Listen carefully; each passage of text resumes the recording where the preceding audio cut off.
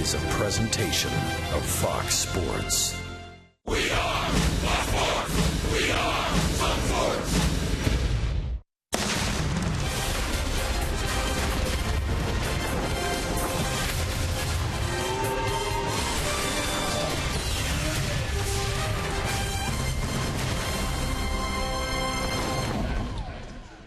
For the Rays in the first two games of this series against Baltimore, 3 runs, quite enough. Rays winners in the first game, 3-0. Winners yesterday here at Tropicana Field, 3-2 on a walk-off pass ball. And so today, as they meet the Baltimore Orioles, they're looking for the sweep. Hi again, everyone, and welcome to an afternoon of Rays baseball with Brian Anderson, Dwayne Stats. Great to have you aboard. Well, the Rays are looking to make it 3 straight over Baltimore. One of the bats they'll have to go through is Nelson Cruz, who not only leads the big leagues in home runs, he is putting together a career year. Yeah, how about this? Let me ask you a question. Is a guy having a great year production-wise when he's already set career highs in home runs and runs batted in with still 3 weeks left in the regular season? That's exactly what Nelson Cruz has done with those 37 home runs, the 94 runs driven in. You know, he had a big hit in yesterday's ball game to drive in a run, but outside of that, overall, the Rays have done a really nice job against Nelson Cruz, holding him to just a 203 average and 7 runs driven in on the season. You know, you're never surprised to see Ben Zobrist in the Rays lineup. You'll see him in different spots all over the field, defensively, center field today, and he's going to lead off, and he is looking not only for 4 hits to get him to 1,000. He's coming off a 4-walk performance yesterday. And that's what's going to make him hard to get it. And he's got such a good eye and such a well-defined strike zone that he forces you into the zone before he's going to swing the bat, and that's when he's been productive. A 272 average this year with that on base at 360, and you see closing in on 1,000 hits. And the way that he's seeing the ball right now, he gets a couple of pitches out over the plate. It's not going to take him too long to get to that mark. Ben Zobrist having another fine year for the Rays offensively. So as the Rays go for this sweep, they look toward their bullpen almost every night, and a great combo of Jake McGee and Brad Boxberger. Rich Hollenberg will have more on the Rays right-hander, Brad Boxberger, when we come back, and the club record-breaking season he has put together.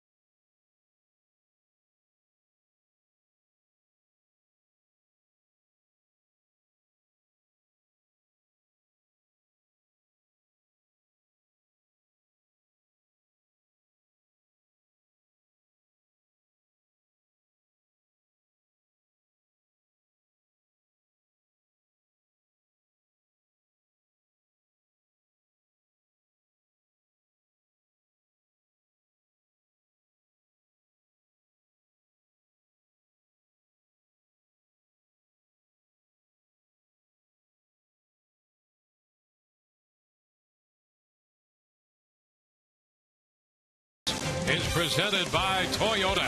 Let's go places. By Checkers. Big Philly flavor, small price. Checkers Philly cheesesteak and the new Chicken Philly, each just $1.99. By Bert Smith Volkswagen, Tampa Bay's home of driving excitement. Visit BertSmithVW.com. And by the Florida Department of Transportation, who reminds you to drive sober or get pulled over.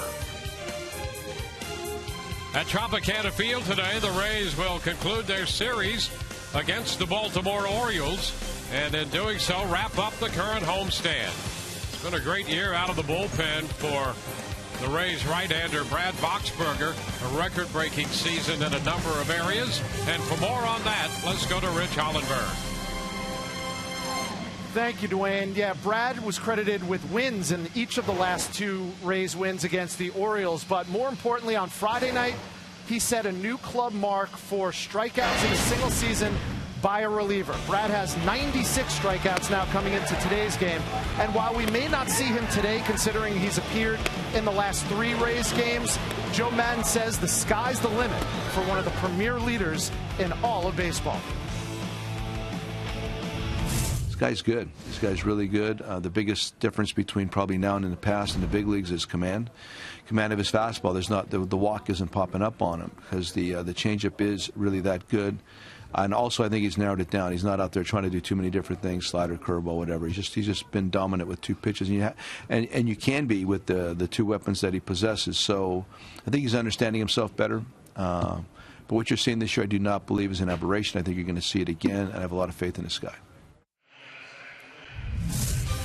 Well, that was Joe Maddon. I also talked to Joe Maddon more specifically about Boxberger's future, and he said with the way he's pitched this season, the Rays could be developing not 1, but 2 closers for the future, speaking of him and Jake McGee. Under 2.5 minutes to go to first pitch. Dwayne Statz and Brian Anderson with the call right around the corner.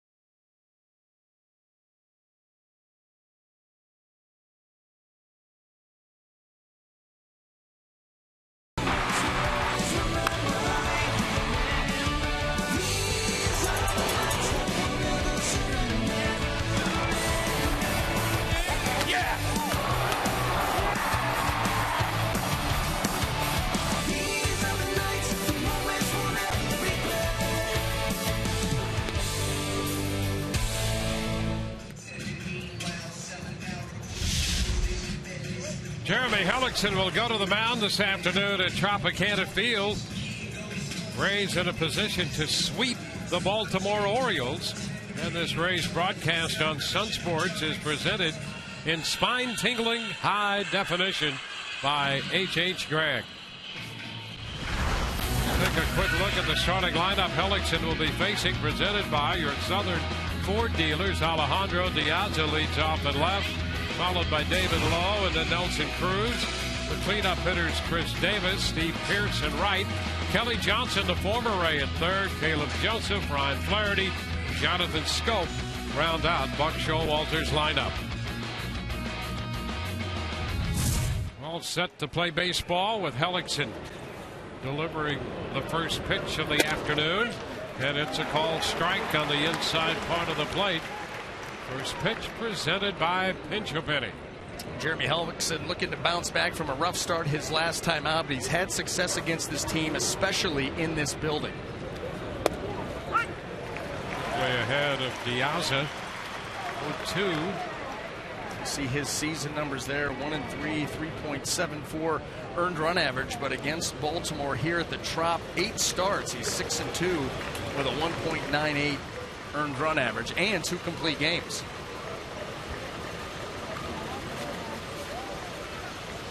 He takes care of Diaz on 3 pitches, finished him with a curveball, got ahead 0-2. 1 up, 1 down. You know, we talked about this his last outing, how the curveball was going to be a big pitch for him, and I think it will be again today, and should be against the Orioles. Everybody's well aware of the fastball changeup combo, but if he can wrap that curveball in there like that, that puts him up, gives him a much better chance for success. Faces the left-handed hitting center fielder David Lowe. Pops him up, shallow left. For Brandon Guyer. So 2 gone. Let's take a quick look at how that Rays defense is going to line up this afternoon. Brought to you by Gold and Diamond Source. In the outfield left to right, Brandon Guyer, Kevin Kiermaier, and Matt Joyce. Across the infield third to first, we have Evan Longoria, Ben Zobrist, Logan Forsythe, and James Loney. Jose Molina will be behind the plate.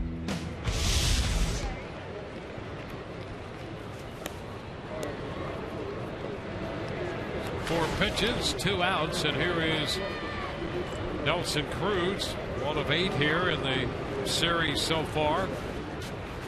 37 home runs for Cruz. And he takes a fastball for a strike call. Hellickson would like to see an extended outing here. He lasted just 3 1/3 against the Blue Jays in his last outing, 4 1/3 the time before that against the Orioles in Baltimore. And he's picked up 2 quick strikes on Cruz. Nothing but strikes from Hellickson here to start this game. He said he wanted to be more aggressive, especially early. Well, that's what we're seeing. Back with the curveball again, 0-2, and it's foul. And Jeremy talked about wanting to get deeper into games, and you can break his starts up into thirds. You know, first 3 starts, he averaged about 4.5 innings a start. The middle 4 starts, he averaged 6 innings a start, which is what you would hope for from Jeremy. The last 2 averaging just 3 2/3 innings. So these early strikes bode well. Line drive the other way into right. A couple of hops and picked up by Joyce. Cruz has a base hit. Well, he probably wasn't going to throw a no-hitter today, so let that be it. Nelson Cruz, what you're worried about is the ability to drive in runs and hit homers, and that fastball up in the zone, you'll take a single here. 2 outs, nobody on. This guy, 37 home runs, 94 runs batted in. And now Chris Davis, who homered yesterday. Davis is 26th home run of the year.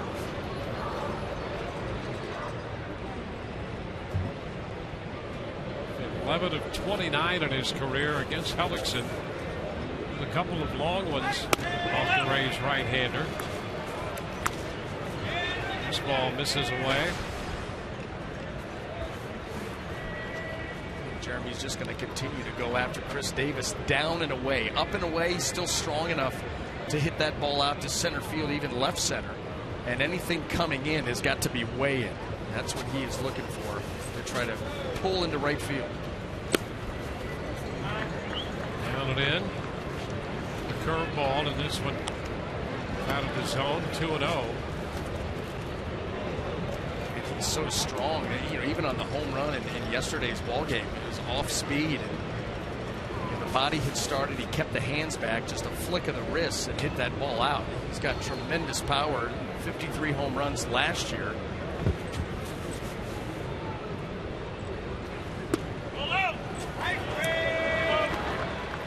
Off speed, and the count is 3-0. Davis had that great year last year. Struggled early, had a little oblique issue that was a concern for a while. Starts the game at 196, but always dangerous with that power. Big strike, 3-1. Man, Jeremy not going to give in. As you see, he goes to the 3-0 changeup with location. I mean, that's not even over the plate. That right on the edge. These are tough pitches that Jeremy has to make, because the last thing you want to do is walk a man into scoring position after having 2 outs, nobody on. But you don't want to be out over the plate either. And he walks him. So that'll put men at first and second with 2 outs. Yeah, 4 pitches into the game. He had 2 outs. And the base hit, now the walk. And it gets Steve Pearce to the plate. Pearce is in right field in this game.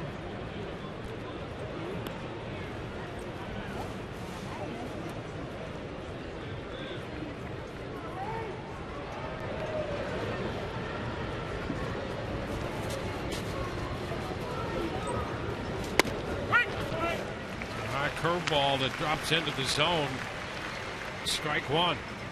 Rays pitching yesterday had 13 strikeouts, and Pearce, the only Baltimore starter who did not strike out in yesterday's game.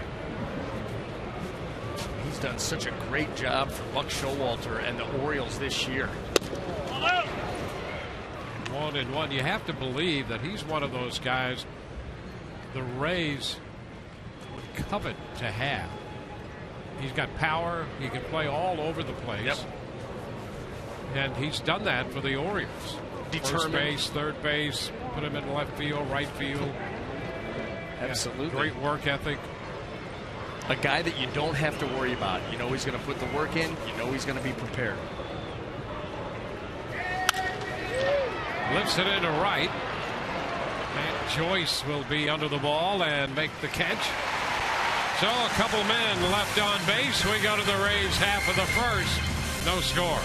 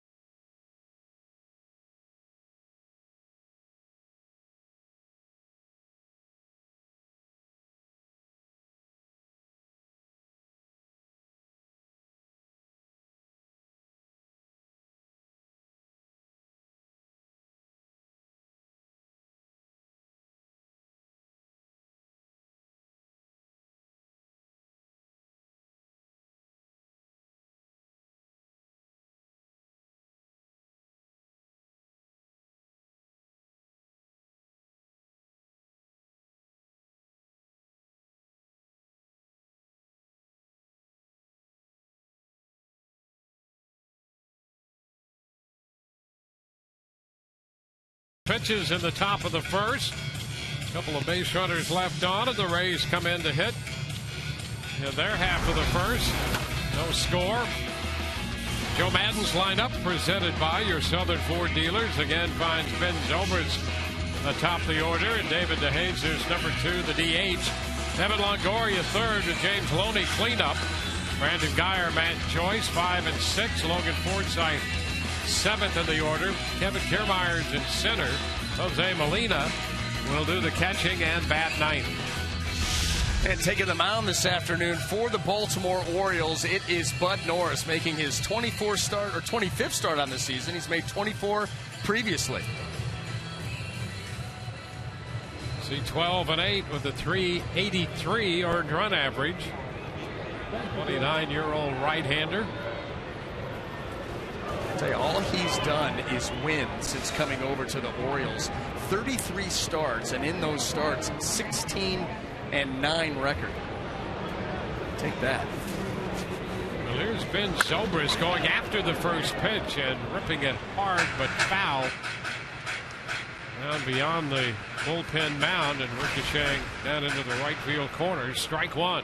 Just wanted to make sure that he still knew how to swing the bat after taking 4 walks yesterday.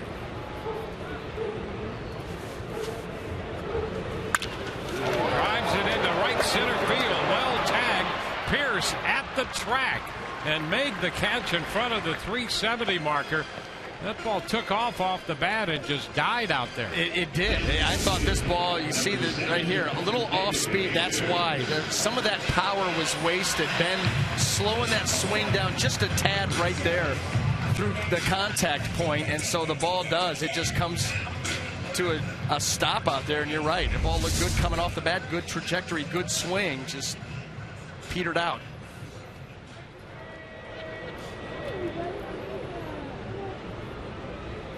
David DeJesus. Pitch is a strike. DeJesus has fared very well against Norris. 3 home runs among 8 hits, 8 of 15 against this right-hander.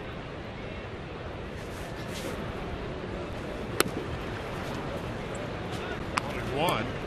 DeJesus in the second spot yesterday had a base hit and a run scored in the 3rd inning.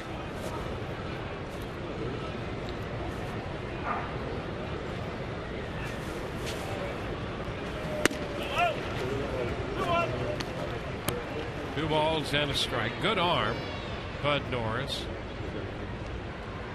Secondary stuff will determine long-term how effective he is. Absolutely. You saw the velocity on that fastball. When he's able to spot that up, then he can throw the off-speed stuff. But you're right. That stuff, when he's able to execute it consistently, you're going to see good games. When he's not, things get a little rough. Rays have seen him a couple of times this year and made him work very hard, as they do with a lot of pitchers. See a lot of pitches, take walks. Full count. And here's an example. DeJesus, coming from him, a pretty typical at bat. Yep. Seeing a lot of pitches. That's his MO anyway. Then you combine it with the fact that you got a pitcher out of the mound he's had a lot of success against. He obviously sees the ball very well. High shot back the other way. DeJesus retreats toward the track and about 3 steps away and makes the catch. Well, let's take a quick look at the Baltimore Oriole defense as it lines up this afternoon. Brought to you by Gold and Diamond Source. In the outfield, left to right, Alejandro De Aza, David Lowe, and Steve Pierce. Across the infield, third to first, Kelly Johnson, Ryan Flaherty, Jonathan Scope, and Chris Davis. Caleb Joseph will be behind the plate.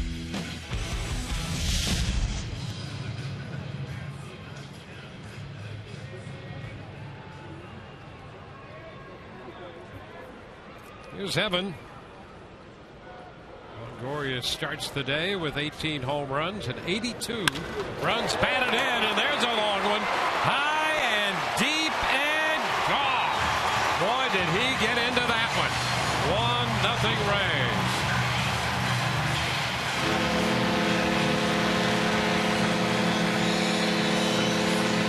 You can actually see the confidence in Evans' swing right now. It's a tangible thing. What a difference.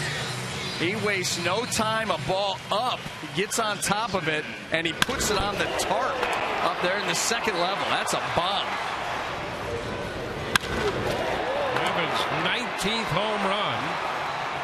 That's his second home run in his career off Norris. There was no question about that one.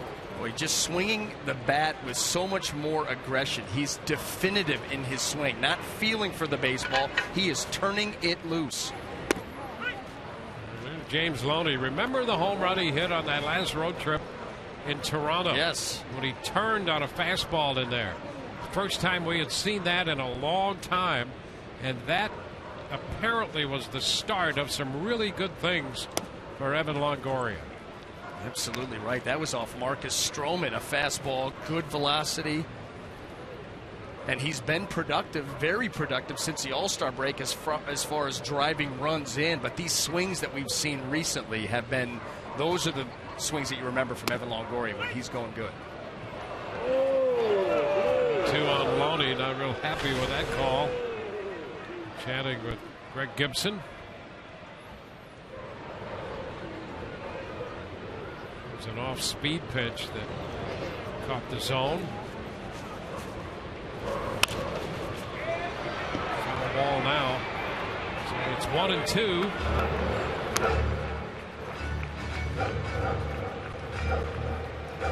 So the Rays out in front on the first inning home run by Evan Longoria.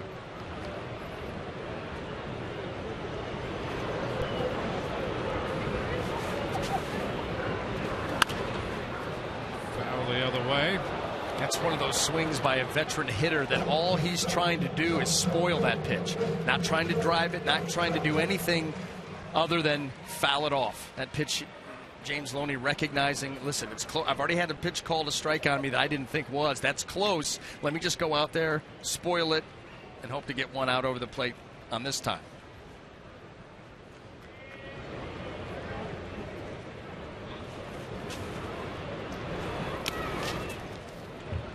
Two and two.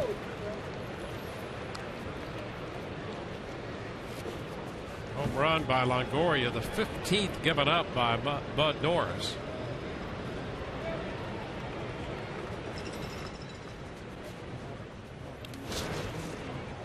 Count is full. You know, the last time the Rays saw Norris was in Baltimore, and that's when Evan belted a home run. Rays scored 2 in the first in that game. Baltimore went on to win it 5-4.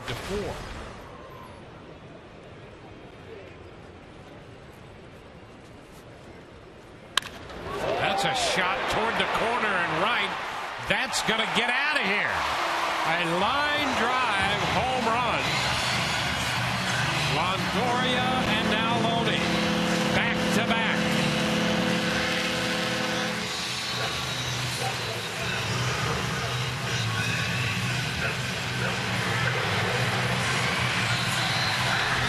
It's all about placement.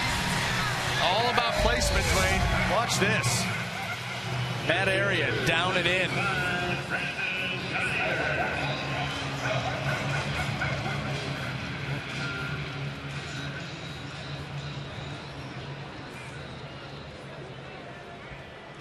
Perfectly located by James Loney for his 8th home run of the year, and the Rays lead 2-0. Usually we're talking about location from the pitcher's perspective. It was bad location on Bud Norris's part. Great location for James Loney. The kind of home run that you really expect out of Loney, you know what his power is, and he does have, used to call it light tower power. He's got that, but he hits the ball on a line so often and so hard. You think, of course, that's a James Loney home run. A line drive just over the wall. Geyer sends a fly ball to right. Pierce makes the catch, and the Rays are finished. But on back-to-back home runs, the firm of Longoria and Loney giving the Rays a 2-0 lead. Longo to left, Loney to right.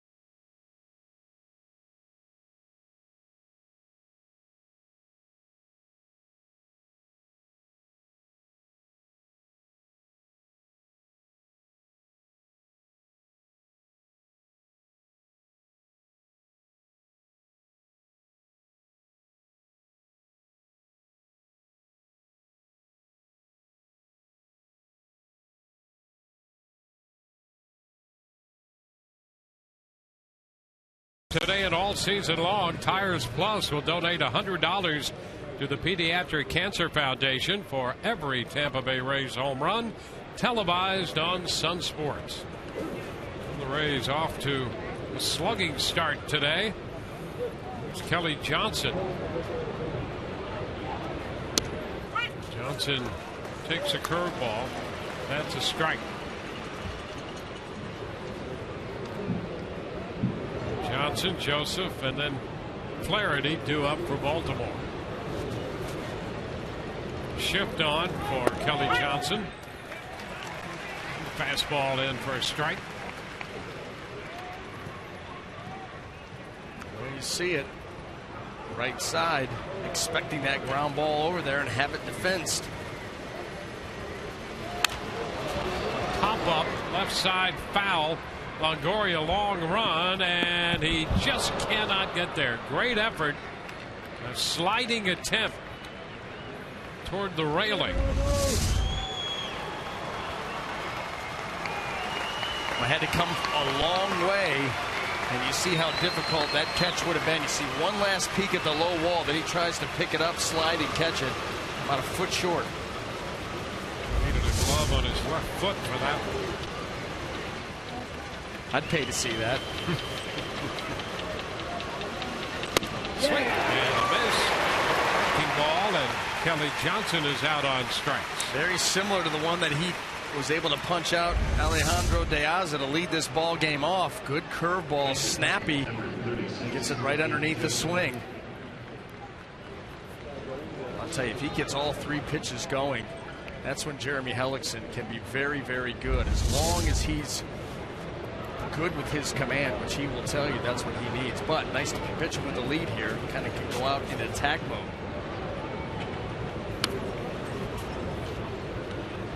Ball one, missing with a curveball, and he certainly got this curveball into play early.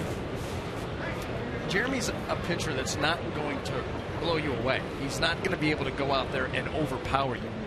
What he needs to do is have good command.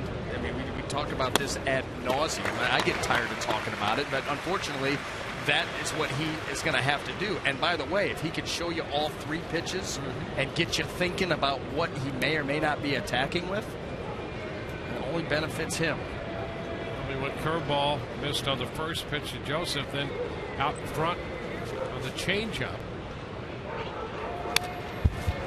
The fastball. Just a continual mix. Just keep mixing and matching. This is where you've got to work well with your catcher. Have a well-defined game plan, a good feel for how Baltimore's trying to attack you, and just try to play off of that. Don't stay with one pitch too long. Don't stay in one area of the plate too long.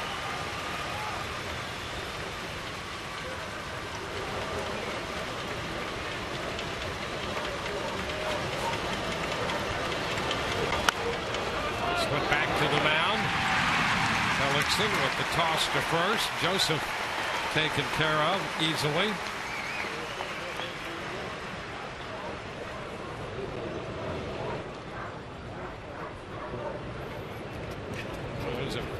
There's a nice little run of pitches right there.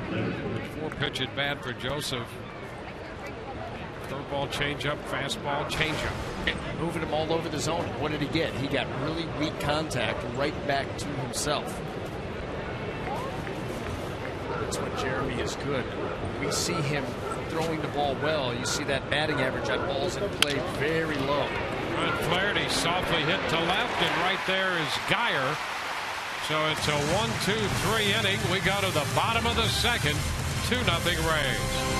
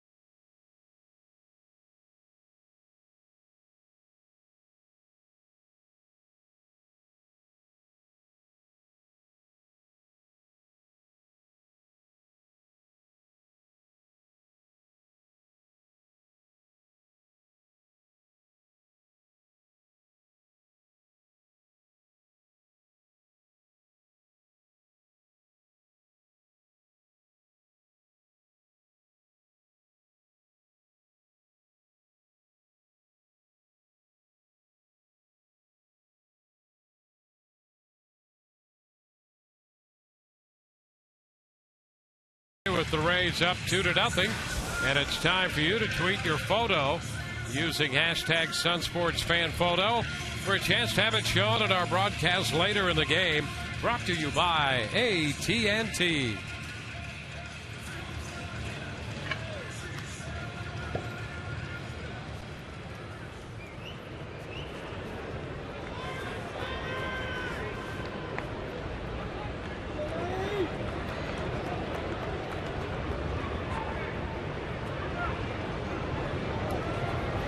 Matt Joyce.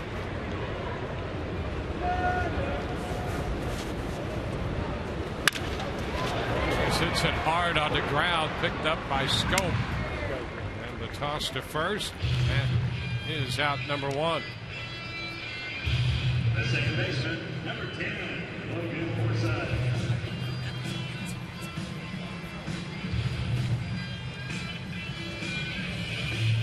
It's Bark in the Park Day? I hope so. It is. Well, you know, yeah. I heard the barking going on over the loudspeaker, but I think that it is. We need to get some shots. I think we did. Yeah, we're off to a good start. There you go. Tender moment. Not only man's best friend, but woman's best friend as well. Sure looked like it.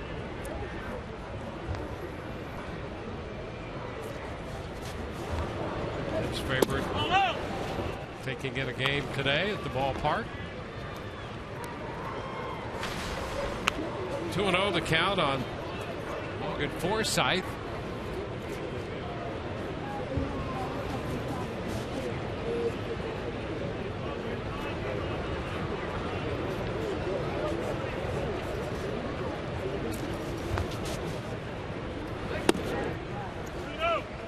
Pitch is a little high. 3-0.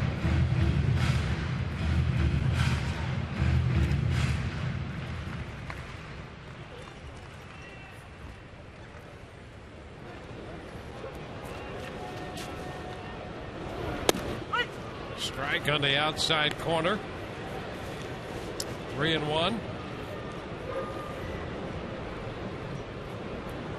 Forsythe 7th in the Rays order today.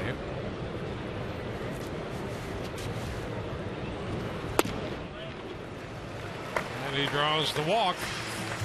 1 out pass as Forsythe heads to first.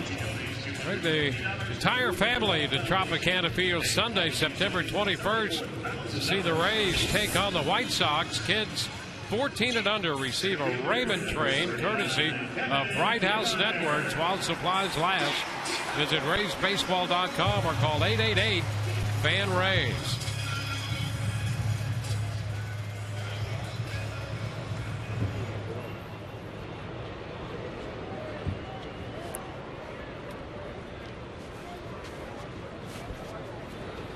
Kevin Kiermaier fouling one back. Kiermaier starting the night or the afternoon with 9 home runs, hitting 8th in the lineup. Rays have hit back-to-back home runs today. Longoria and Loney. 5th time the Rays have done that. The last time it was Longoria and Kiermaier against Houston back in June. Over to first. Back in head first, Forsythe. Kevin's in center field again, and Desmond Jennings, who's missed 9 games, apparently is finished for the year. With that knee issue, pitch inside, 1-1. And Desmond, there on the Rays bench, getting word, pretty much shut down for the year, it would seem.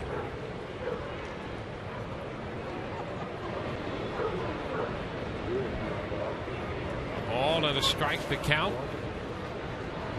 1-2. Well, you know what that's going to do is just to open up the outfield to continue to get, the Rays right now have a glut of outfielders.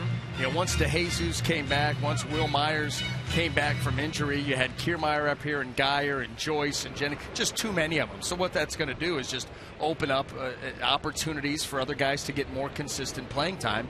And, it's only going to benefit these young Rays outfielders being out there getting reps. Well, recall that Desmond was scratched from that game against the Red Sox a week ago last Friday, so that's about a week and a half. Yeah. And, it stems from apparently a bruise that he had on that knee, extending back quite a ways. It was July 11th, I believe. It's going to drop in front of DeJesus. Kiermaier has a base hit as Forsythe stops at second. Let me ask you this. The way that we saw DeJesus play that ball, what if Kiermaier hits that to Kiermaier? You think he lets that ball drop? No. Not a chance. No. Not a chance. This is a changeup up, and he just slices it out there to left field and is able to drop it right in front of DeJesus. DeJesus kind of gives up on it right about there.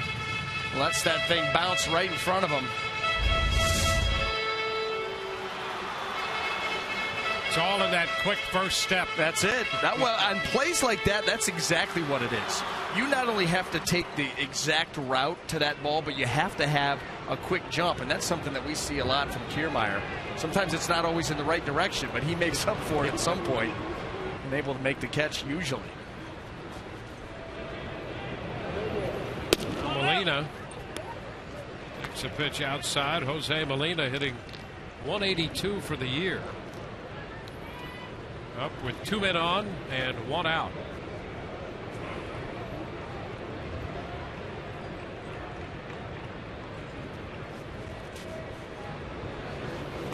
Out. 2-0.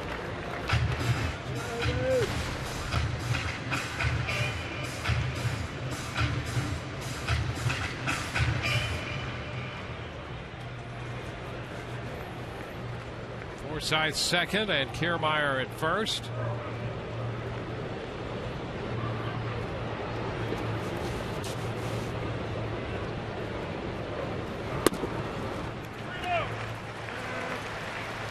Three and 0.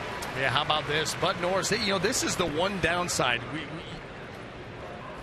Tremendous stuff, good arm, but you got to be able to throw strikes. Quality strikes is the name of the game, and right now, Bud Norris having trouble throwing any strikes.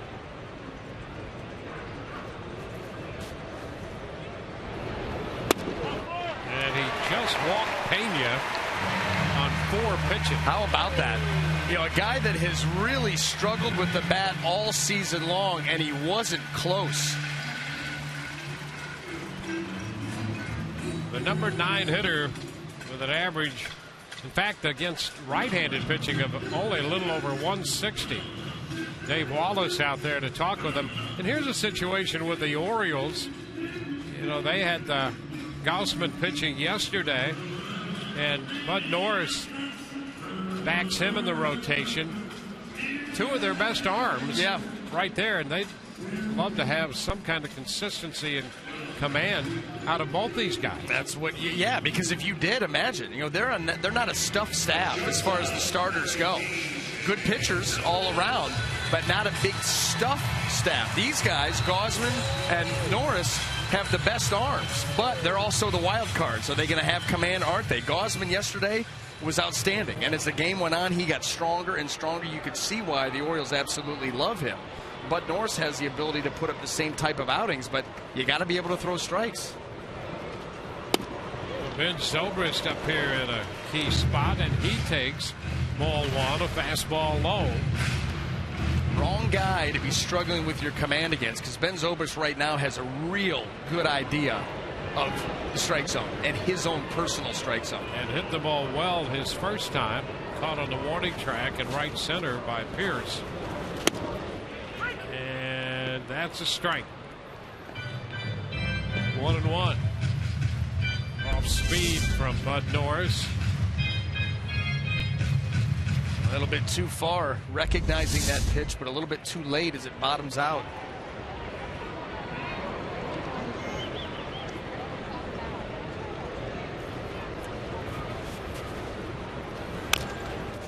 It's a foul piece of Zobrist there, and it's 1-2.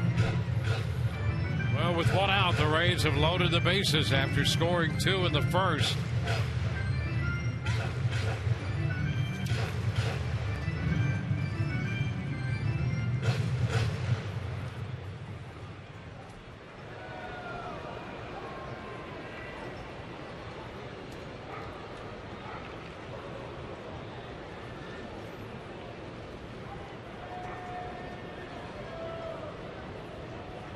Walk, a single and a walk have loaded them. 1-2 to Zobrist. And he's out on strikes. But just as soon as you start talking about Ben Zobrist in the well-defined strike zone, he swings at 3 pitches right at the bottom of the zone and strikes out on one that's clearly a ball. You can see how Norris worked him. Yep. You don't see that often, and you don't see that here recently. Ben going out of the zone to strike out, especially in this situation. That shows you sometimes guys see those bases loaded, you get a little bit too anxious to try and do something, and you leave your comfort zone. So a big strikeout for Norris. David DeJesus. We figure this should be interesting for a couple reasons. DeJesus normally works a great at bat anyway, forcing pitchers to throw strikes, so he'll go deep into a count, and he has good career numbers against Bud Norris. And Bud has no place to put it. That could be a perfect storm here for some loud contact. 1-1. I always found that when a hitter was having a ton of success off me, the best thing that you could do was pitch him in. Because obviously a hitter's up there seeing the ball well off of you, having success off of you, he's comfortable. You got to make him uncomfortable. And that is coming in, moving his feet, challenging him.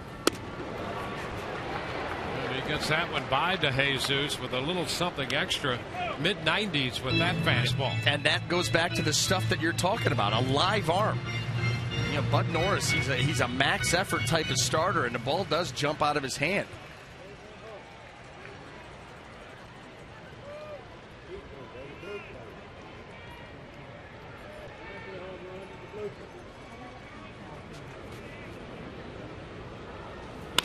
Ground ball, first base. Davis makes the play, jammed him with a fastball. Rays get nothing through 2. They lead 2-0.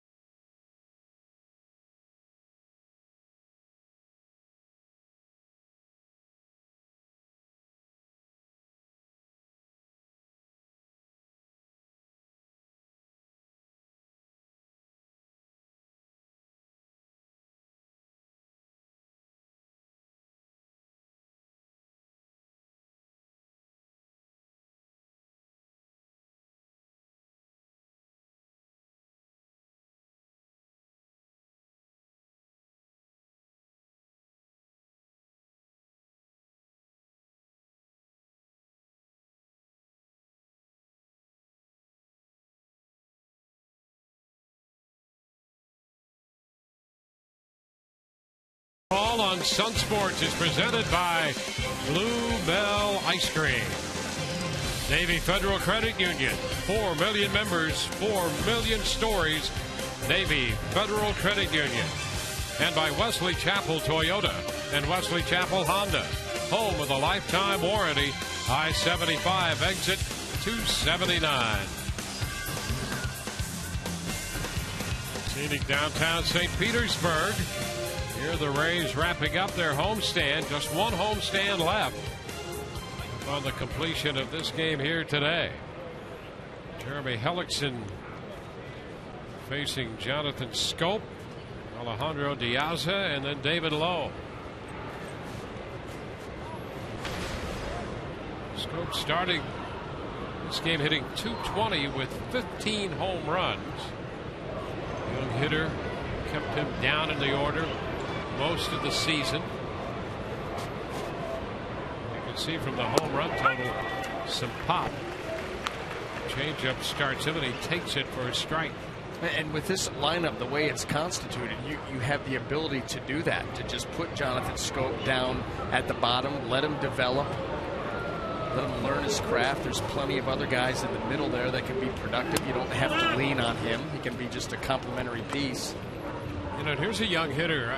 He shows signs of being a pretty good player, and with time, could be really something special for this Baltimore club. But they can put him in that ninth spot, and it takes a lot of the pressure off him. And as you point out, gives him time and room to develop. He's one of 7 in this series. He struck out 5 times. He's left 6 men on base. You put him in another lineup and up in the lineup, and he does that. That's a lot of pressure. That's right. That's right. Now he'll put pressure on himself for doing that, but it won't be the story. Yeah. You know, that's the difference. You know, these guys. You know, that's like anytime you don't perform up to your ability, and even if it's washed under, slid under the rug or washed away, you still yourself are beating yourself up, but it doesn't become highlighted and in your face all the time, and that allows for quicker rebound time. And he is out on strikes. Had him out in front. So 3 strikeouts the first time through. Well, how about yesterday? Alex Cobb getting pelted during the interview yesterday with the seeds. You could tell he was somewhat annoyed with his teammates, and watch how he gets back at today's starter. Oh, yep, that'll get you. That'll get you. And just calmly walks away. Yep. It's stealth right there. Just the reaction of Jeremy Hellickson just sitting there minding his business after the nonsense, looking out of the field, and then that neck and head snaps back. Lucky he could take the mound today.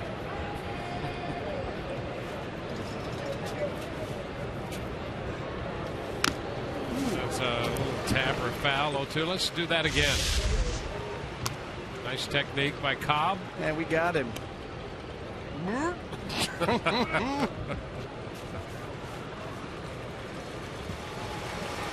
Share a little fun with Jake Odorizzi there as well, and then walking away calmly. Ball, 2 strikes. Well, you watch Cobb pitch on the mound, you would expect that same demeanor that we just saw right there. Man, you talk about his composure, his competitiveness on the mound, composure during the interview with the seeds, able to keep a clear head and clear thoughts, and then the competitor comes out as he walks away. You're not getting the last word. And you see right there, these pitchers do continue to stick together. The guys in the rotation, and even there's Matt Moore coming back from Tommy John surgery. He's been visible here for every homestand. Fly ball down the right side toward the stands, going to be out of play. Joyce racing over there, and it's still a 2-2 count on Diaz.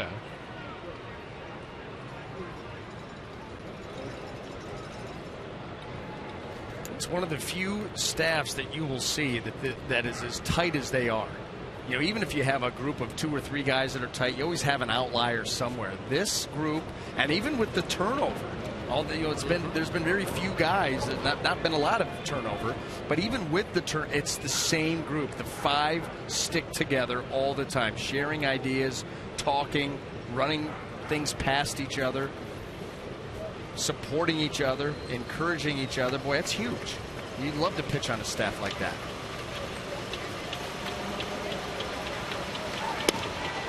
That's going to go full.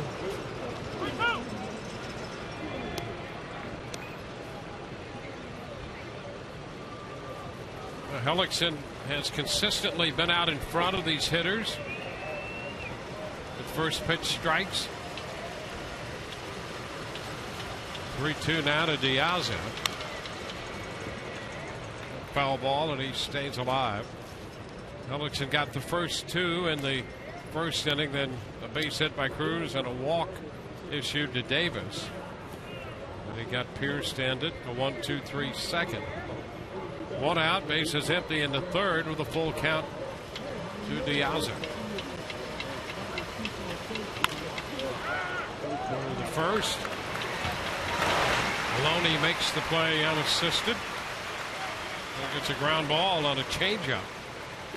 He went with a couple there in the full count. Gets DeJesus to roll over. A couple of big pitches there by Jeremy. You want to stay away from those unnecessary walks, especially the guys who have a little bit of speed.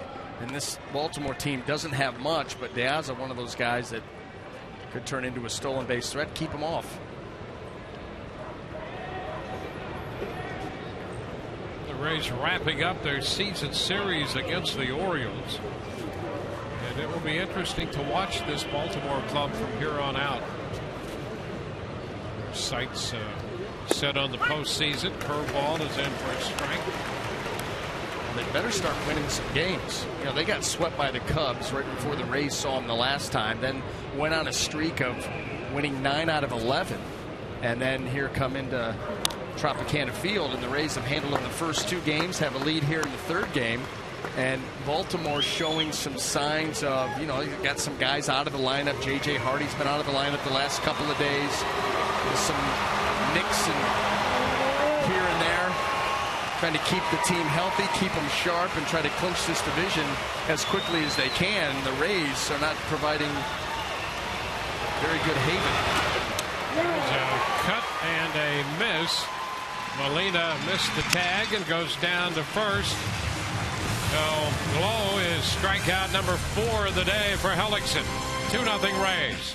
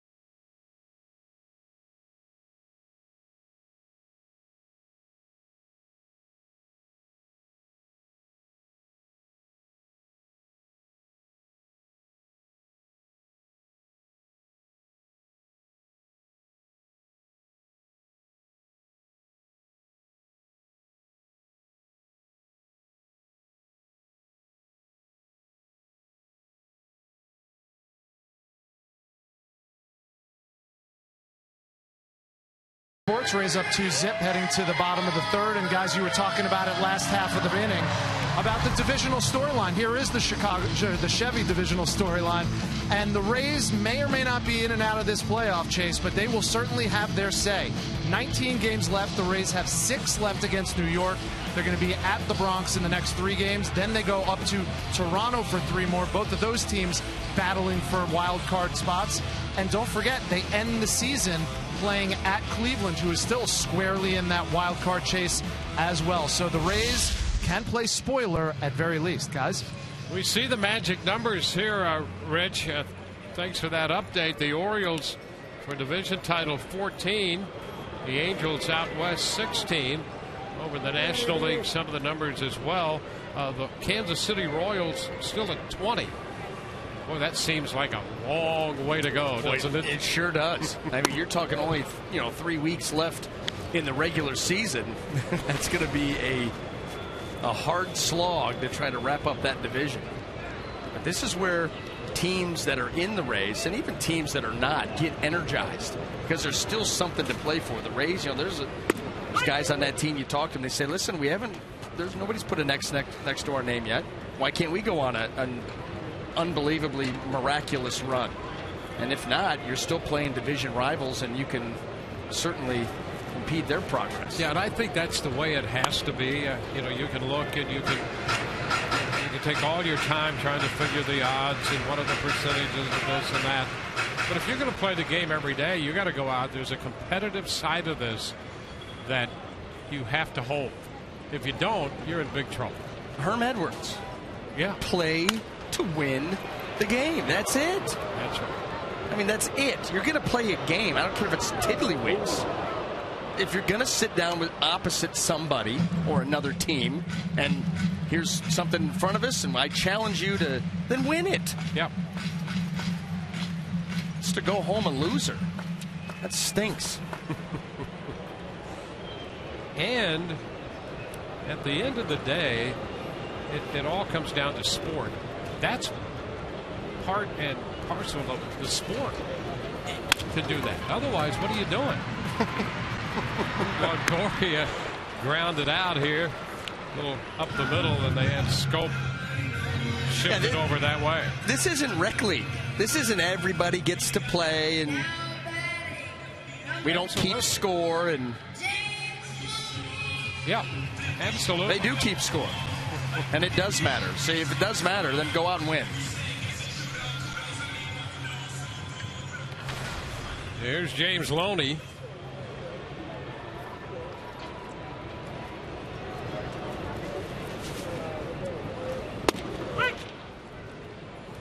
Loney takes a strike. By the way, all of those leagues where they don't keep score because they don't want to hurt anybody's feelings. Yep. Guess who's keeping score? The kids who play. That's right. They know who won that game. Foul ball out of play. 0-2. Nice catch. Wow. Boy, that was outstanding. Came with a glove. Yeah. And had to reach for it, backhand.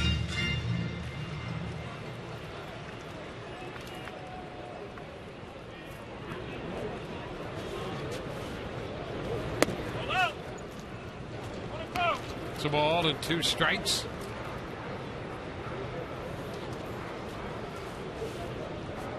Loney's home run followed the one by Longoria in the first. Rays had a major threat, bases loaded, 1 out in the second, and Norris got out of that. 1 out here. 1-2 broken bat. That's going to be a base hit into center. And Loney strong enough still to get that soft line drive into center. And as Norris shaking his head. That is exactly right. He makes a pitch here. His ball cutting in and just gets in on James Loney. You can hear the crack of the bat. Not in a good way. The actual crack of the bat, but strong enough. Able to drop it out into center field. And that really is where strength pays off as a hitter. He got it through the middle and into the outfield for a single. Brandon Guyer. That's going to drop just out of the reach of Flaherty for a base hit. Loney moves to second. Well, another head shaker right there. You know what? I want Loney and Guyer to arm wrestle. Same swing, hit the same part of the bat, and went about the same distance. Talk about that strength again.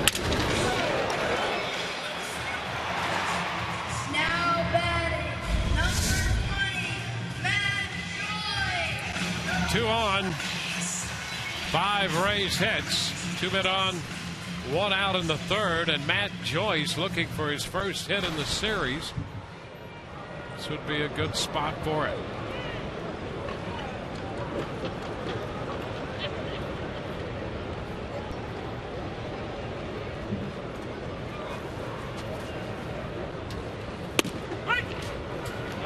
Fastball in for a strike.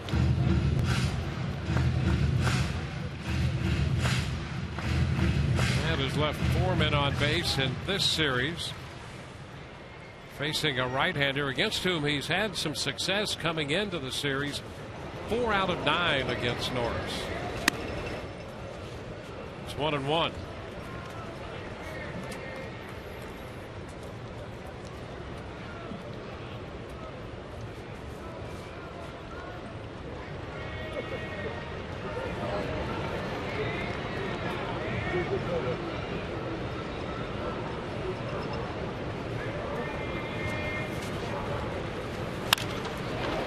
Shot into the seats, foul.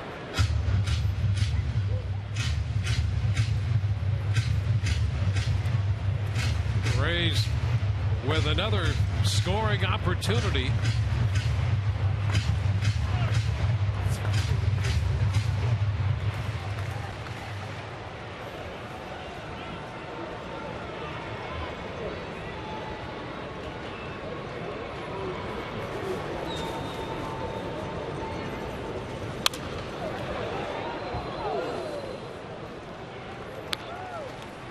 See another 1-2 pitch.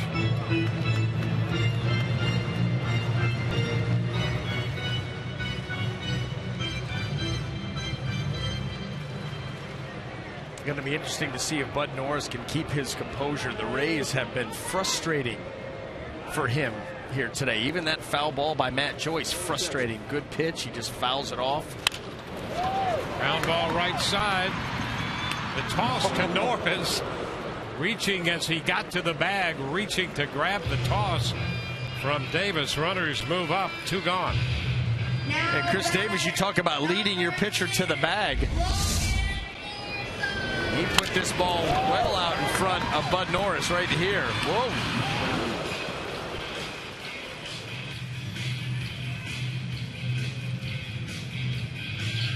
He did a nice job with the footwork as he's reaching. Concentrate on catching the ball first. Now you got to find the bag.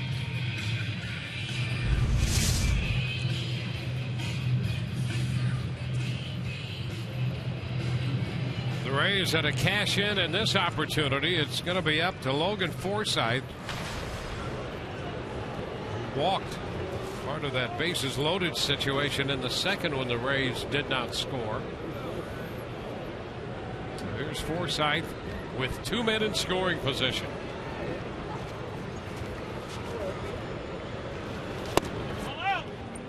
Takes ball 1 outside. Logan, as you know, got off to that slow start and then got very hot from about the middle of June to the middle of August and hit around .330 and has cooled since then. 1-1.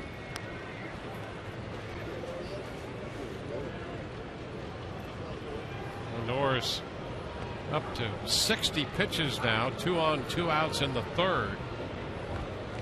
And he's been out of the stretch a lot here in the last couple innings.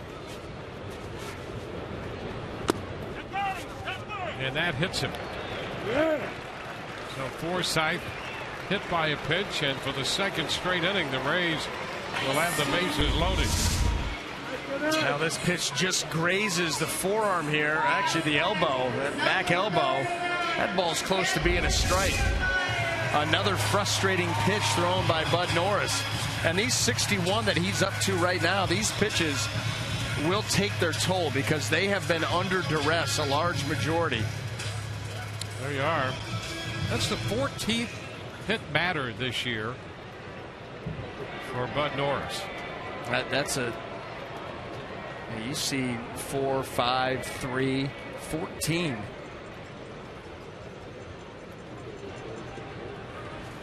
There's Kevin Kiermaier. He comes out swinging at that fastball. Fouled it back though. Strike 1. Think about the Rays hitters this afternoon. They've taken good swings at mistakes. They've fouled off and able to fight off good pitches. They've given themselves ample opportunity to score. Another chance right here. want to leave the bases loaded in 2 consecutive innings. No. A foul ball in behind George Hendry. Down toward the bullpen area. Just like that, it's a 2-strike count on Kiermaier.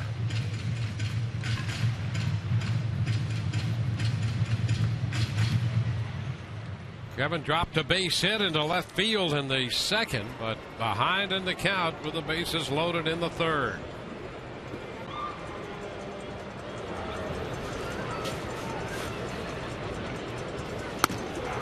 One and two.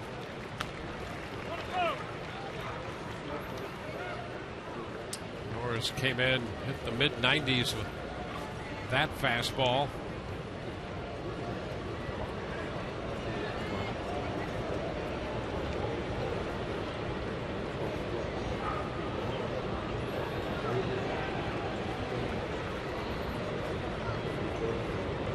Scoring runs has been a struggle for the Rays this year. No secret about that. And the count is high 2-2. With this great pitching that they've had throughout the year, it would have been interesting to see if this offense had been a little more productive. The difference that would have made. And you have to think they would have been right there in this race.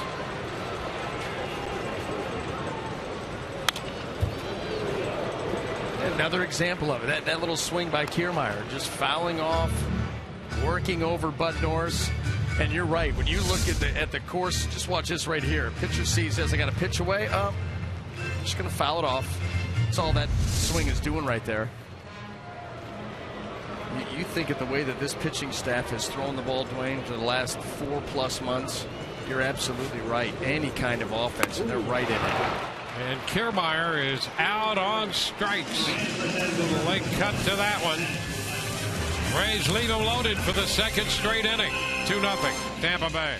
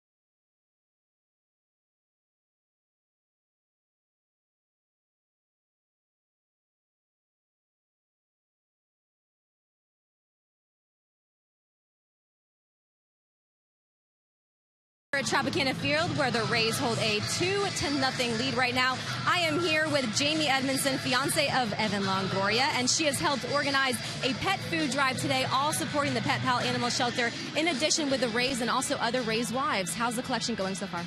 The collection has gone great. Thank you for asking. And actually, something that we're doing totally different this year is a silent auction, and that we're going to have that up until the end of the 5th inning, and you can get some great autographed memorabilia from guys.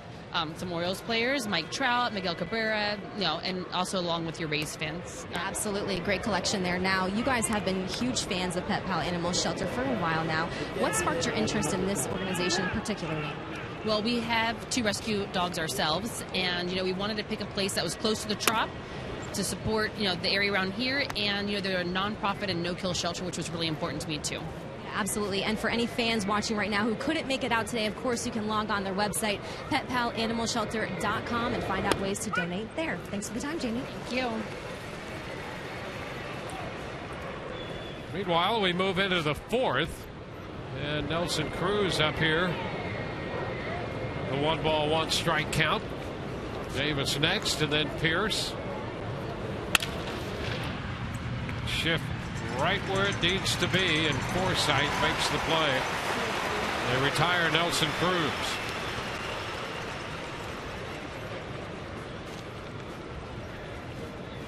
Now, how many hits has the shift taken away from hitters? You see where they've got them lined up there, right on the left side, expecting something over there, and guess what? That's exactly what they get. Logan Forsythe barely had to get out of his stance, put the glove down, make the throw. Yeah, they're going to have to refine the shift with Cruz next time, because he actually had to move almost 12 inches.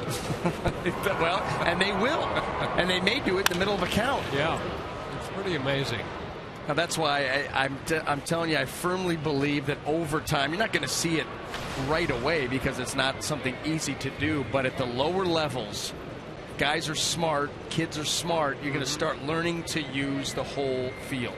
And you make that shift then null and void, and you give yourself the best chance. I think that's a great observation, because it is a game of adjustments. We hear about that all the time, and it really has become that on a level that I think a lot of people never really anticipated would be this widespread, because the shift is everywhere, and the different variations of the shift get more creative, it seems, every day. And so why wouldn't that be what hitters do now to try to counteract the shift? There will be an answer. There will be an answer, or an attempt at an answer, and I think that is going to be it.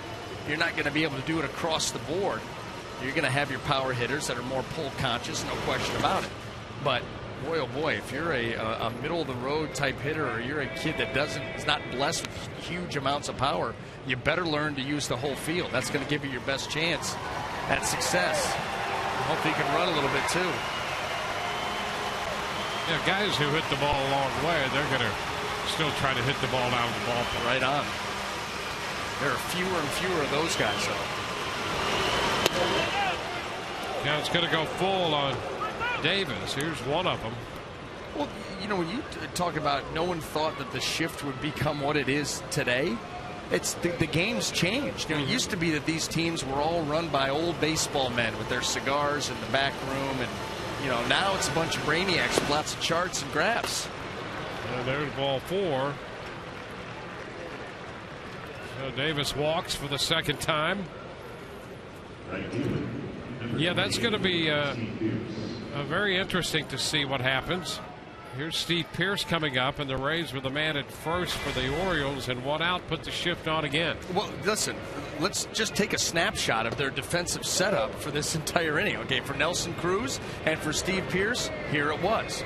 We saw what it was with Chris Davis. They take Forsythe and they put him out in the hip pocket of Matt Joyce.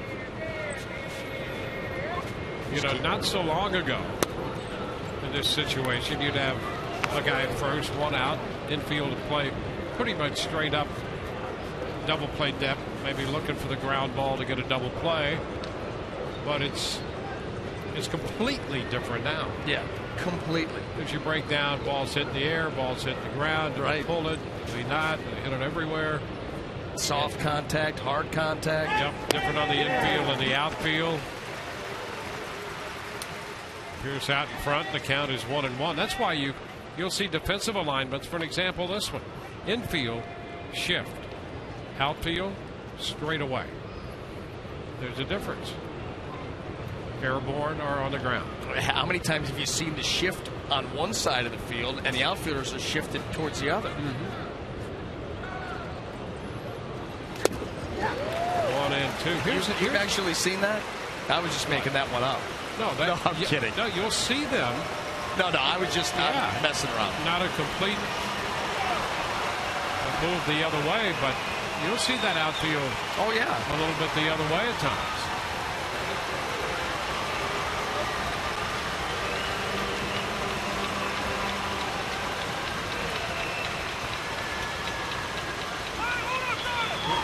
much time granted right there, and the count is still 1-2. Here's the other element of this. You're pitching. Yep. You got a shift. Now, how do you work the guy? The way you normally work him, or do you work him to accommodate the shift? Well, it used to be that if there was a rarity, there was a shift, it was a rarity. Mm-hmm. And if there was a shift, you pitched to the shift. Mm-hmm. If a guy is, a left-handed hitter's up, you have him shifted, you tried to pitch him in, get him to, hit that ball into the shift or soft away, try to get him out in front and around that pitch. But nowadays, you see it all the time. Into left, and Geyer is going to be there to make the catch on this one. Pierce is 0 for 2. These pitchers will pitch sometimes to give the hitter almost an advantage of taking it, advantage of the shift. I mean, you shift over on the right side like they are right here, and then all of a sudden you pitch the guy down and away.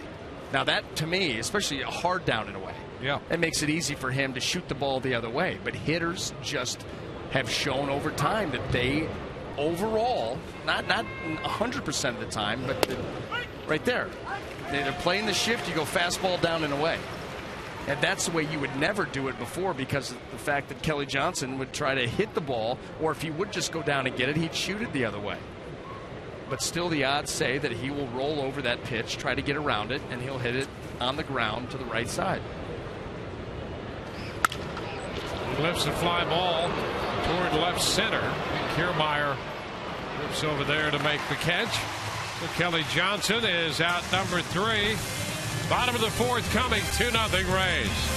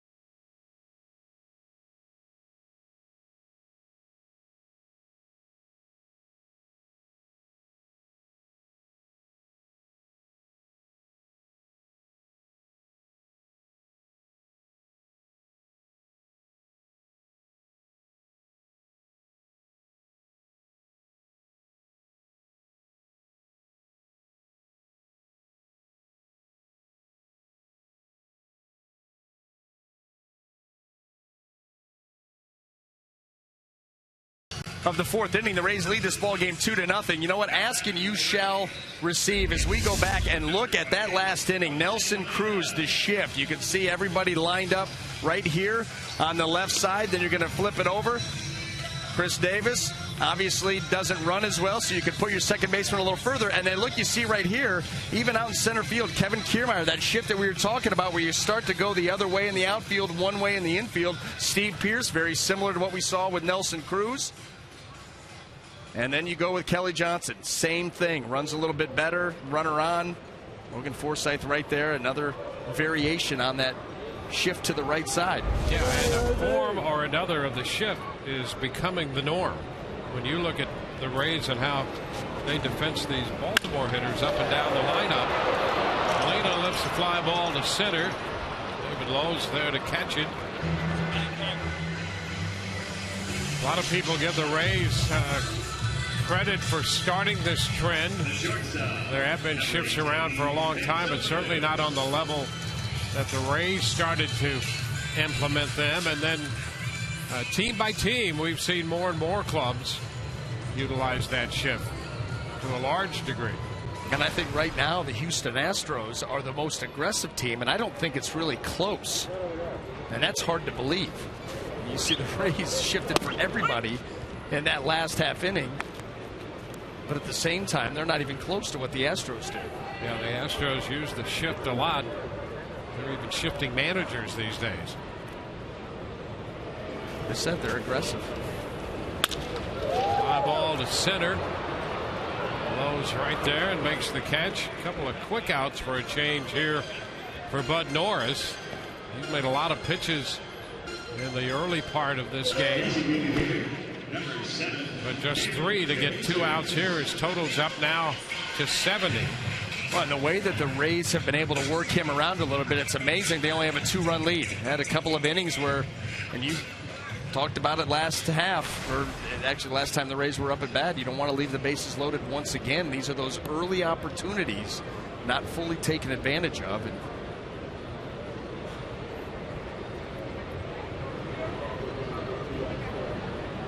David DeJesus. Which is a strike. David 0 for 2. Good history. And head-to-head matchups with Bud Norris.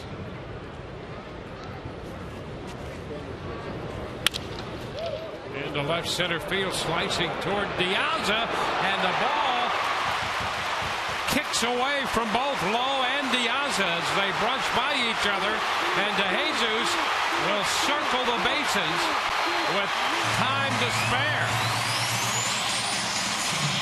David DeJesus with an inside the Parker. With Lowe and DeJesus converging, it appeared that DeJesus was going to catch it. And when they brushed, the ball kicked away from both of them. And they didn't know where it went.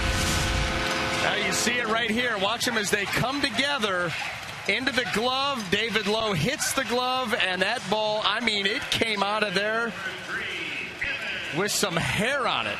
You see that ball just got flung highlight right into the corner. And David DeJesus smelling it as he's able to come all the way around. I'll tell you something, that's lack of working together out there. DeJesus, David Lowe, how many times have they been out in the outfield together? Lack of communication there, and it cost the Orioles a run. Well, DeJesus has just come over in a deal. Lowe's in center field. They normally have Adam Jones and a Gold Glove out there. And the other thing you have to consider, if you're Baltimore, that's how an outfielder gets injured. I mean, you talk about the torque on the wrist, on the arm, the hand.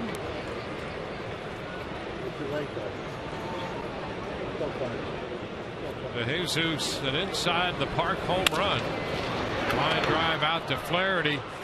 That's going to retire the Rays. They get another run. And DeJesus circles the bases. 3-0 Rays.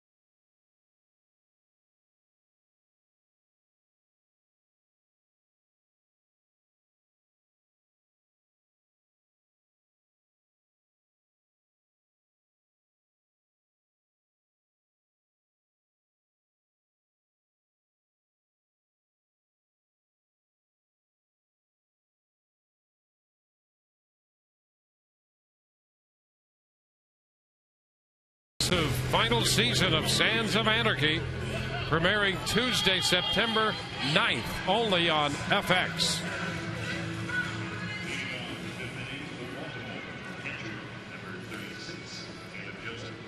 Dwayne, this is exactly what you're talking about. You talk about it. Watch Diaz's arm get hit. I mean, you're lucky. About snap that thing in half. The way that ball came out of there, too. But look at the impact. Runs right through it. They're fortunate, absolutely fortunate, that there was not damage done there. Yeah, that's a scary situation out there in left center field. The ball making its way toward the left field corner. The Rays, their third inside the park home run of the year.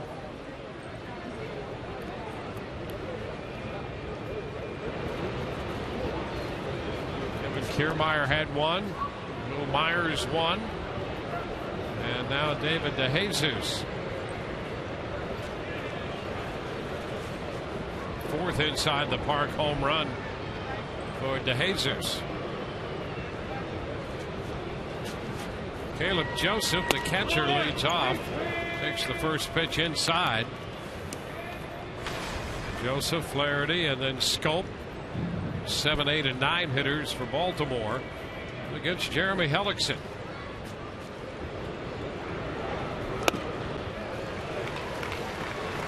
1-1. Well, how about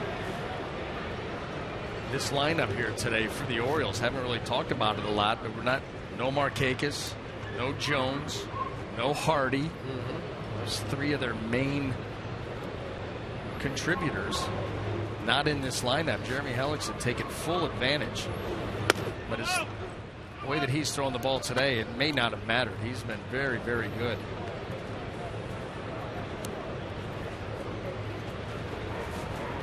Well, there are a couple of things at work here. Of course, the Orioles came into this series with a 9.5 game lead in the division. A little jam shot popped up, and Joseph, who was hitting against the shift, has Forsythe taking care of that one. I mean, the Rays with just regularity employ that shift. Going to do it again. Right up and down this lineup. The whole lineup. Yep. How could the Astros possibly have more? They're doing it for every hitter. The Rays are putting on a run here to catch them late with the numbers of shifts.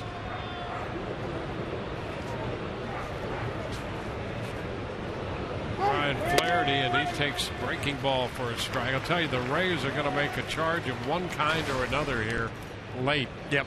And it would appear it's implementing the shift at this point.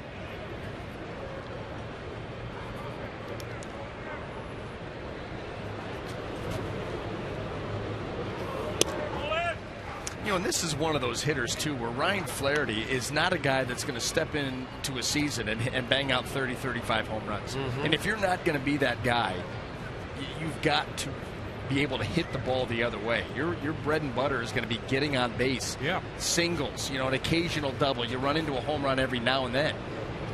You should not be able to employ the shift on a guy who's not a big-time power hitter, but yet that's exactly what we're seeing here, because that's what the numbers say. And that's where your projection comes in. Have a guy doesn't have overriding power, hit the ball everywhere. Because guess what? If you don't have overriding power and you continue to hit into the shift. Kiermaier going back for this one. He's going to hit it over Kiermaier's head. Bounding off the wall, a double for Flaherty. So Flaherty forgot about the shift and hit it over everybody's head for a two-base hit. And being attacked by everybody out there. This ball's away. Flaherty's able to reach out there. Just a little flick of the wrist. Pretty good leverage right there and pretty good carry. And he does drop this over Kiermaier's head, playing shallow. It's Flaherty's 9th double of the year. But you look at his power numbers. He's got now 9 doubles, a triple, and 6 home runs. Right. Yeah, I mean, if you're not a huge power guy, then, okay, what do you bring to the offense? Well, you're a good on-base guy and got a pretty decent average. Okay, well, if you're hitting into the shift and they start to employ that against you, that's going to take that average even further down. So now you're a guy who's got a low average, not very good on base guy with very little power. Yeah, he came into the game hitting .201. Where do you fit in? And then that's what's going to happen then to a lot of guys. You end up getting squeezed out because you don't bring anything. The shift takes away your average, which hurts your on base. You don't give enough power to warrant a spot in the lineup, and you become a part-time player, and maybe then out of the game. Rays have the shade on for Scope. Forsythe shaded toward the middle,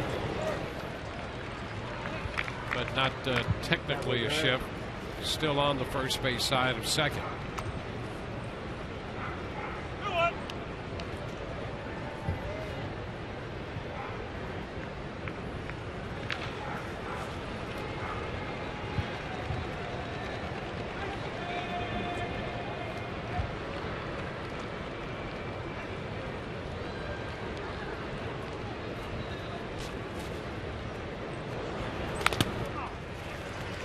Foul ball to even the count.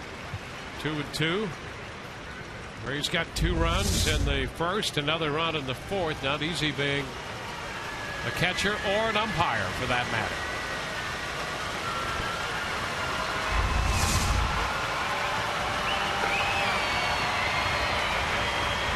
To commiserating Molina and Gibson. I know how you feel.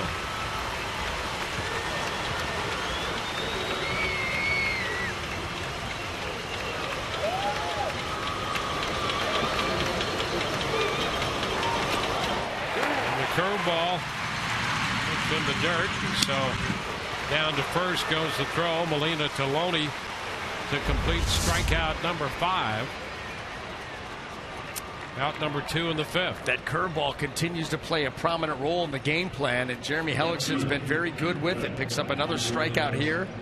Actually, it was a nice job, too, by Molina when he popped out. You could see his eyes. The body's getting ready to throw to first. The eyes are out there on Flaherty, making sure that he's not trying to move up and take advantage of that ball in the dirt. The top of the order, DeJesus. He struck out, grounded out to first. Pitch is a strike.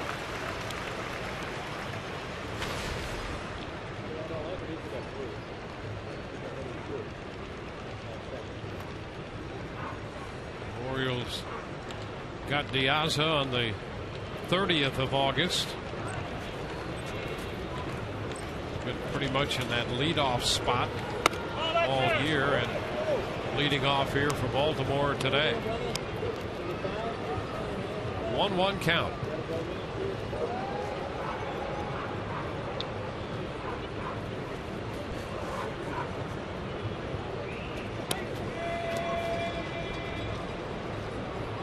Playing DeJesus to pull. Zobrist shaded to his left toward the bag.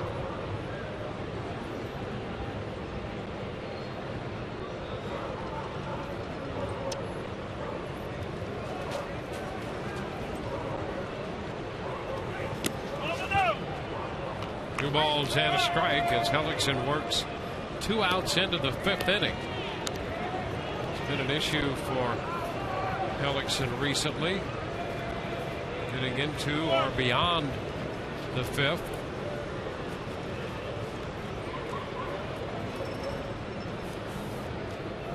Jeremy worked 3 1/3 against Toronto, 4 1/3 against the Orioles to start before that. And now Molina asking for time, has it granted. Well, you know what? We hadn't had one of these today. Catcher-pitcher meeting for the Rays.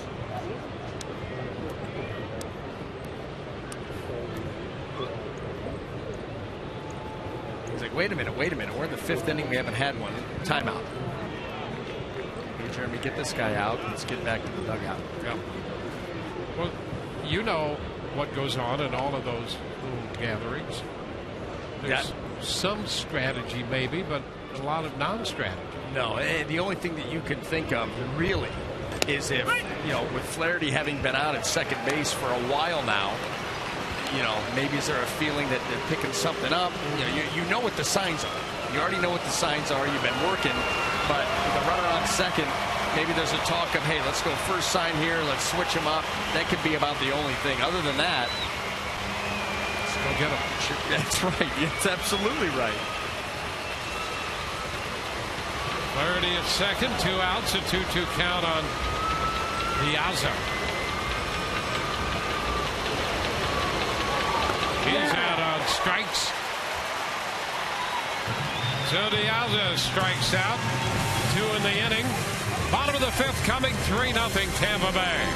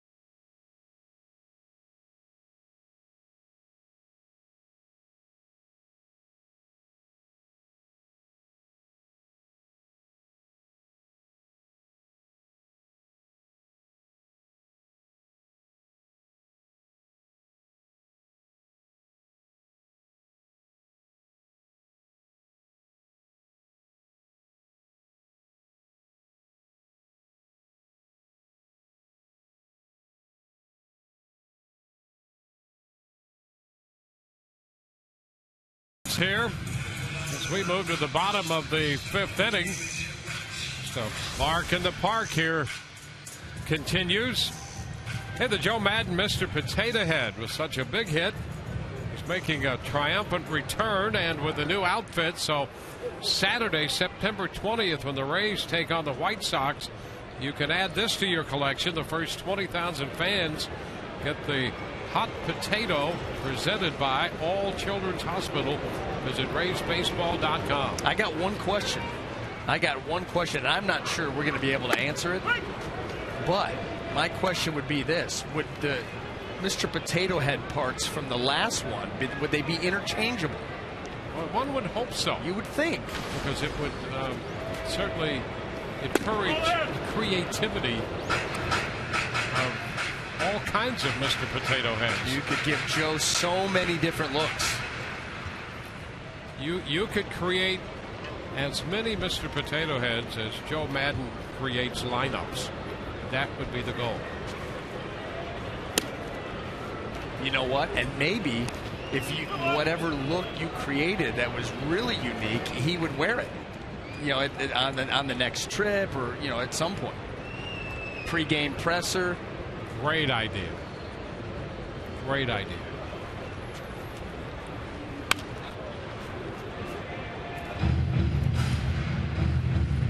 Two the count to James Loney.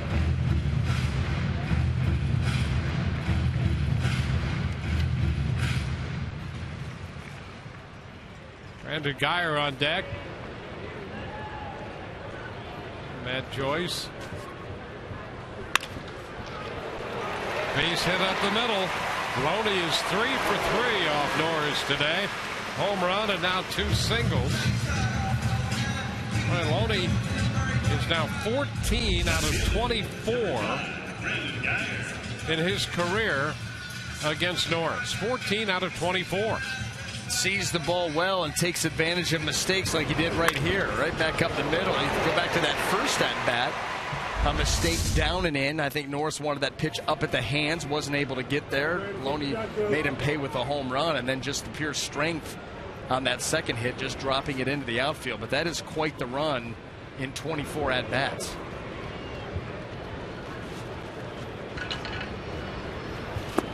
Brandon Guyer watches the pitch as it moves outside off the plate. 1-0.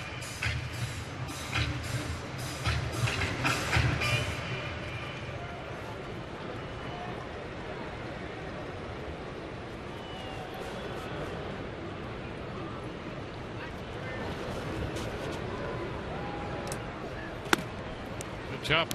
2-0.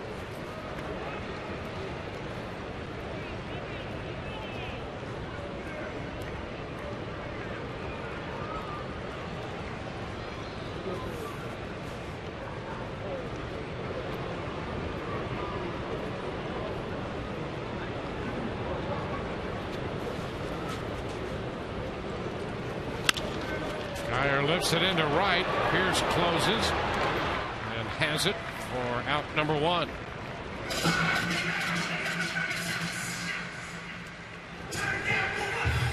Right fielder, number 20, Matt Joyce.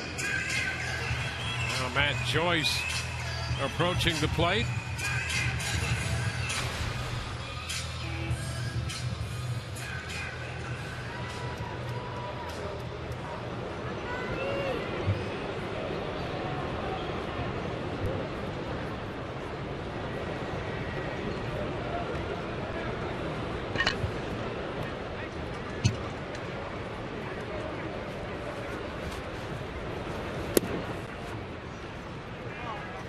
Strike 1 to Joyce.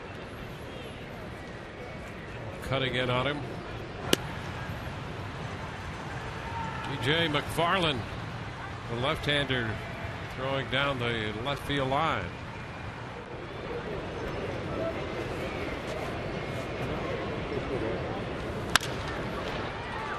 Joyce takes it the other way, out of play. 2 strikes.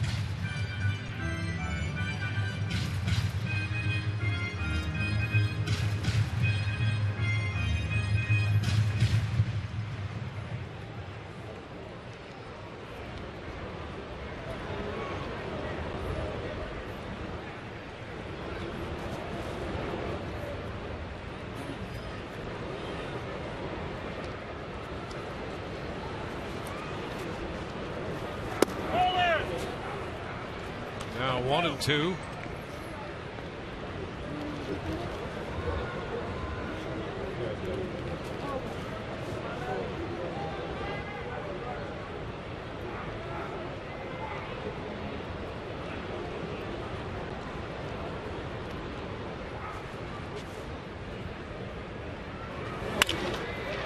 Out to the shortstop, Flaherty, trouble. And they somehow get the force at second base. And boy, that didn't turn out nearly as easy. The Orioles thinking they had a double play in the making there, but no way. A lot of panic. A lot of panic. Start to slip right here.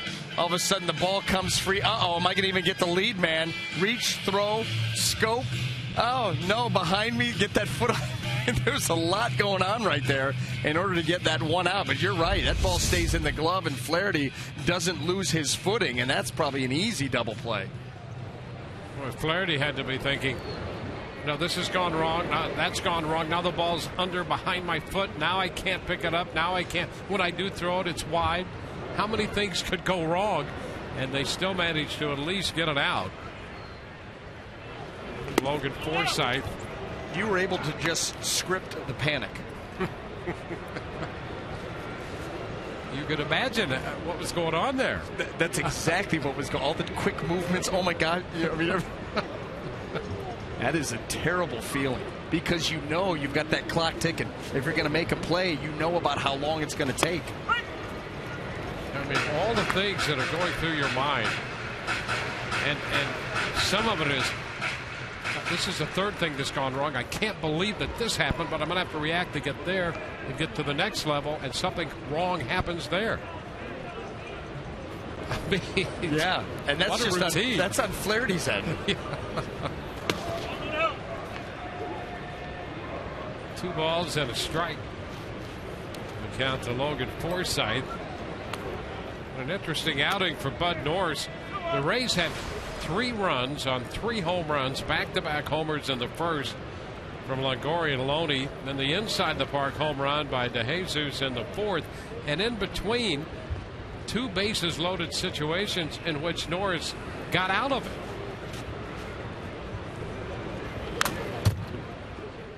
Count's going to go 2-2 with that foul ball.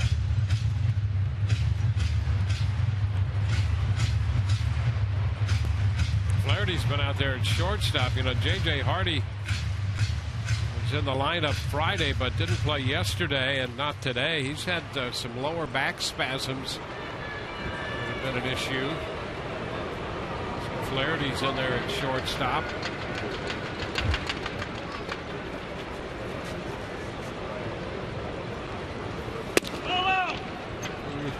Norris started to move toward the third base dugout, and that's ball 3.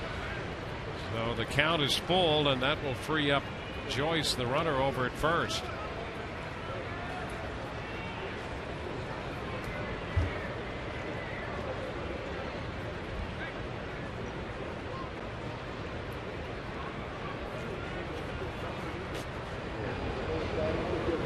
There goes, and the pitch hit on the ground over the mound.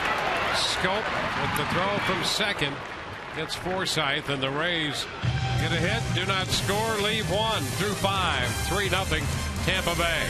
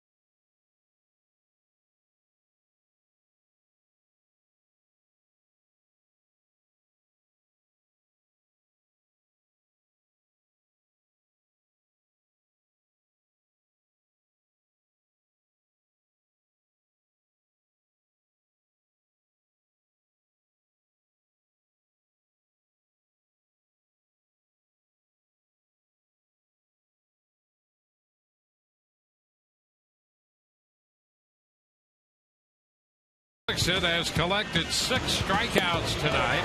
His season's high on the year would be 8 in a single outing, but here this afternoon 6 Baltimore Orioles have gone down on strikes. Evan Longoria belted a homer in the first. James Loney followed with 1 to right field. Back-to-back home runs, and David DeJesus hits this inside the park home run, set up on that collision by Lowe and Diaz in left center. The Rays are taking the Orioles game right to them, saying we can do the home run better than you can, and we can even get fancy with it. David DeJesus circling the bases. Here we go into the 6th.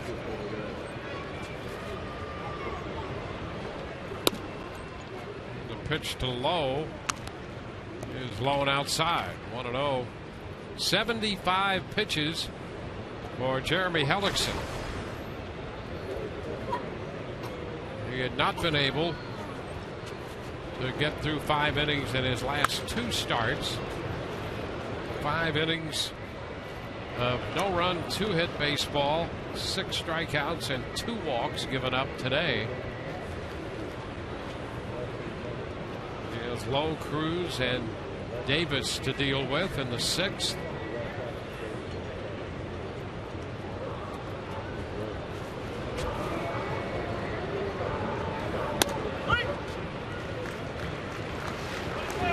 2. And important, Jeremy said coming into this start, I want to get deep. Well, this is an important game to get deep, just for the simple fact that your back end guys that shut these games down and shorten the game, Boxberger and McGee, have both worked 3 days in a row. So their availability, we'll see. You would think that the way that Joe has used them in the past, that they would more than likely, he'd like to stay away from them. If that's the case, you want to get as deep as you possibly can, because you don't have the same group of pitchers out there available to you, perhaps. There's a peek into that bullpen.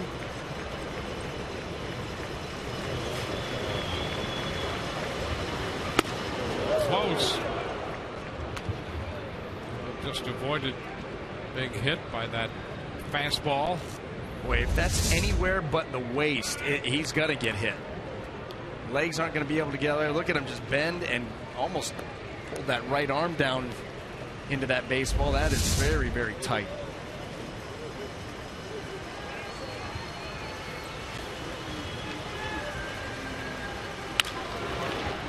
Into left, that's going to fall.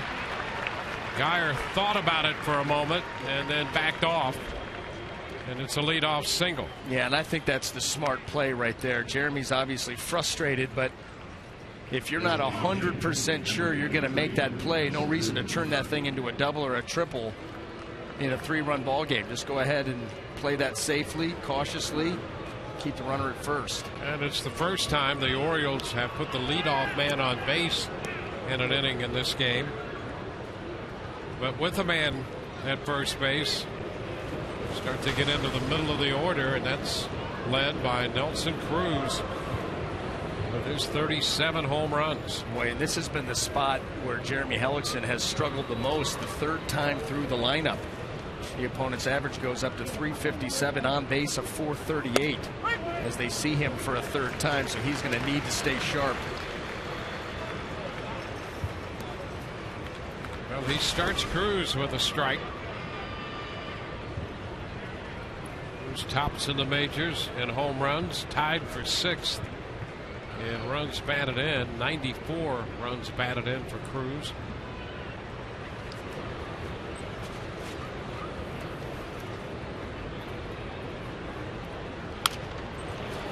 Cut, a foul ball, and on a fastball, 0-2.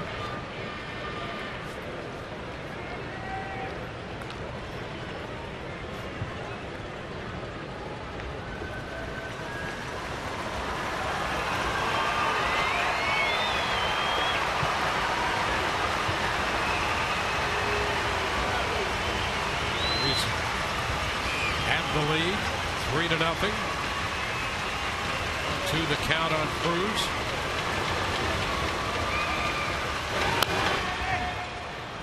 Fouls this one back off speed.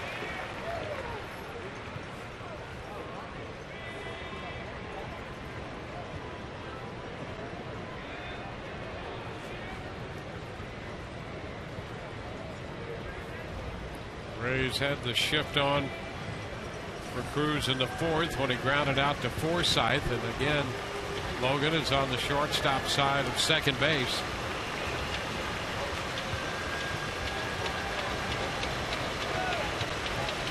Oh boy. A long one to left. Curveball, and Cruz has just hit it out. An 0-2 breaking ball, and with one swing of the bat, the Rays lead is down to 1.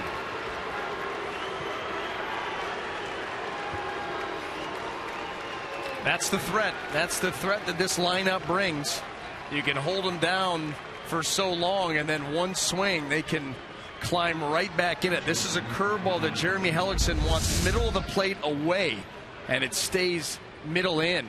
Drop the head like a lefty, and that ball, no doubt, wants it left the bat. Home run number 38.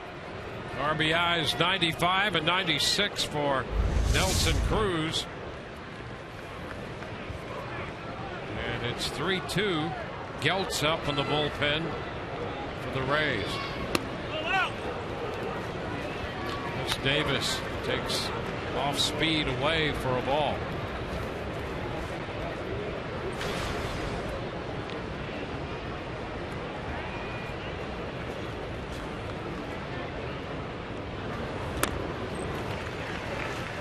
Davis, big cut and a curveball there.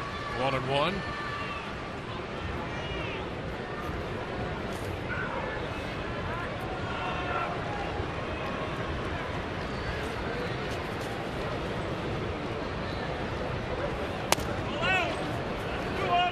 Two balls and a strike.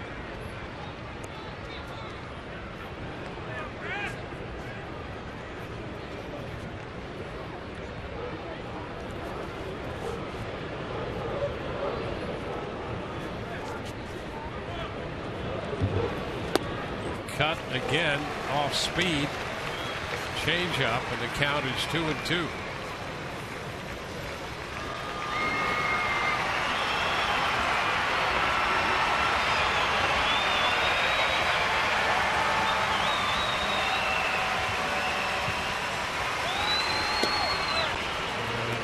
Inside.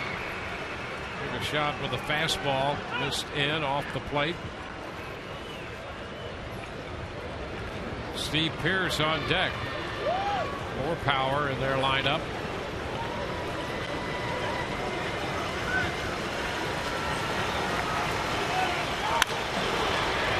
Into short right, and Forsythe from the outfield makes the play out of the shift to get Davis. That's why you do it, and that's why you allow Forsythe to be that deep. It gives him more range, and because Chris Davis is not a burner, he's able to have more range out there and then still going to be able to make the throw. Longer throw, but they still get him, and that's why you do it.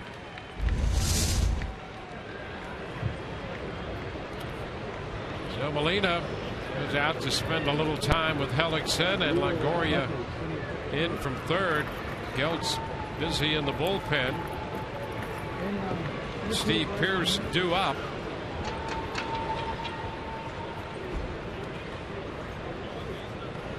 And here comes Joe Madden. The Rays taking a little extra time for Geltz down there, and now Madden comes out to make the move. 5 1/3 for Jeremy Hellickson, and we'll be back.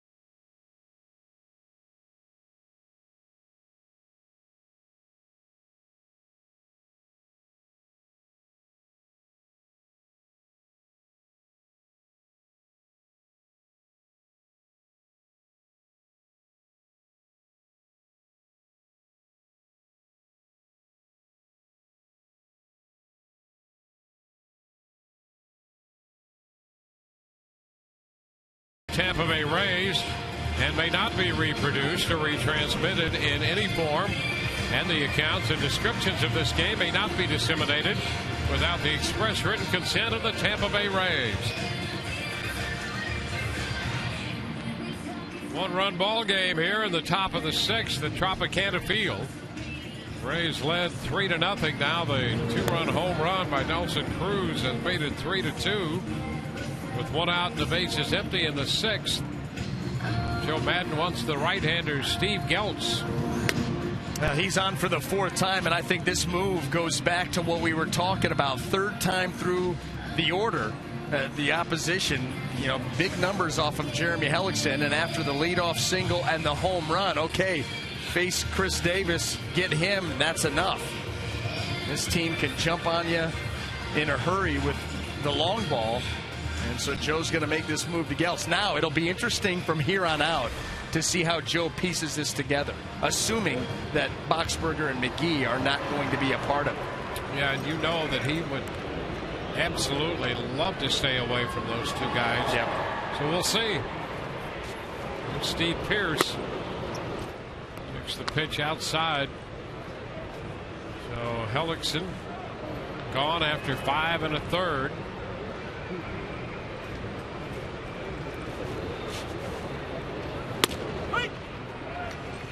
Strike on a fastball in the upper region of the zone. You know, it's interesting too, talking to Buck Showalter yesterday about how you handle pitchers, how you handle a pitcher when you go out and talk to him on the mound, and how you handle that. Yeah. Not good. Hits him.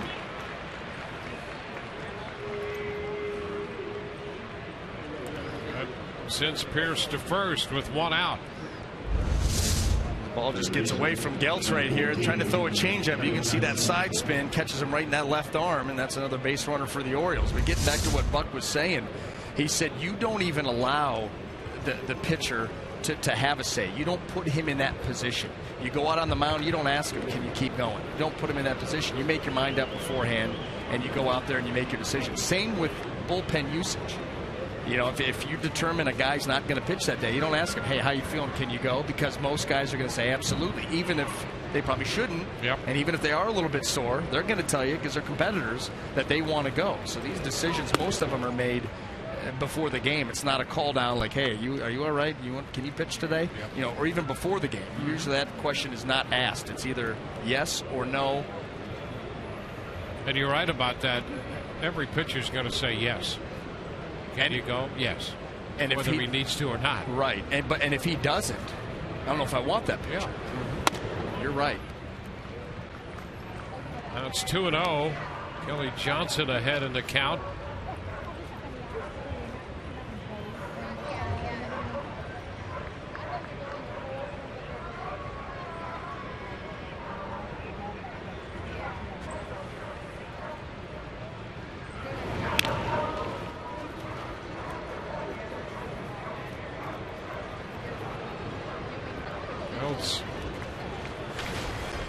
Worked an inning in Thursday's 10-inning 1-0 loss to the Blue Jays.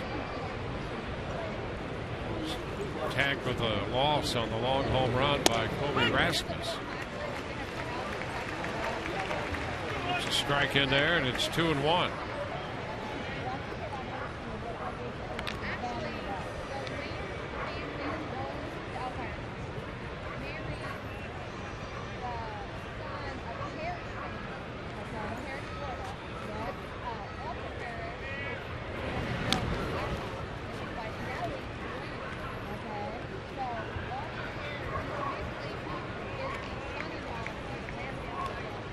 Single by Lowe, the home run by Cruz. Davis retired on the ground ball. That was it for Hellickson. Geltz has hit Pearce. Foul back, and we go to 2-2.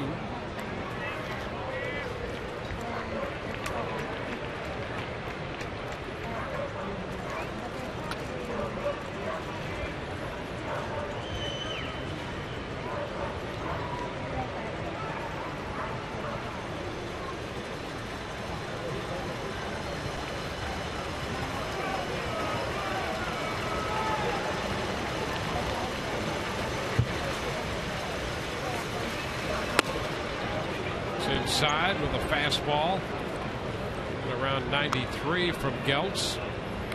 And after hitting Pearce, he's 3-2 with Kelly Johnson. Well, you got to make a pitch here. You do not want to start hit by pitch, a walk, runners in scoring position unnecessarily. Make them earn it.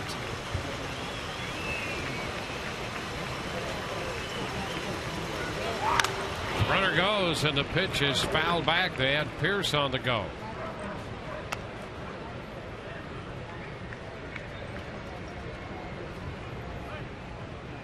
Steve Geltz in His 4th appearance.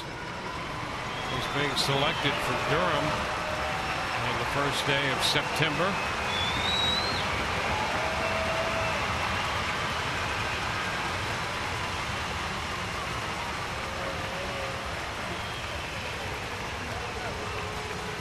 Runner goes again, and there's ball 4, so a hit, batter, and a walk. 2 men on. You know, that was another changeup, and right now Geltz is having a hard time corralling that pitch. You could see how badly he missed with it. That ball just comes squirting out of the hand up and away. And that's going to bring Jim Hickey out to the mound, try to calm the young right-hander down.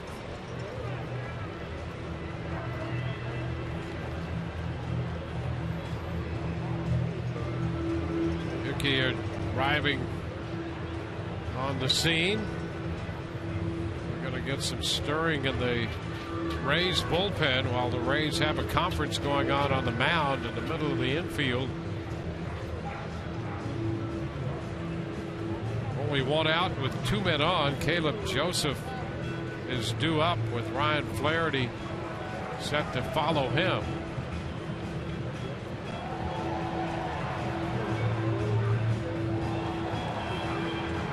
It's going to be Beliveau. Jeff Beliveau, he was in the game briefly yesterday.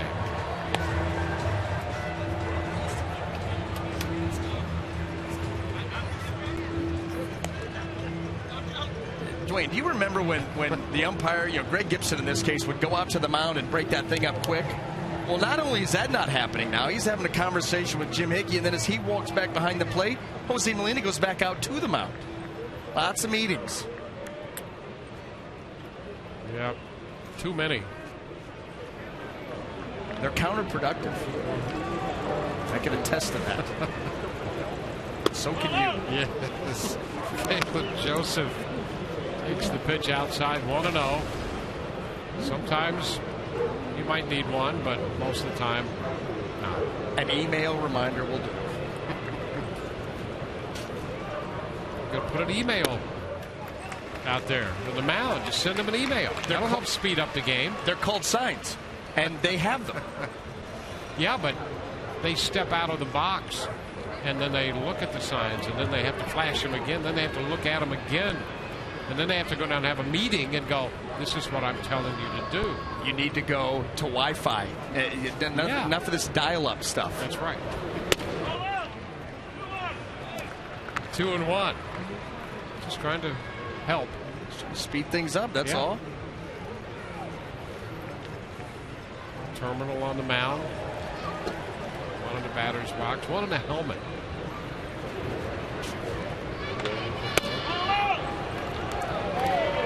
Well, there's ball 3, a fastball, 3-1. And not a bad pitch. The problem is the lack of command. You get a young pitcher that's not showing a whole lot in the command department. You're not going to get the borderline pitches. And that's where Geltz was victimized on that last fastball. And now in a really bad count. And 3-1, Joseph fouls it back. Yeah, that's the other thing about Caleb Joseph. He wasn't known for his bat when he got to the big leagues, but he had that stretch where he had 5 home runs in 5 straight games. He has 8 home runs.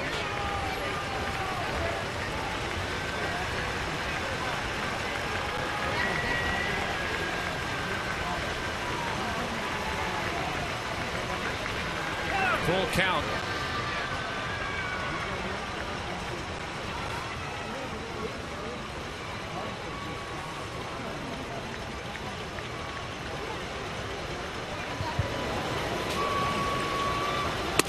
Here's ball 4, and the bases are loaded here behind Geltz.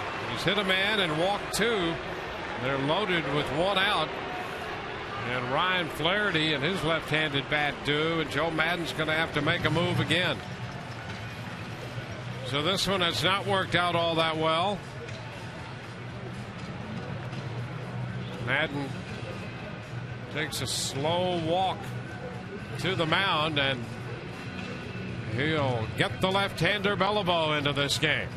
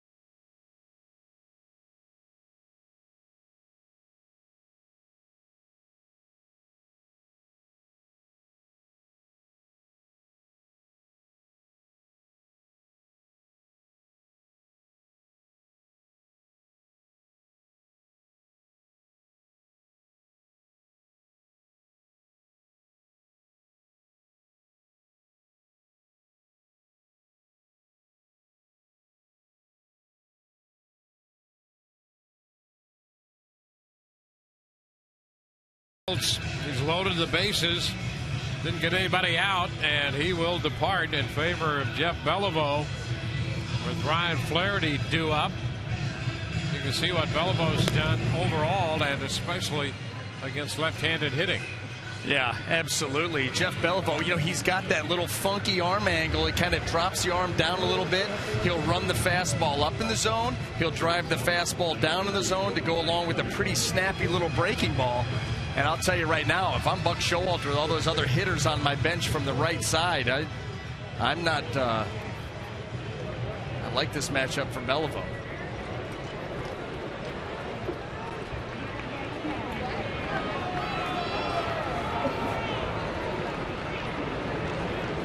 Well, here's Flaherty, who had a double his last time up. That was against Hellickson.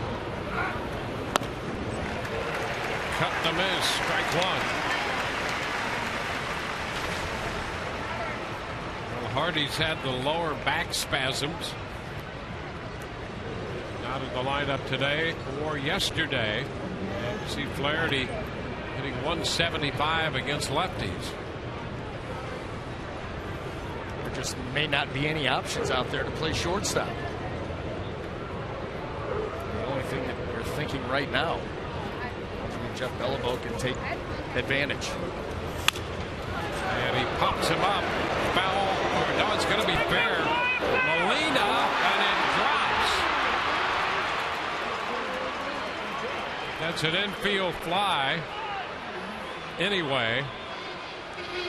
But boy, they could not find that one. It appeared from Molina's first instinct looking back that it was going to be foul, but it stayed fair. So on the pop-up, we'll take another look at this. Molina then located it. Yeah, no communication there. And are they?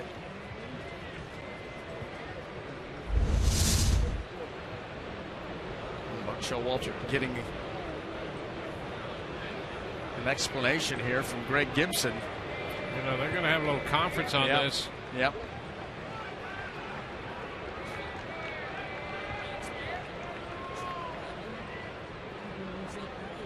You know, it'll be interesting to see Buck's contention here and watch where the ball hits, but more importantly, where he picks it up. I think that's what Buck is absolutely saying. That fair was or foul? Foul ball. And, you know, because it's not where it hits, it's before the bag, so it can bounce foul. And Molina went and grabbed that. Where was it? And that's what I think these guys are all going to be in here and talking about that.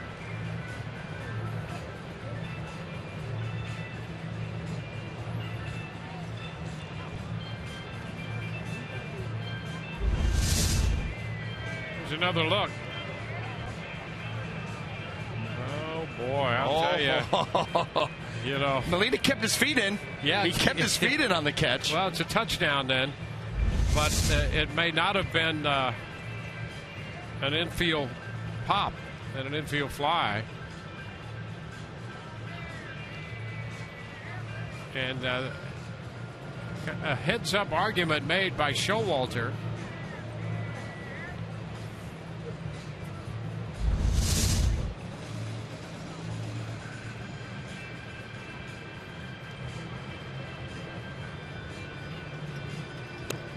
It's so tough to tell. You see Greg Gibson right on the line down there.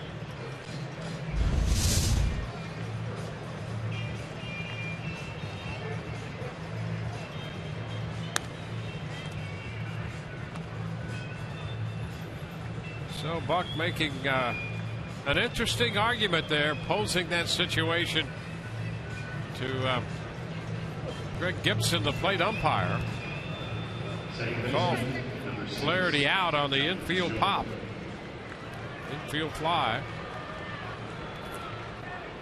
So the Rays record the second out. The put out goes to Molina. And now Jonathan Scope is the hitter. Scope swings and misses twice today. he has struck out. His swing is getting long. It's getting long, and therefore it's getting loopy. He's not hands to the baseball right now. And that's where that fastball elevated can do some good work here for Beliveau if he decides to go that way.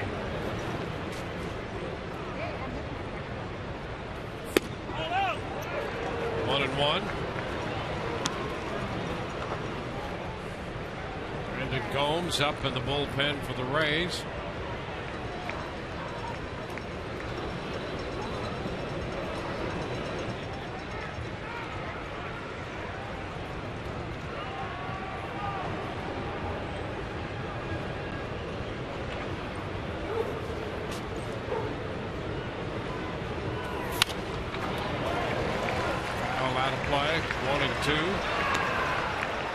Scope 0 for 4 with 3 strikeouts yesterday.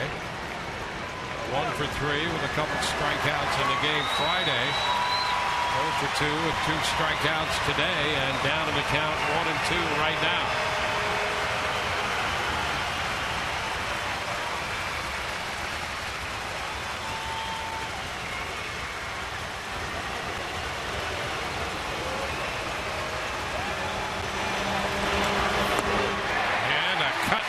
He strikes out here, leaving the bases loaded. Beliveau got the pop up from Flaherty, and the strikeout is Scope. 3-2 Rays.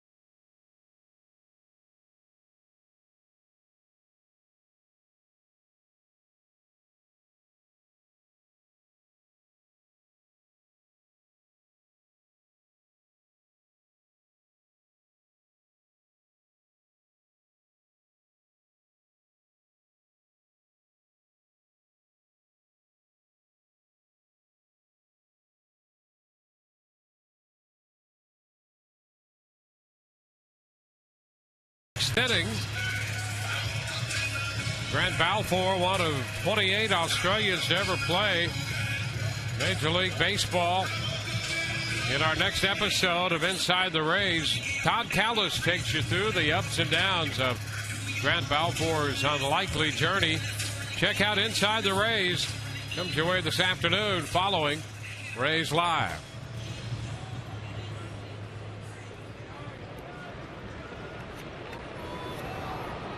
Beliveau got the Rays out of a bases-loaded spot. They hold a 1-run lead, sending Kevin Kiermaier to lead off the bottom of the 6th inning against Bud Norris. Boy, and you really have to wonder about the health of J.J. Hardy's back, because in that situation, 6th inning, bases loaded, Buck Showalter at his disposal has J.J. Hardy, Adam Jones, Delman Young, all from the right side, to come in and face Jeff Beliveau. Instead, he allows Ryan Flaherty, who doesn't hit lefties. Beliveau doesn't give up hits to lefties. Boy, I think that was it had to be, there's no options to play shortstop. But regardless, I think you go for it. Kiermaier hits one deep down the left field line, and that one is gone. Kiermaier, an 0-2 opposite field home run. And the Rays lead 4-2 on their 4th home run of the day. That wasn't a wall scraper either, D-Wayne. and that was down the left field line. A tough place for a left-handed hitter to go. But boy, oh boy, does this carry like you cannot believe. And it carried so much, a man just went down. There we go. Missed the catch. Come down, up, railing, hat off, and no ball. And your football team's probably losing too. Here's Molina sending fly ball into short center. And Lowe's there to make the catch on that one. So Kiermaier now reaches double figures with 10 home runs. And that one in style to get to double digits. Has he ever been in double digits in minor leagues, in professional baseball? I don't think so. Well, if you're going to do it oppo. Yeah, absolutely.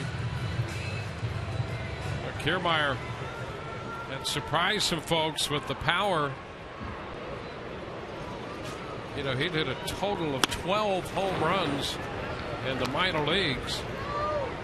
And 6 was the most he had ever hit in one full season. Wow. And that was in a combination of Montgomery and Durham.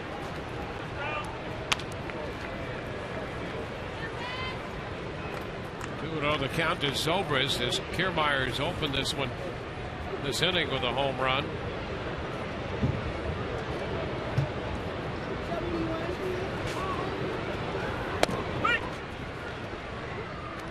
It's interesting because Kiermaier, before coming to the Rays, you could see in the minor leagues a gradual increase in his extra base prowess, his slugging percentage. You can see that trend, but that's still being the case.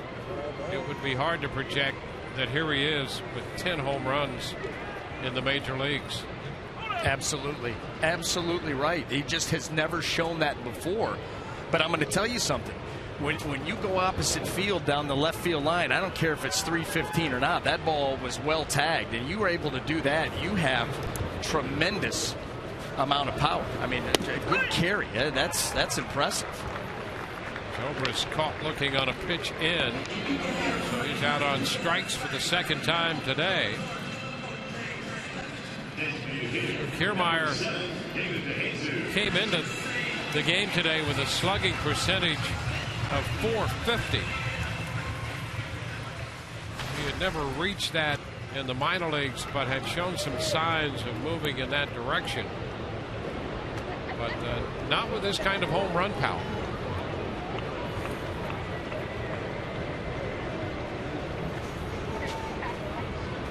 David DeJesus takes a pitch for a ball. Well, 4 home runs, including the inside the park home run by DeJesus back in the 4th inning. His 4th career inside the park home run. David and Jimmy Rollins tied now for most inside the park home runs of any active player. 4. Jimmy Rollins and David DeJesus.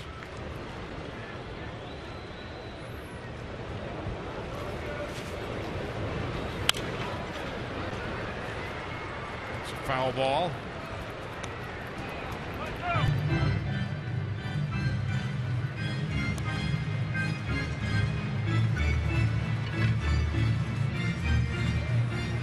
McFarland, the lefty, up in the bullpen again.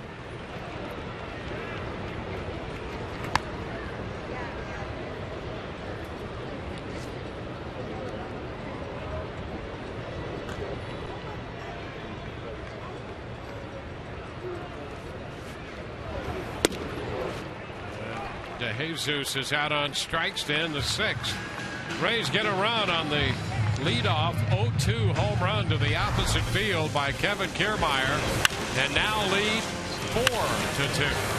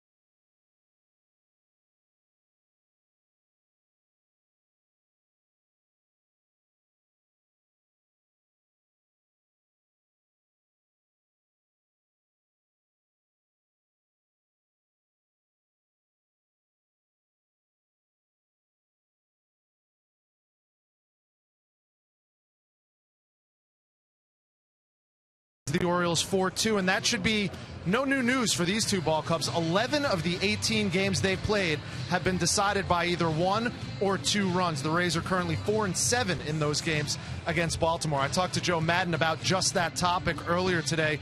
He says it shows what he said and believed all season long, that the Rays are as good as Baltimore or any playoff contender for that matter. He also said that's what will have him shouting in frustration out of his RV window this offseason should the Rays not make the playoffs, guys. All righty.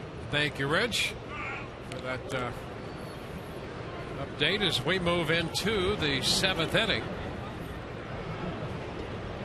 Rays have a 4-2 lead. Alejandro DeJesus takes the pitch for a strike. He is 0 for 3, a couple of strikeouts. And DeJesus facing Beliveau here. David Lowe due next. Nobody on deck yet for the Orioles. And just as we say that, Delman Young moves out of the dugout. DeJesus started to push that ball and takes it. Pitch is high. It's 1-1. There's Delman Young on deck. Rays have Brandon Gomes busy in their bullpen.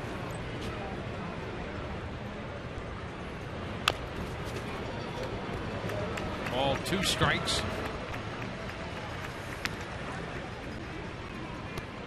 Here's Gomes.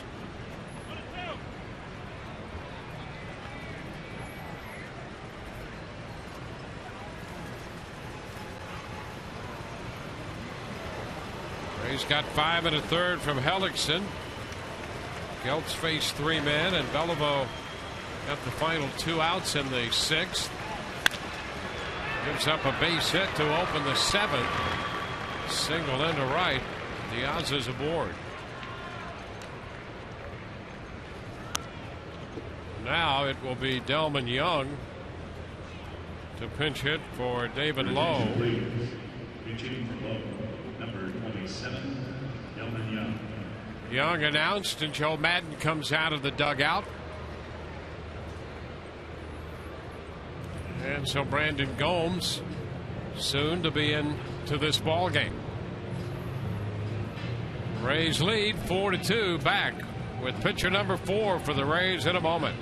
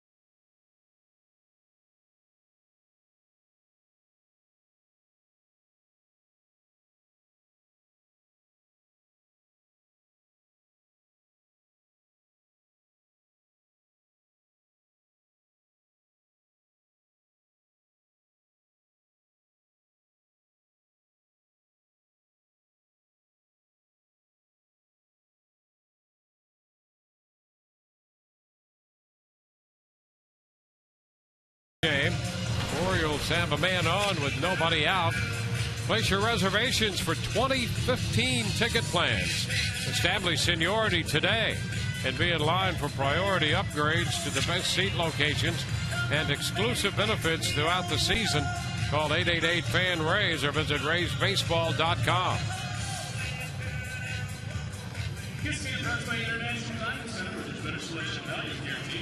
It's going to be Brandon Gomes on for the 23rd time to face Delman Young, who will pinch hit for David Lowe.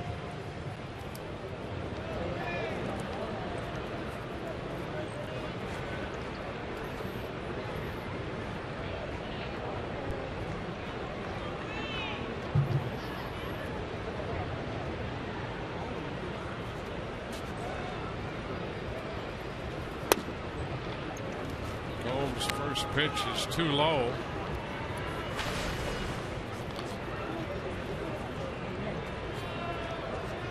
Gomes worked 2 2/3 inning in the Tuesday game against the Blue Jays.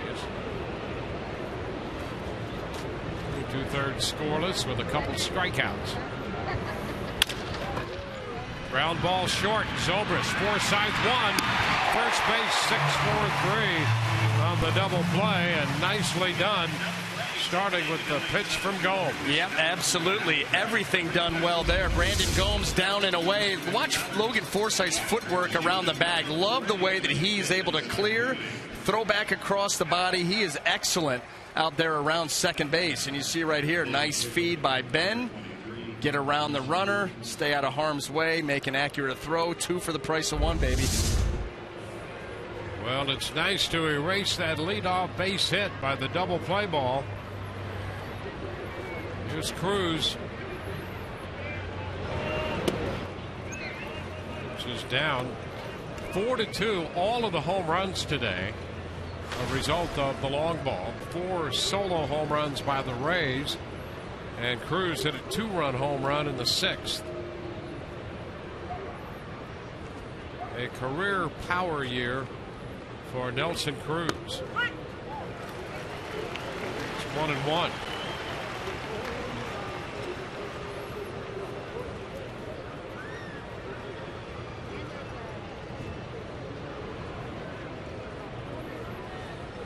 Remember, Cruz was not signed by the Orioles until almost the very end of February. He was a late addition. There's that home run on a curveball on an 0-2 pitch as well. And 3 or 4 days left in the month of February this past spring, but he signed with Baltimore. And you have to ask yourself, where would they be without him? Because the home run ball has been everything to their offense. Absolutely. They are as one-dimensional as you can get. 49%. That's actually gone up. But 49+% of their runs come via the home run. That's the second highest total in history. That's staggering. Yeah. You know, we've talked about that in the season series about how they really are an explosive home run hitting team. But when you put it that way, they really are a home run dependent team.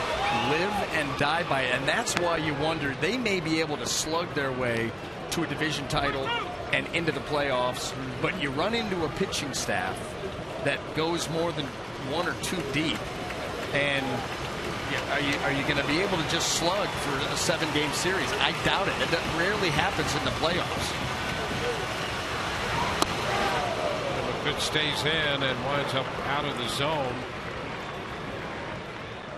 So there is ball 4 on Cruz. Yeah, that's the issue. And, you know, in a relatively short series, you're going to win 3 or 4 games. Anything can happen. Yeah. And you run into some good pitching. Good pitches, good command. You have a game plan. You can execute it. You might work your way through, you know, a series or 2 with an offense like this. Yeah. Well, you just go back and think about that 95 Indians team. Just beat everybody up offensively. Went right through the playoffs, too. Pretty strong. And then you run into the Atlanta Braves staff. Maddox, Lab, Smoltz. You go down. And that, you know, is what the fear is. Or because you're so one-dimensional. I mean, and you want to be as well-rounded as a team as possible. Score as many different ways as possible. They don't walk. They don't run. They don't manufacture runs. Rarely see them bunt. It's all on the backs of the sluggers.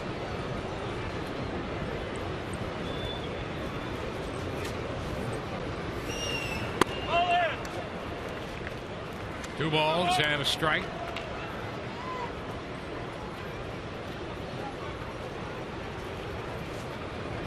Steve Pearce on deck.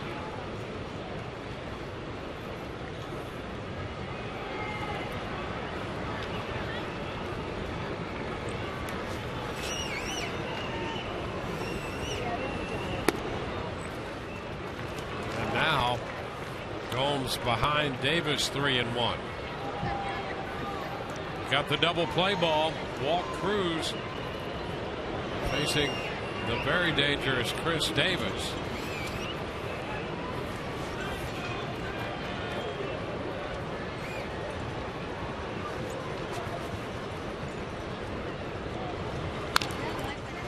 Makes a big cut, fouls it. Davis not hitting for average, but big time power.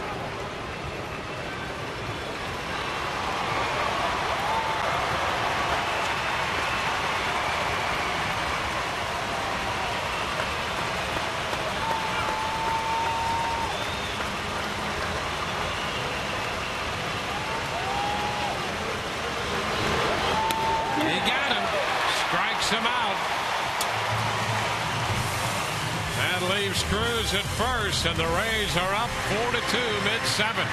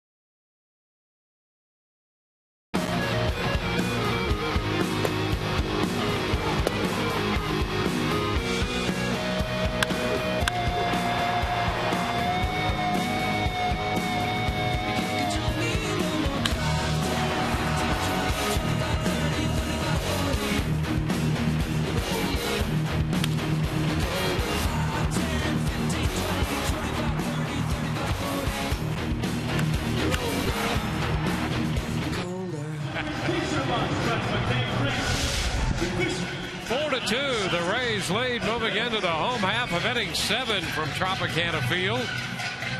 Rays looking for a sweep here, taking the first 2 games by scores of 3-0 Friday night, 3-2 yesterday afternoon.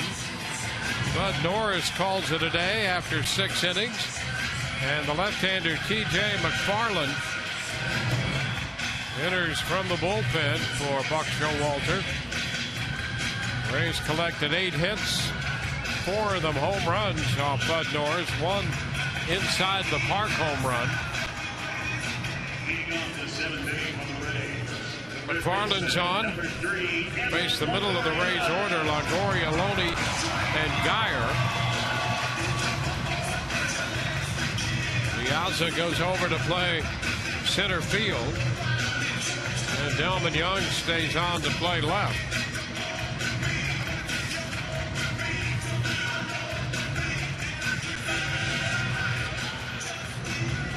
Your attention, please. Defensive changes to Baltimore. Making the game playing left field. Down out. Moving from left field to center field. Alejandro de Alza. Now pitching right fielder number 66. TJ.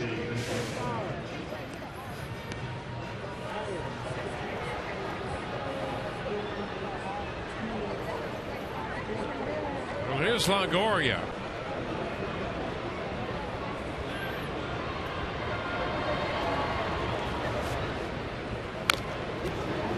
Which is foul.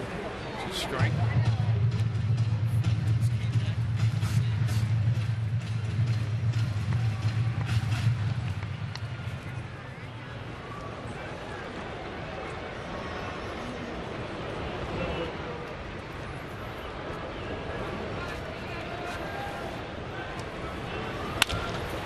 Ground ball out of the shift. Scope on the shortstop side. Throws out. Longoria one away here in the 7th. As promised earlier, we have the AT&T fan photo of the game. Tweet your photo to hashtag #SunSportsFanPhoto for a chance to have it shown in an upcoming game broadcast brought to you by AT&T.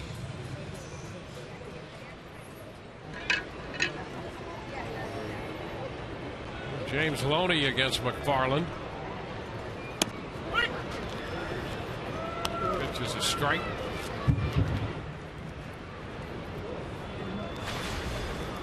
Loney 3 for 3 today. All of that off the starter Norris, who has just left the game.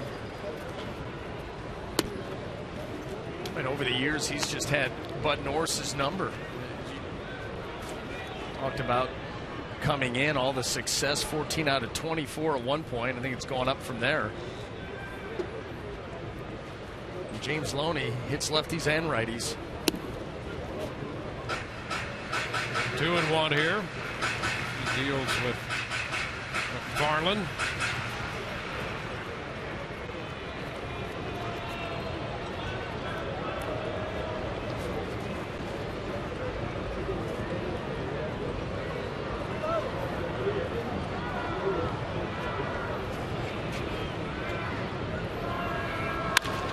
Line drive, and that'll be caught by the shortstop Flaherty. 2 outs. Number 5, Brandon Guyer. We'll bring up Brandon Guyer.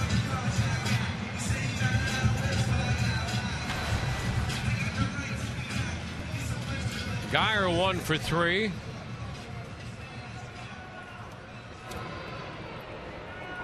His hit came in the 3rd. Strike 1.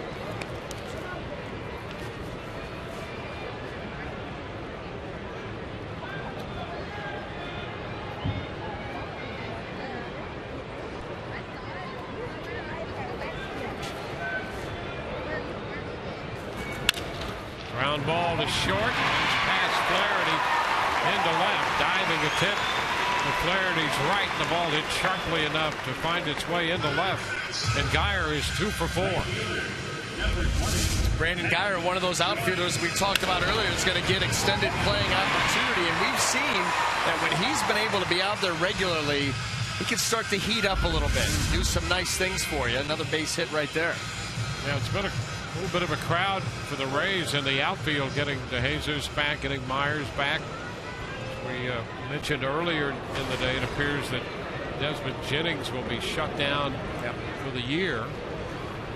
He's missed the last 9 games, and the word we get is that there's about the same. There's no real progress in regard to his situation where he feels he can get back and play.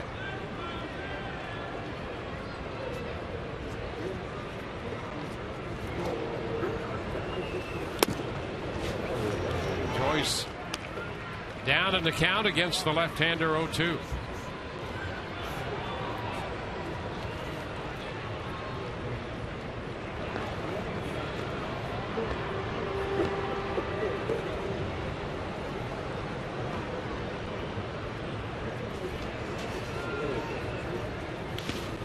This one down, and it's blocked by Joseph.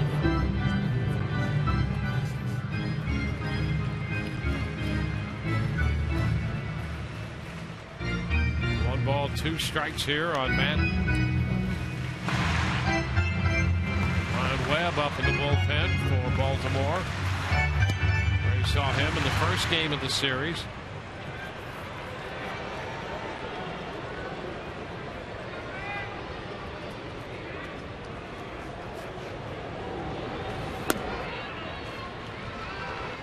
Two and two.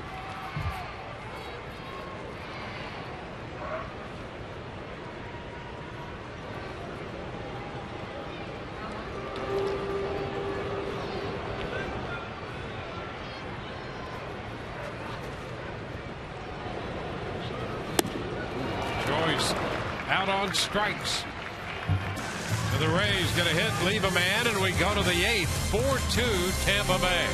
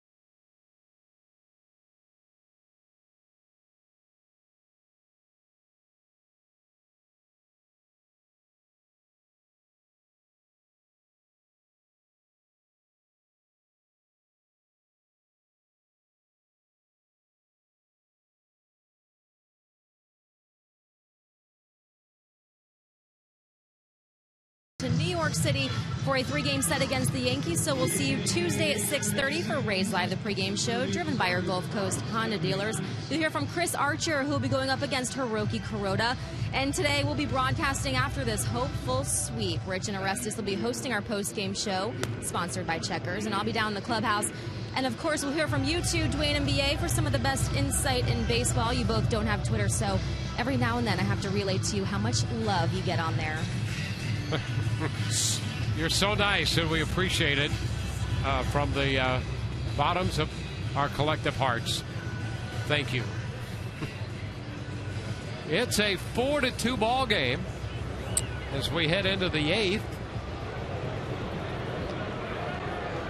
Brandon Gomes out there on the hill for the Rays, their 4th pitcher. He got out of the 7th inning through a double play ball to Delman Young and eventually struck out Chris Davis. Now he starts with a strike to Steve Pearce. Perfect world. 2-run lead, 8th inning, Boxberger, McGee. That's what you're thinking. And that's what Joe obviously would like to do. But don't you think there's a part of Joe that loves the challenge of how am I going to piece these last 2 innings together? I think so. Because that's where it's going to get interesting. That matchups, you're going to see him into that card an awful lot as he looks to create the best matchup to get 6 outs before the Orioles can get 2 runs. So Joel Peralta up in the Rays bullpen. Fly ball to center, and Kiermaier is there to make the catch. So 1 gone in the 8th. 2014 group party areas at Tropicana Field sold out at a record pace this year, and now on sale for the 2015 season. So don't miss out. Get your group in on the action with your own exclusive area For more information, call 888-FAN-RAYS or visit RaysBaseball.com. It's Kelly Johnson. And a check swing, a foul ball for a strike. You know, it's interesting what goes on in managers' minds, what you think might go on, and the point you make about Joe. He's up for a challenge to utilize situations and personnel in unique ways. He does that about as well as anybody that I've ever seen, and I think you too, and you've had the opportunity to play for some of those guys. Here's Kelly Johnson into center, and the ball caught by Kiermaier, 2 gone. But you know, and we've sort of been talking about this a little bit in regard to the Orioles. You know, they want to put away the division, and you wonder if they missed a chance in the 6th inning because of lack of personnel available. Flaherty, the left-handed hitter, batted against Beliveau in a situation where, and we talked about their everyday shortstop Hardy being bothered by some back spasms. So where do they go? And the thought occurred to me that in our conversation from the other day, Clevenger hitting here, Steve Clevenger pinch hitting for Joseph, and that's a strike.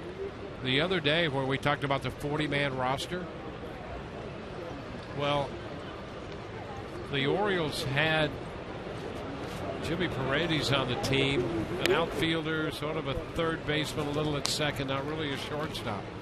And there may be a case where if they had an extra infielder, they'd make that move in a minute because they were comfortable with running a bona fide shortstop out there after a pinch hitter. But in this case, he obviously wasn't. And let Flaherty hit against the left-hander. In my mind, there's no question that was the ball game, and in my opinion, that was the move that needed to be made. Someone can cover that position. It's covered for a couple of innings. We may not see this opportunity again. Bases loaded, 1 out. I've got a lot of good right-handed hitters, a lot of regular, very good right-handed hitters on the bench. Didn't go to them. Probably going to cost them. Now we go to the bottom of the 8th, 4-2 Rays.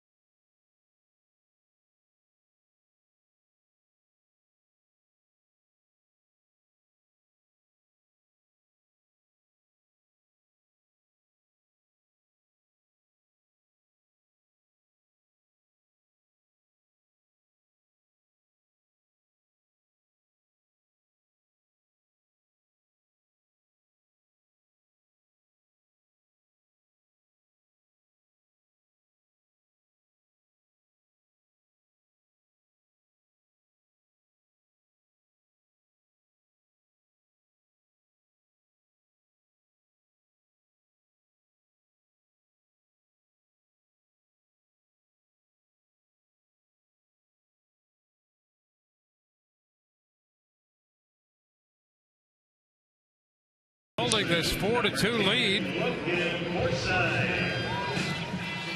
Steve Clevenger, who pinch hit for Joseph in line to the second baseman, will stay on to do the catching here in the 8th inning. And Darren O'Day is the new pitcher making his 59th appearance. And he'd been sidelined a little bit with a sore left hamstring.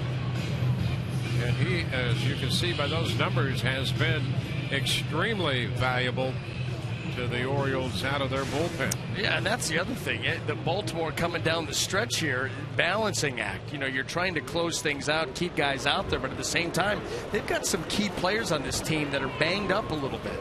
And so you start to talk about O'Day's hamstring. Andrew Miller had a little issue with his left leg. J.J. Hardy, you know, interesting with the back. And what that tells you, going back to the situation we talked about, what that tells you is he is banged up because you couldn't even if you didn't hit him, not even 3 innings worth of defense. So he was just completely unavailable today. So they're trying to get some key players healthy while trying to close out this division. 2-0 the count.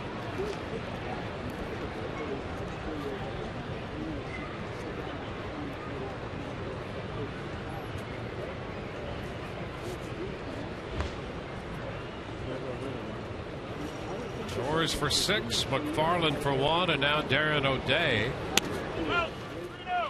And Forsythe is ahead in the count, 3-0. Logan has walked. He's been hit by a pitch and grounded out to second.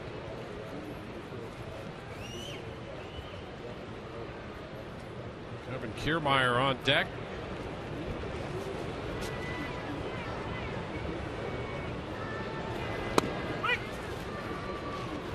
And 1.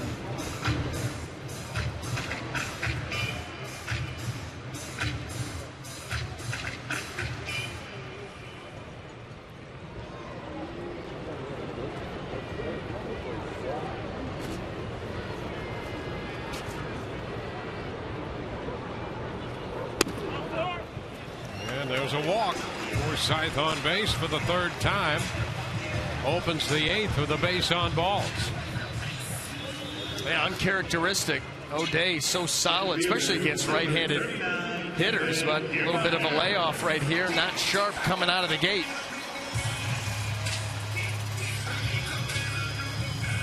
Yeah, it's been 5 days off for him because of that little hamstring issue, soreness.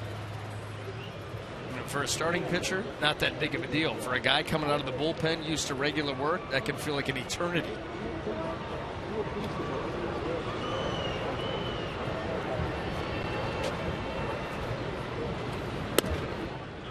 Kiermaier starts to go and takes it low. It's biting down and in.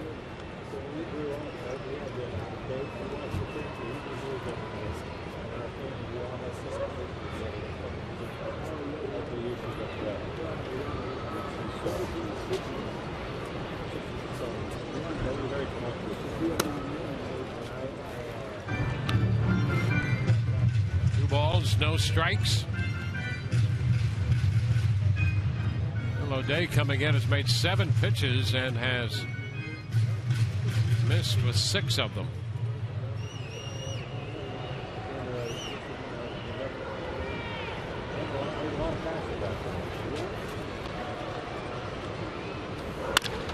Liner up the right side, headed into the corner. Forsythe going to 3rd. Foley will stop him. Kiermaier stops at 2nd with a double, and it's 2nd and 3rd, nobody out. Kiermaier on base for the 3rd time. He's 3 for 4 today. Well, O'Day just struggling to throw strikes, falls behind here, and Kiermaier can keyhole. And guess what? Middle of the plate, not going to work here. Kiermaier shoots that ball down into the corner, and the Rays have an opportunity here to put this thing away.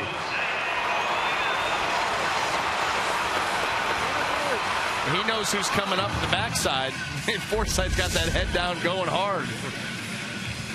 Yeah, you always have to keep an eye on Kiermaier. He rounded 2nd and put the stop sign on, but that's who I was watching too, because you never know. Yeah. I mean, he may have been halfway to 3rd, just running. It's when he gets running, he doesn't want to stop.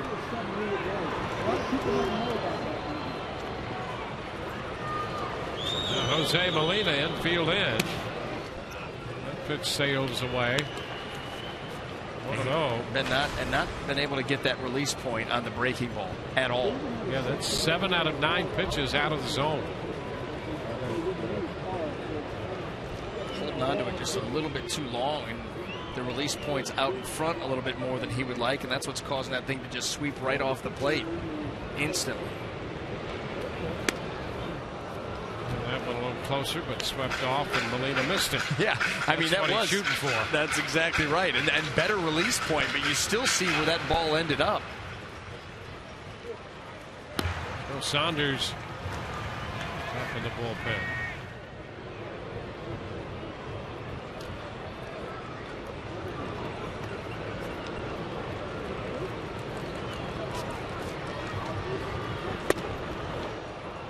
One and two. Then pitch out there again.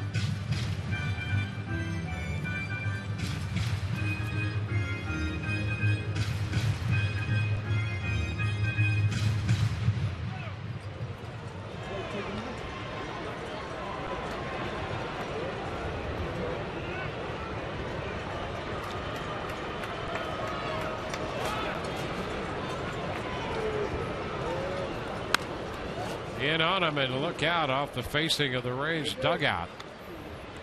I think he anticipated Molina diving out over the plate there, trying to hunt that sweeping slider, and he came up and in with the fastball, surprised him. That's where you get that foul ball from.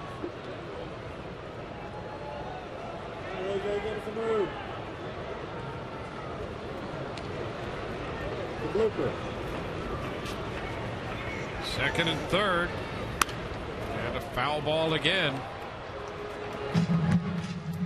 Molina making contact to extend this at bat against Darren O'Day.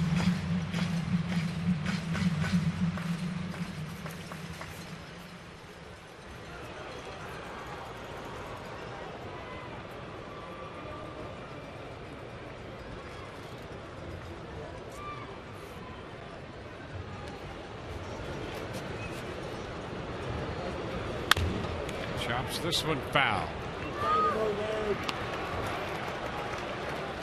Molina trying to pick up some additional runs for the Rays. Rays scored 2 in the first. They've led all the way, 2-0, 3-0, 3-2, and now 4-2.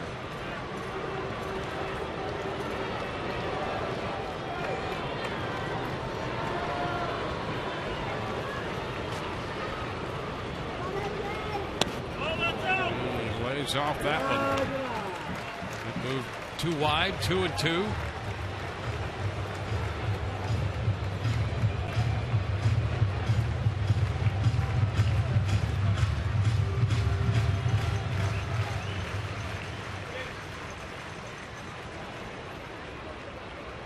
This is riveting.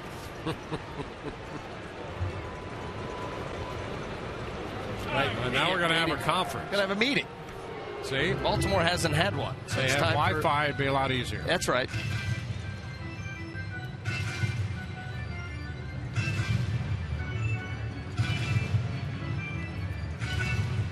Clevenger heads back to the plate. O'Day just trying to get the feel of being out there on the mound again.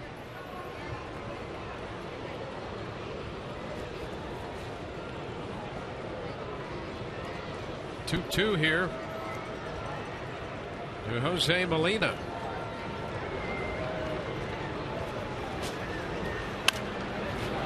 Bounds it again.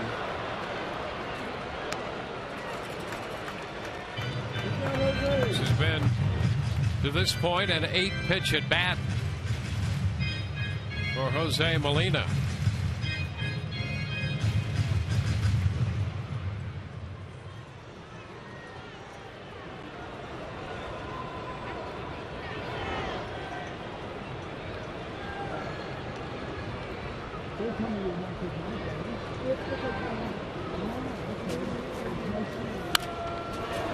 And again, foul back.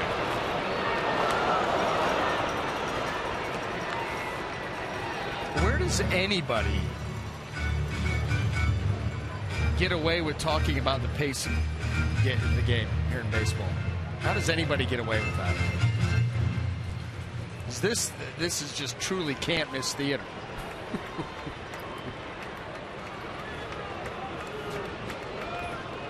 This will be an even 10. Ground ball to first.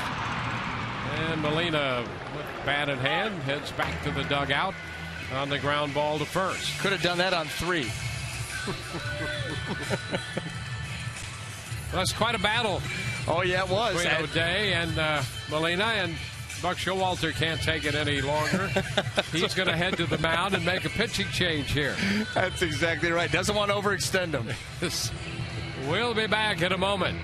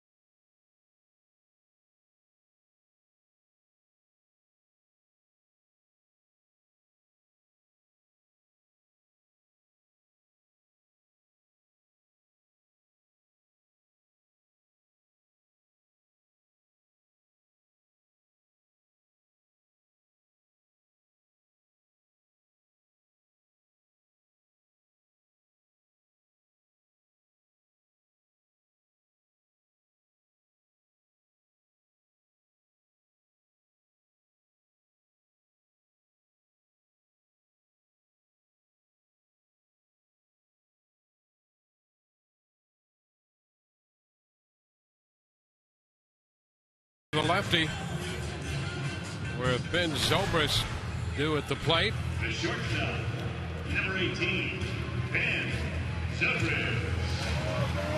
It'll be the 10th appearance for Saunders.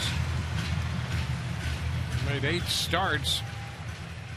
We saw him the other night in the first game of this series.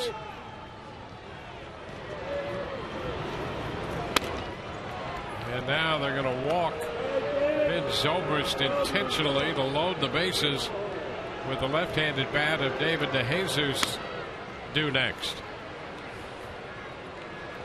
And DeJesus is going to be recalled. And now the wheels continue to turn.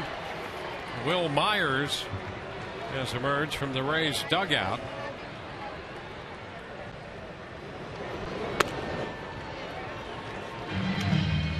Down to first goes Zobrist. They're loaded. And it's Tommy Hunter, the hard-throwing right-hander, up in the bullpen. And here comes Buck Showalter. So he brought Saunders in to intentionally walk Zobrist. And now he's going to make the pitching change. Yeah, he can't help but have just a little bit of that impish smile on his face as he makes another pitching change. Take that.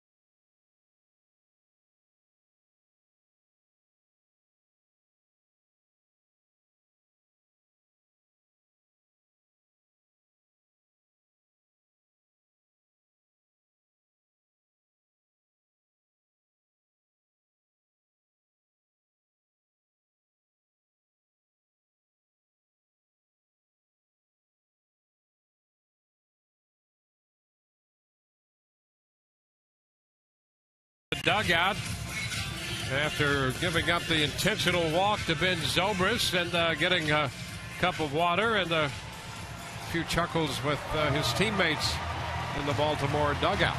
A completely different way to look at a left-handed specialist. Without question. You know, he was in the game the other day, hit a man and then threw a double play ball. In fact, he got the double play ball from Ben Zobrist. Today, he walks Ben Zobrist intentionally to load the bases. And now, with Myers pinch hitting for DeJesus, the matchup is Tommy Hunter, the right-hander, against the right-handed bat of Will Myers, with the bases loaded and one out, and a ground ball headed toward the middle. Stepping on the bag, Scope, and the throw to first. They get the double play, and all of that maneuvering preserves this 4-2 ball game. Rays lead, and we will head into the ninth.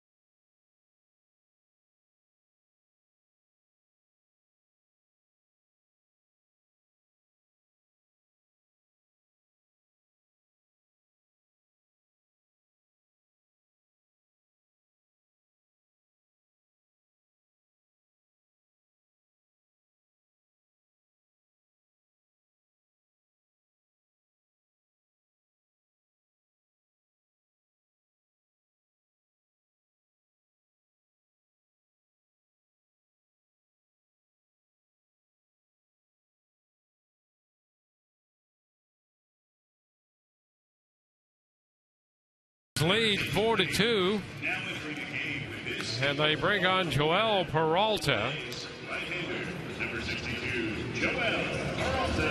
61st appearance for Peralta, 2-4 with a save, and he's on trying to close this one out. Face Ryan Flaherty.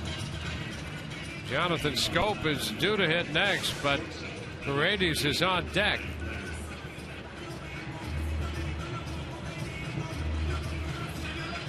Go back around to the top of the order. Jimmy Paredes, switch hitting outfielder, infielder. So it's Ryan Flaherty to start it here in the ninth against Joel Peralta, trying to close out the potential sweep for the Rays, winning the first two, leading 4-2 in the ninth of this one. And the first pitch is a strike. Brandon Gomes came in to quiet things a little bit. 2 scoreless innings. He got a big double play ball in the 7th inning. Walked 1. Picked up a strikeout to go with the double play ball.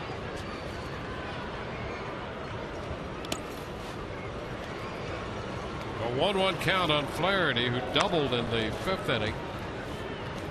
Giving him 1 for 3. Peralta on for 2/3 of an inning yesterday. He followed Drew Smiley.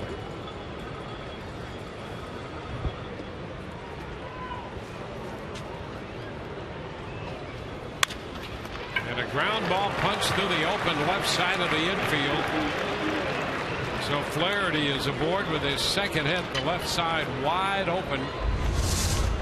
Talked about this earlier in the game, right, with Ryan Flaherty, and you know that shift that they play on him, he should take advantage of that. He does that right here, waits on that pitch to get into the zone, and then just smacks it the other way. You don't have to hit it hard, just get it over that way.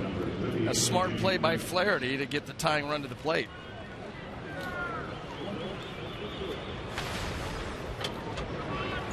Paredes, the pinch hitter. 1, 2.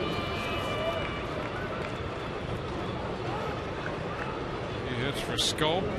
He's 0 for 3 with 3 strikeouts. Paredes, a switch hitter, batting from the left side. Another meeting. Molina to the mound here to chat with Peralta.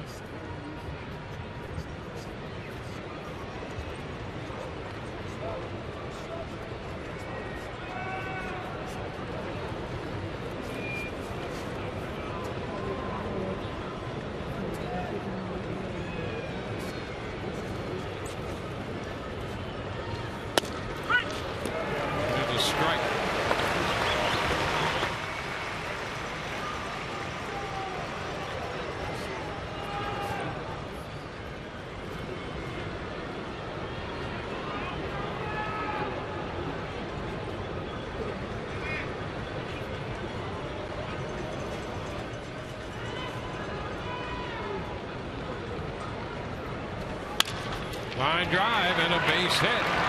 That's going to move Flaherty up to second base. And it's first and second with nobody out. And we're headed to the top of this order. And now the bench will start to be unloaded. Well, and nobody warming up in the Rays bullpen. So this is Joel Peralta's inning, at least for the next couple of hitters. Adam Jones will pinch hit for DeJesus. Your attention, please. Pitching for DeJesus, number 10. And the Rays have another little meeting going on out there in front of the mound.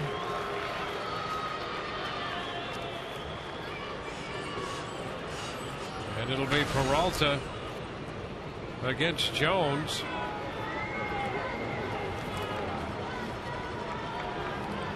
Jones in this series 2 for 7 in the first 2 games with 3 strikeouts.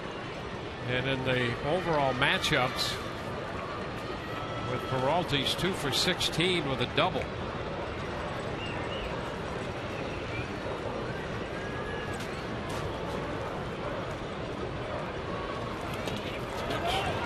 Into the dirt, blocked by Molina. Yeah, and a nice job by Molina. I don't know if he had much of a choice right there. Joe Madden heading out to the mound right now. This is the big meeting. This is when the CEO heads out. This is just a changeup down quickly. And Molina able to keep that ball right in front. Boy, you would have, I mean, listen, that ball gets away, bounds. You got second and third now, or just a base hit potentially ties this game up. And there's nobody out. A pep talk from Joe. Back-to-back singles to open the inning, and suddenly it's a major threat by Baltimore.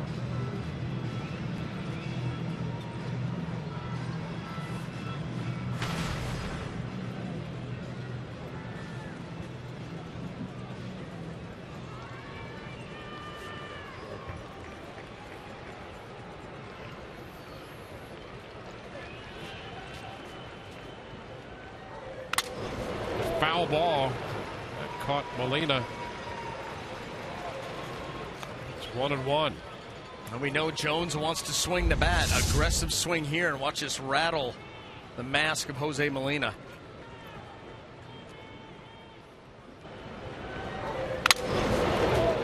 Boy, that's a direct hit to that mask. It absorbs some of the shock, but certainly not nearly all of it.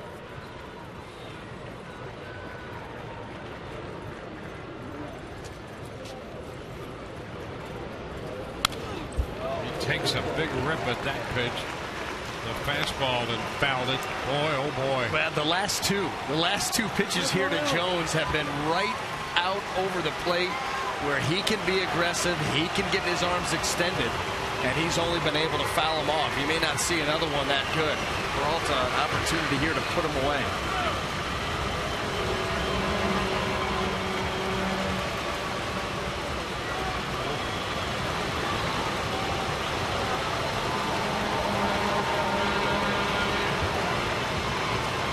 Go on the 1-ball, 2-strike pitch to Adam Jones, and he fouls it straight back. That's out of play. Delman Young on deck. That ball came up, bounced off, down again, right to our compatriot Rich Holliver. Took it in his left hand, gave it to a fan. What a man! Outstanding.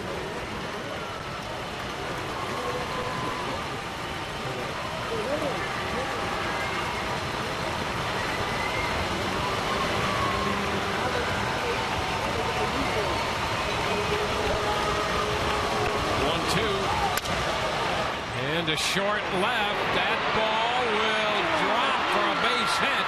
There will be a throw to third. Geyer tried to disguise it as long as he could, but it fell in there, and the bases are loaded. Flaherty advancing to third on the base hit by Jones. Speaking of flair, that's what that was right there. Adam Jones goes down and just kind of hits this ball off the end of the bat, sweeps it out there.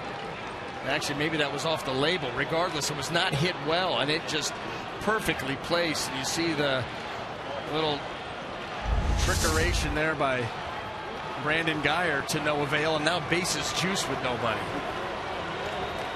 3 consecutive singles here in the 9th. Delman Young, who entered the game as a pinch hitter in the 7th, he grounded into a double play then. And goes after the first pitch, and boy, you see these guys swing the bats. Young 1 for 7 against Peralta in his career with a couple strikeouts, and he loves to swing anyway. Cesar Ramos up in the bullpen.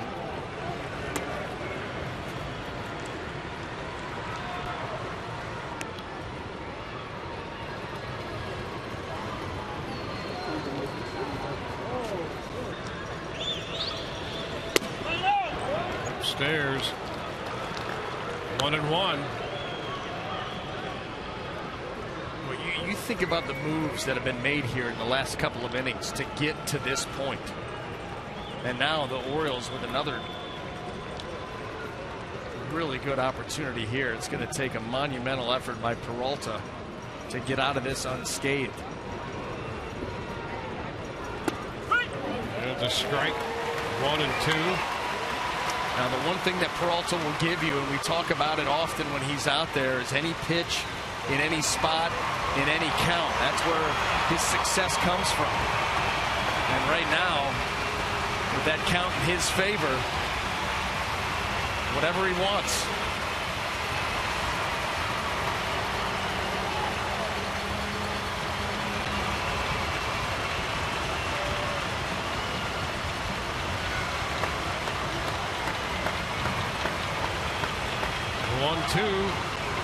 He got him.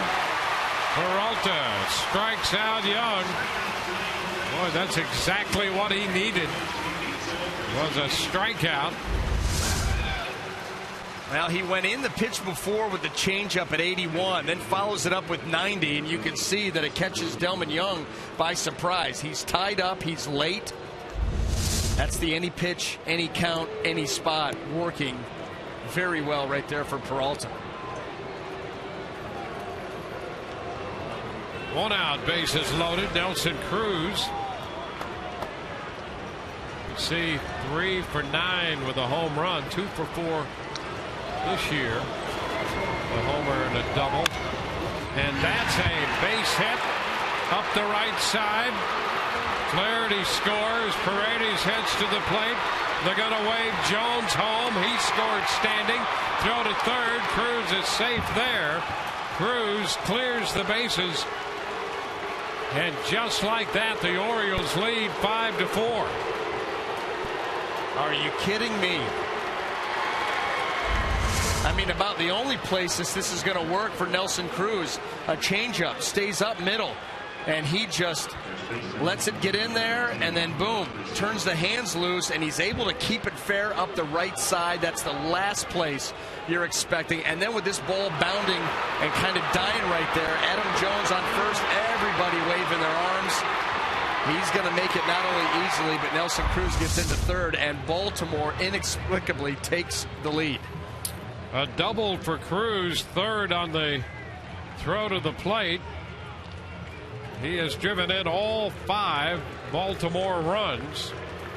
Joel Peralta departs in favor of the left-hander Cesar Ramos.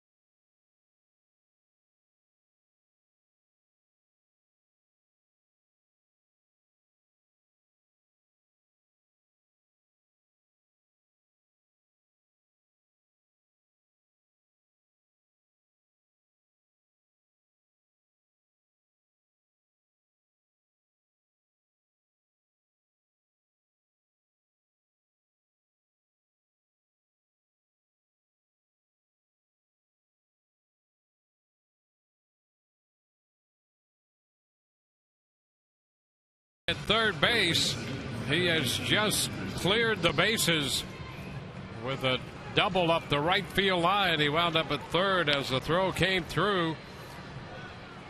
He had a 2-run home run in the 6th. He's driven in 3 here in the 9th to give Baltimore a 5-4 lead. Chris Davis, the hitter, to face Cesar Ramos. Infield up and overloaded on the right side. There's a strike. You know, Dwayne, we talked about Buck Showalter not going for it in the 6th inning, bases loaded, a situation to drive runs in. It may have been a gutsy call, but you maybe think that Buck was thinking, listen, more than likely Boxberger and McGee are down, and I'll get an opportunity later in the game to go after them. I'll take my chances here with Flaherty. If he comes through, great. If he doesn't, I'm still thinking I got a few more at-bats, and they don't have their big guns down there, so I'll get another opportunity. And that's precisely the reason why he's down there doing his thing, and I'm up here guessing. You know, you see that situation in front of you, and that's probably what he was thinking, why he didn't make the move then. But, boy, never saw this coming. Pitch is down. 1 ball, 2 strikes. Well, you could be right about that. Absolutely. I mean, it's worked out that way. It certainly has. And listen, that may not be it. That would be gutsy to do it that way because you never know if those opportunities will come back to you. But boy, oh boy, does he look like a genius now. This pitch is wide, 2-2. By the way, they've changed the scoring. They're going to go ahead and give Cruz a triple instead of the double. So that'll be a 3-base hit for Nelson Cruz. His first triple of the year.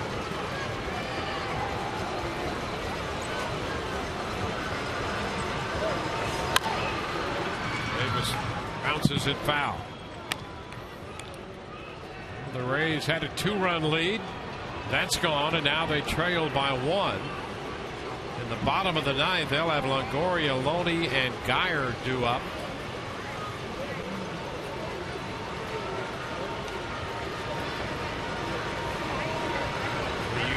got to get this out. Try to get this strikeout right here. Do not want Baltimore to have a 2-run lead. Make it the slimmest of margins. Ground ball, right side. Cruz holds at third. So they get the ground ball from Davis. Forsythe throws him out. 2 outs. Steve Pearce due up.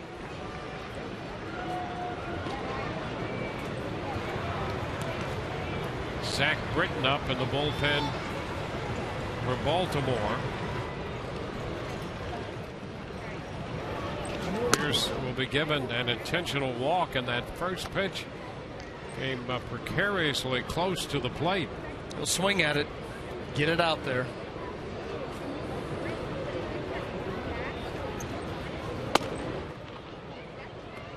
So the intentional walk will set up first and third with 2 outs.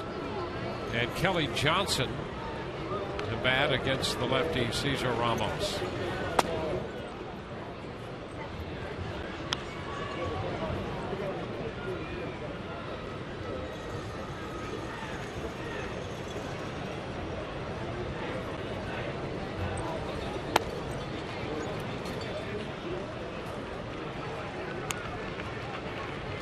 Down to first goes Pearce.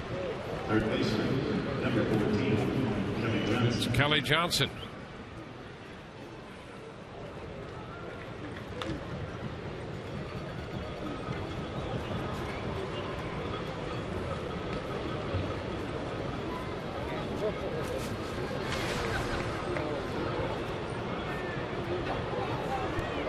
Johnson walked in the 6th, otherwise nothing out of 3. Pitch is fouled. Pearce was headed for second base. Well, Hellickson, who worked 5 1/3 and remained the pitcher of record, but that's no longer the case. Right now it's Peralta and Hunter.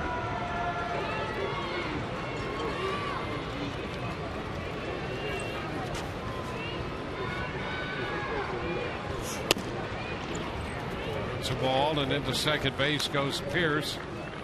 Second base uncovered. Indifference moving Pearce into second.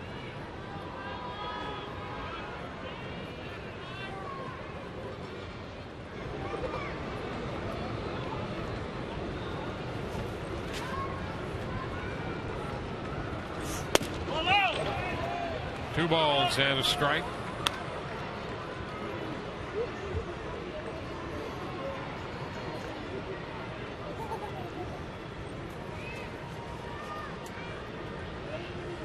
Orioles have made it a 3-run, 4-hit inning.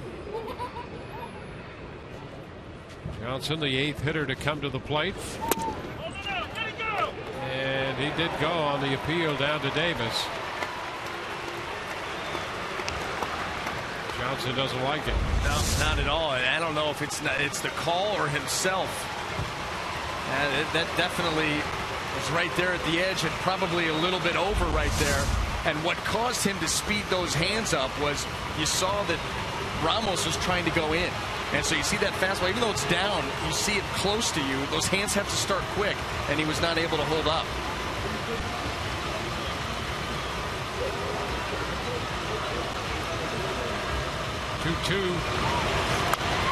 Fouls it back. I think that Kelly Johnson was lamenting 3-1 versus 2-2. Yep, I think you're right. Not happy with himself. No.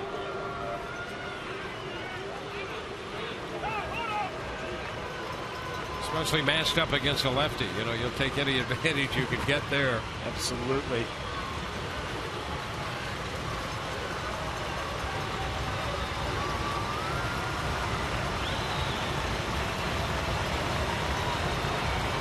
He's trying to keep it a 1-run game. 2-2.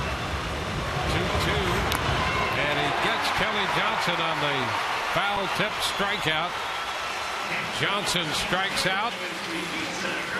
3-run score for Baltimore. The Rays will lead off with Longoria, Loney, and Geyer.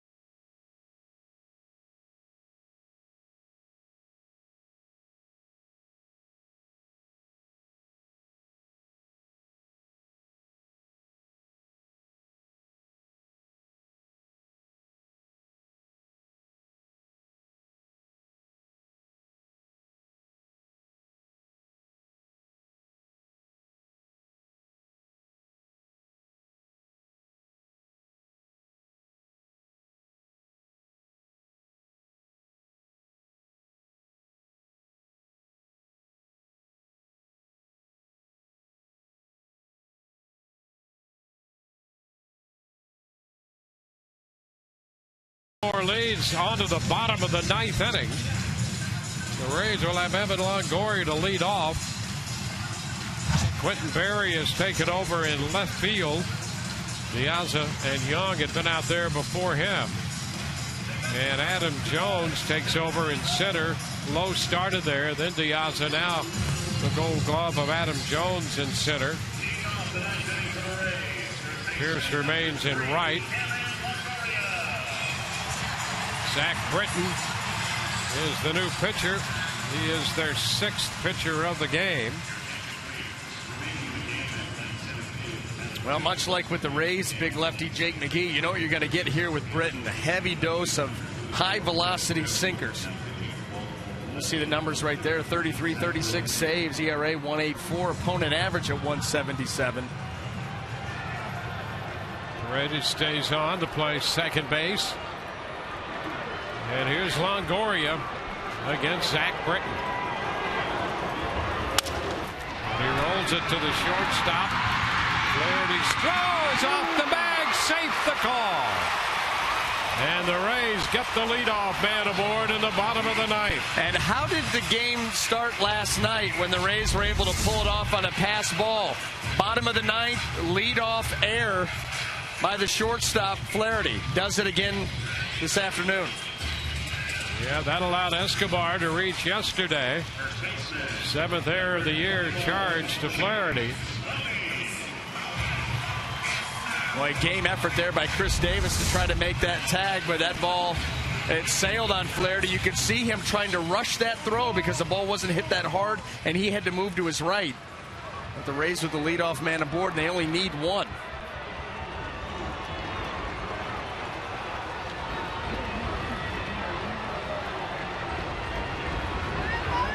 James Loney, only 3 for 4 today. Takes the pitch low.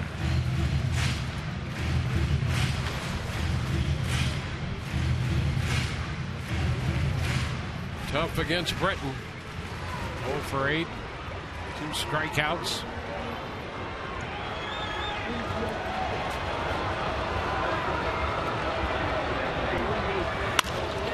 Hit the other way. That came off the fastball at 97. Loney with a 4-hit day, and the Rays put their first 2 men on here in the bottom of the 9th. Well, and how big a job by Cesar Ramos there in keeping this at just a 1-run deficit. Now you've got great opportunity to at least tie this game up. An error, leadoff error, probably worse than a leadoff walk. And now a base hit. You got to think here, Brandon Guyer can bunt. We've seen it, bunt for hits, sacrifice bunt. You got to believe that that's part of the game plan right here. Couple of hits today. Men at first and second. Sean Rodriguez has already moved out on deck.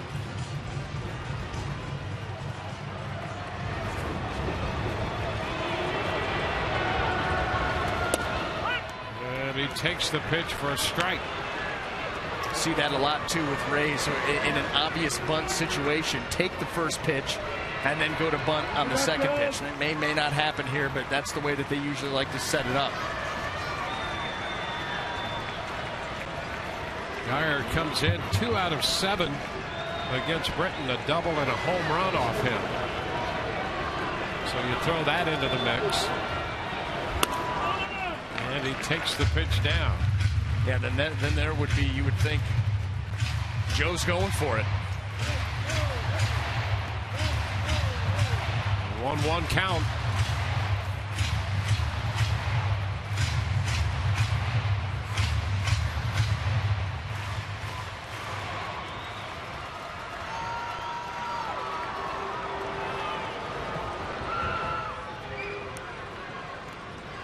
When you think about the Rays bullpen,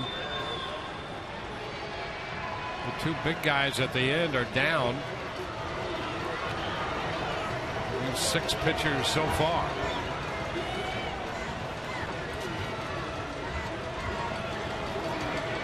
And there's the bunt. Guyer's out at first. Boy, what a job. Guyer advances the runners. That wasn't the second. It was now the third pitch. Not being very obvious at all, but Brandon Guyer, you know, we talked about it. He'll bunt for a hit. We've seen him sacrifice before. Does a great job of deadening that ball right out there in front of the plate. Your attention, please. Pitching for Joyce. That is perfectly placed. Forces a good play by the catcher to get him by a step, but mission accomplished. Second and third now. And the pinch hitter will be Sean Rodriguez. Rays down by a run with 2 men in scoring position. Rodriguez hits for Joyce. Well, it is fun watching Buck Showalter and Joe Madden going back and forth on their moves. When are they going to bunt? When are you going to pull it, bring a guy in to intentionally walk somebody? Rodriguez takes it down, blocked by Clevenger. Sean, a couple of hits and 11 at bats. Off Britton, one of those for extra bases at double.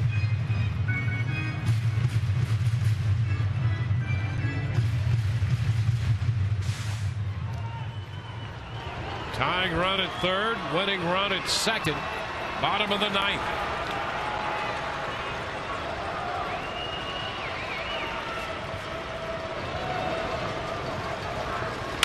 Sean chops it to third. Tying run scores. So the Rays tie it at 5 on the chopper to third. Johnson to Davis to retire Sean Rodriguez. Longoria scores from third. No play at all on him. Well, I wonder. I don't think Kelly Johnson had the confidence to go with that throw, especially being right-handed and having to throw up the line. But he didn't think too long about it. Got it over to first base. Gave the Rays that run, and now Logan Forsythe looked to try and end it here with 2 outs. So the Rays back with a run. It's a 5-5 ball game.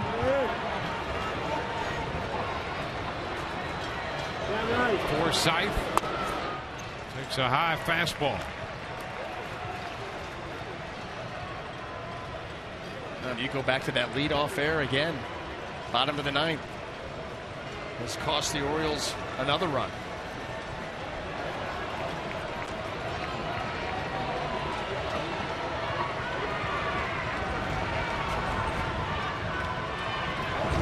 Pitch. There's a strike, 1-1. A team that has continued to pride itself on its defense. Set a major league record last year for fewest errors in a season. Another good year overall this year, but not recently. Last couple of weeks, the misplay has reared its ugly head here for the Orioles.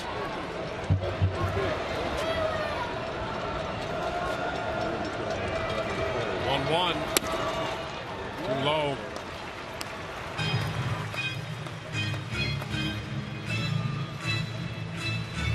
Baltimore scored 3 to take the lead in the top half of this inning. Rays have scored a run to tie it in the bottom of the ninth.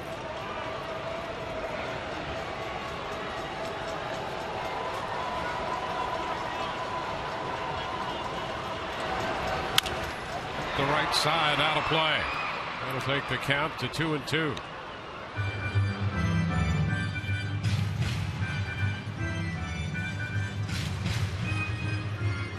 Loney, the base runner out at second, does not have great speed.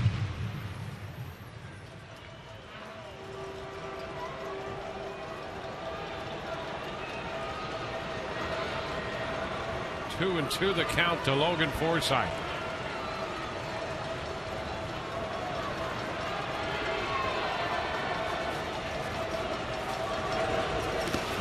Into the dirt, blocked by Clevenger again. A couple of those in this inning. Yeah, that's Hundley behind the plate now. And he did a nice job sliding to his left and keeping that ball right in front of him.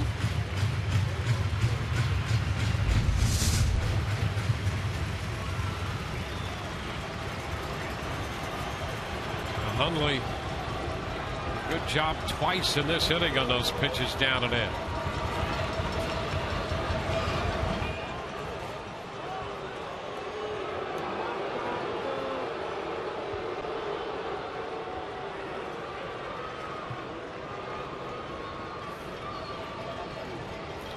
Full count.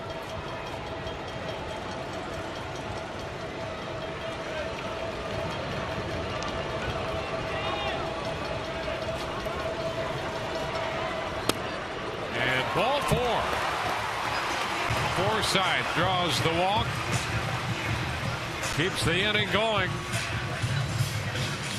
And now Kiermaier will be lifted. Ryan Hannigan will bat for Kiermaier.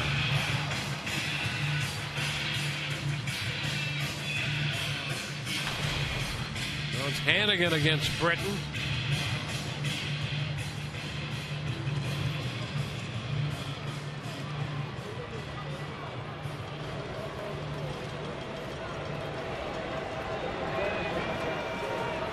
Hannigan had a big hit, a single driving in 2 runs in the 8th inning of Friday's game.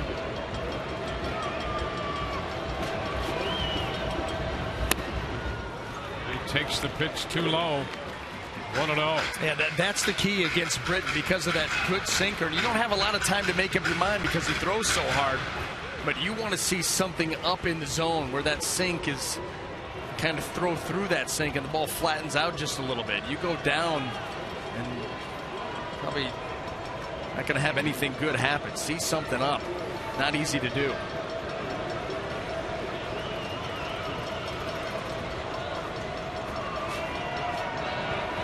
A big cut. And see, that's what he wants to get you with, and he's so good down there. Whether he gets the swing and a miss because the late action takes him below your swing, or he gets a ball off the end of the bat and a ground ball. You see what Hannigan has done on this homestand, 7 of 18. One of the big reasons he's up there right now with 2 outs, facing the left-hander.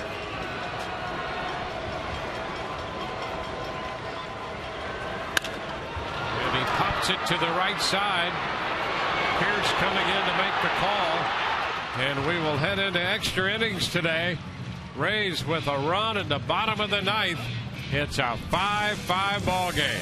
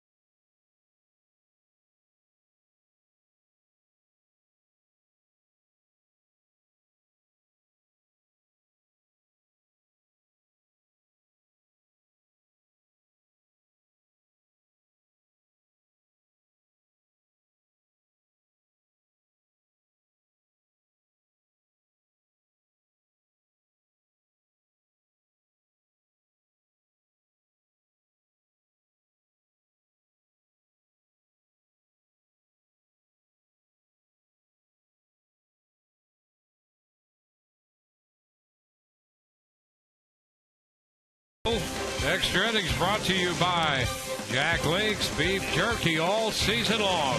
Feed your wild side. 5-5 ball game as we go to the 10th inning.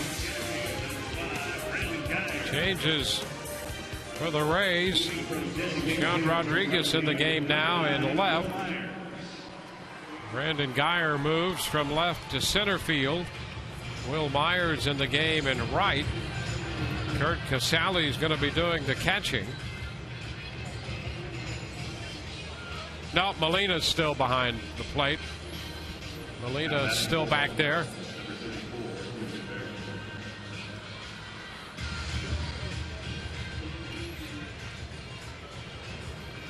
So Molina continues to catch.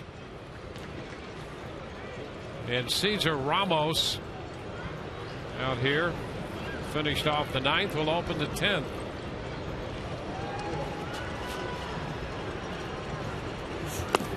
This is Quentin Berry. Berry entered the game in left field in the 9th, and so he leads off.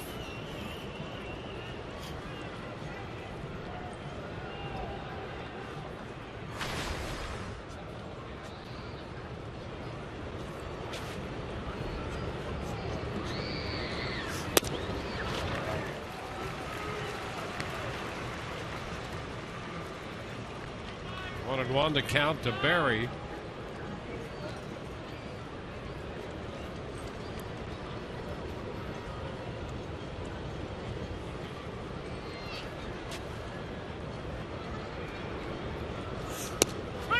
There's a strike to Berry.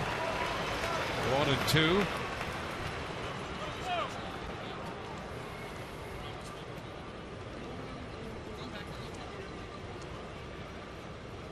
Joseph originally in this spot, Clevenger, and then Berry, who entered the game in the 9th along with Hundley.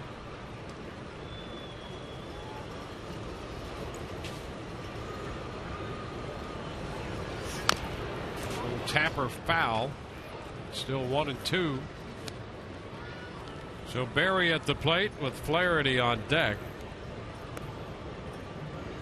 Paredes will be the third place hitter in this inning.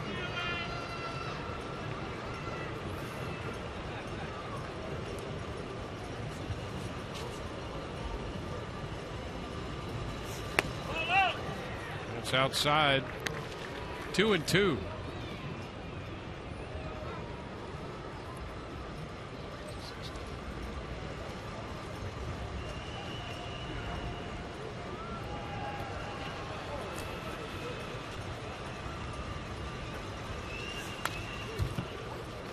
Berry reaching for this one, fouls it back.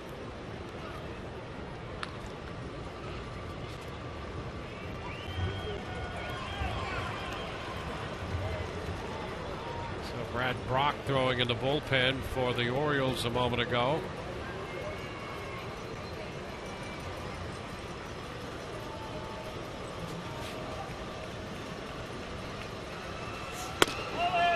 And that's a ball inside. 3-2. A little battle going on here to start off this 10th inning. Quentin Berry runs better than most Orioles. You like to keep him off base, obviously. And a cut to miss. He's out on strikes. So Ramos wins that matchup, registering out number 1 in the 10th by striking out Berry. Well, he comes with an elevated fastball close to him, and he's just not able to get that barrel anywhere near it. Just beat him late. When even if he does make contact, that was right off the handle. Ball wasn't going to go anywhere.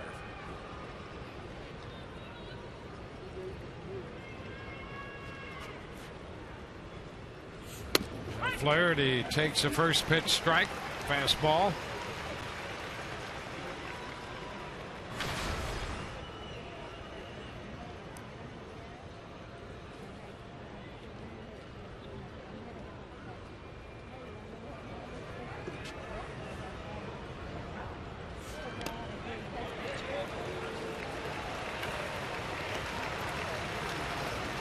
2-2 the count.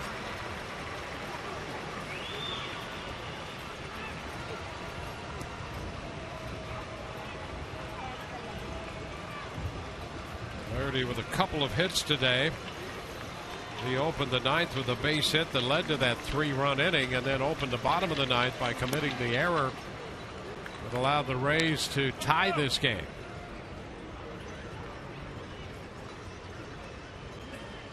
It's a 1-2 count.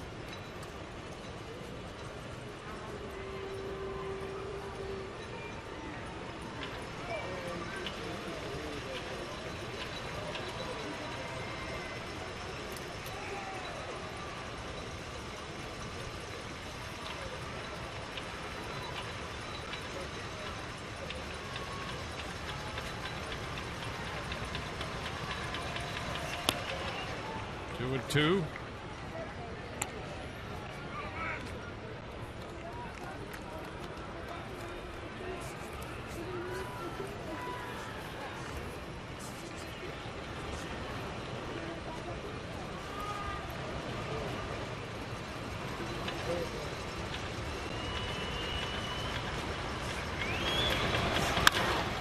High popper. Carry to the outfield, and Brandon Guyer in centers there to make the catch.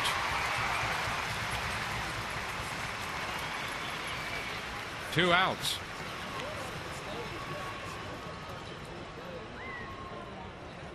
Second baseman, number 38, Jimmy Paredes. Jimmy Paredes will be the hitter. He entered as a pinch hitter and singled in the top of the ninth, and here he is hitting in the 10th.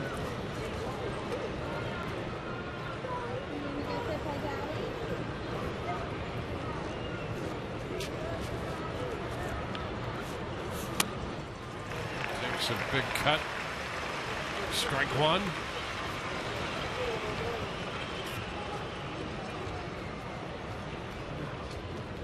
Mariners are batting in the top of the ninth inning at Arlington, Texas, down 1-0 to the Rangers.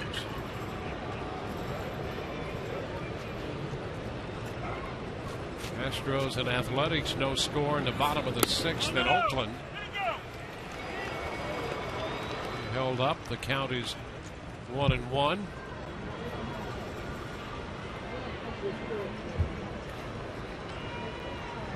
Indians beat the White Sox 2-0, and Kansas City beat the Yankees 2-0.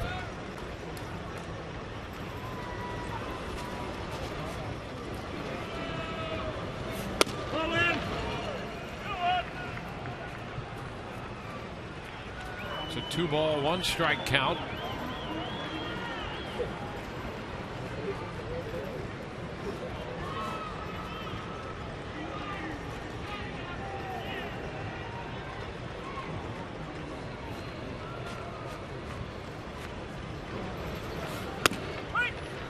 That evens the count at 2-2.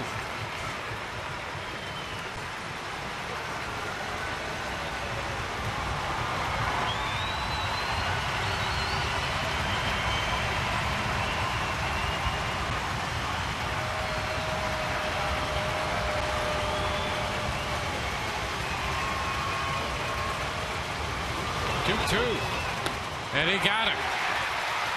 Struck him out. He was uncertain on the breaking ball.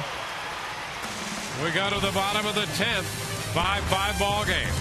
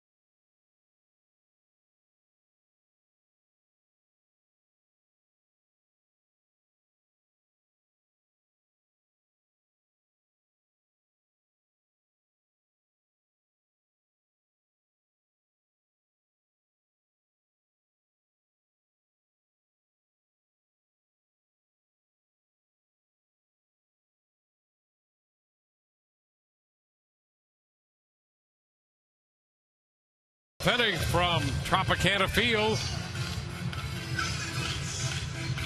Orioles scored 3 in the top of the 9th to take the lead. The Rays scored a run in the bottom of the 9th to tie it. And in the bottom of the 10th, Brad Brock comes on to make his 38th appearance. His record 5-1. He was the losing pitcher yesterday. You see the overall numbers, 3.19 earned run average in 53 2/3 innings. That loss yesterday, that broke a string of 82 appearances in between losses for Brad Brock, and the Rays now have an opportunity to stick him with 2 in 2 days. Jose Molina will open the 10th inning for the Rays against Brock. Then to the top of the order, Zobrist and Myers.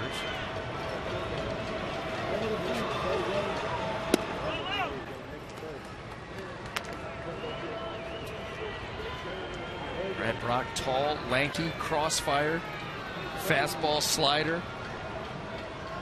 Really can sweep the breaking ball.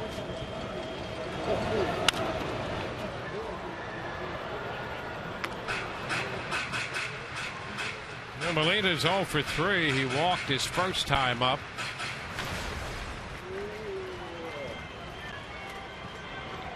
Had a 10-pitch at bat in the 8th when he eventually grounded out.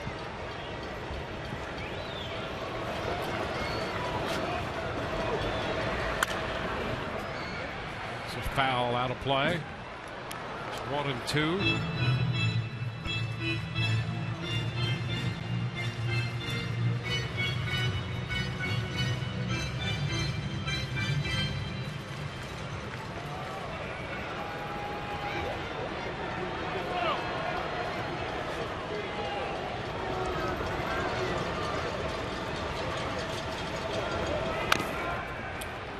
Ball, just enough of that one to stay alive in the at bat.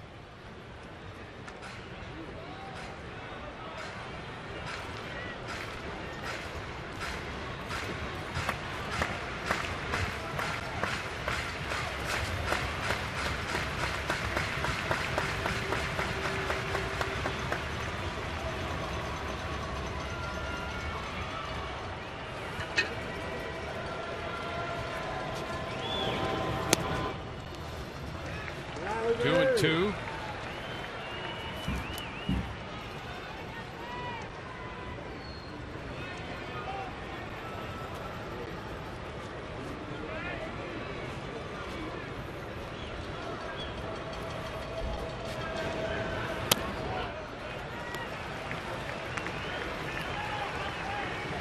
Well, he's worked the count to 3-2.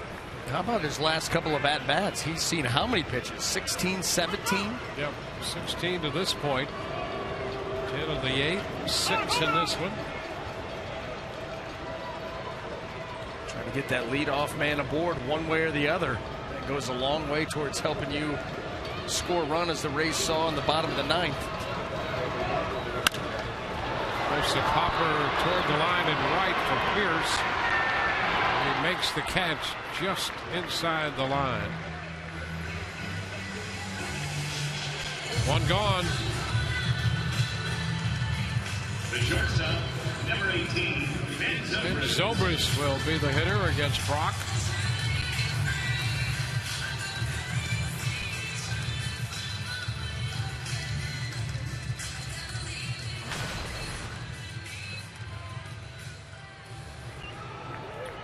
The last time these two faced each other yesterday, Brock intentionally walked Zobrist.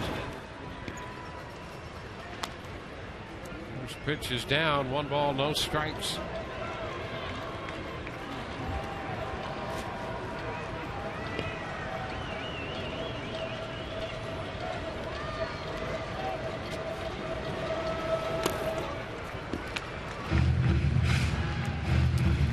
Ball, no strike count.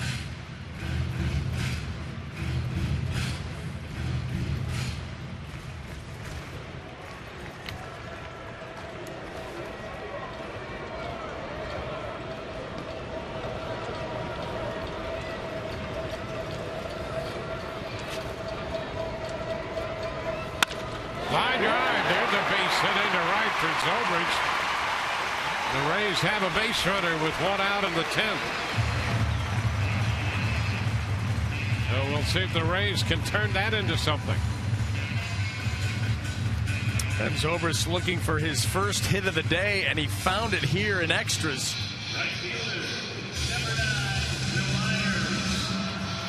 Well, you got a chance here. Myers coming to the plate. You got Longoria on deck. That was as good a time as any to put this game in the win column.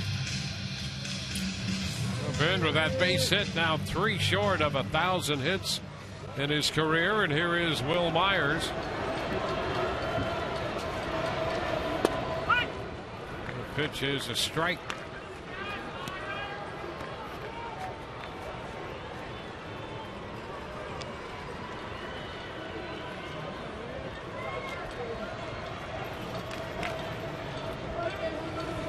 Will pinch hit in the 8th inning. Grounded into a 4-3 double play. This one low and away. It's a 1-1 count. Brock with 5 wins. 3 of those came in consecutive appearances back in early July.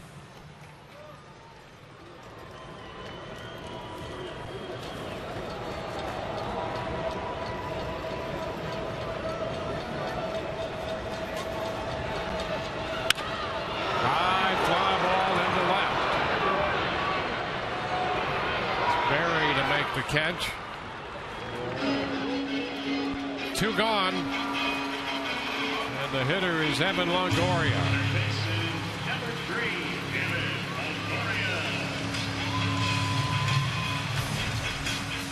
Well, really, it was Evan Longoria's hustle up the line that forced a bad throw from Flaherty, a play that he should have made, but he also rushed himself a little bit, knowing the ball wasn't hit that hard. Evan was running hard. That got it going for the Rays. He's had a lot of big hits for the Rays over the years. There's another one here. 1 for 2 in his career against Brock. Evan opened the scoring today with his 19th home run of the year way back in the 1st inning. Impressive swing to get on top of that fastball by Bud Norris. Aggressive swing, and boy, that ball was deep.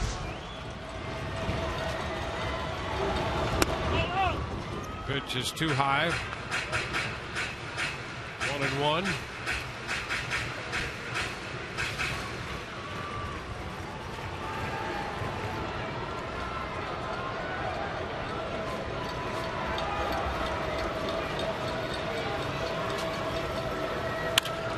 Fly ball lifted into right. Pierce still coming on the move to make the catch, and the Rays are out of the 10th. No runs, a hit, the man left. On to inning number 11, 5-5.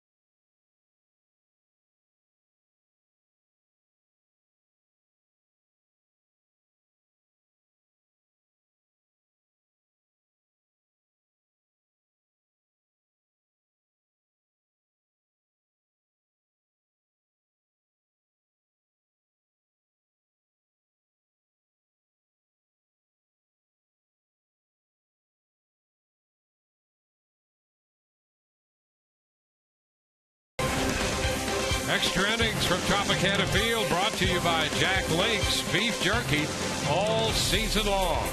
Feed your wild side.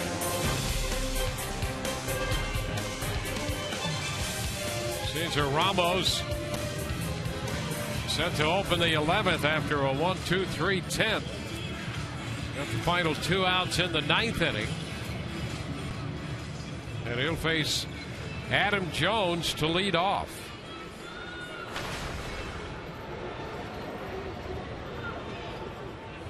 Jones entered the game as a pinch hitter in the 9th. Singled and scored a run.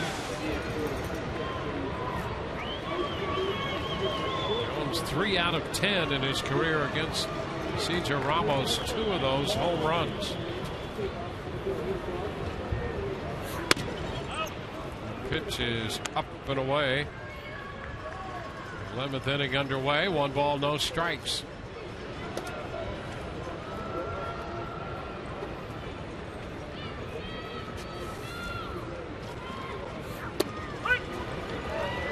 It's a strike and it's 1-1.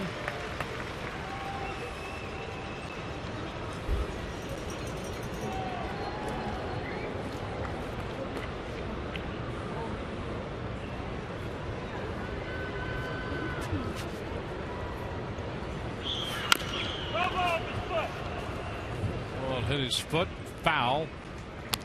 1-2. McCundley will be next. He'll be followed by Nelson Cruz.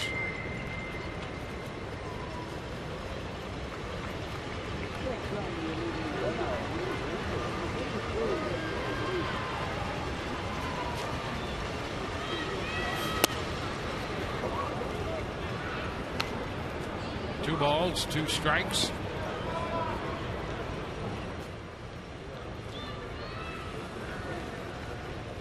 Yates starts to move around the Rays bullpen.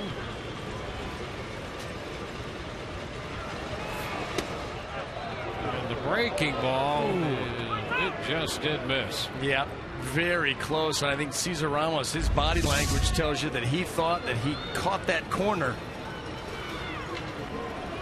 He's going to start to head towards third base right there, thinking that ball's going to be thrown around the infield. Not to be.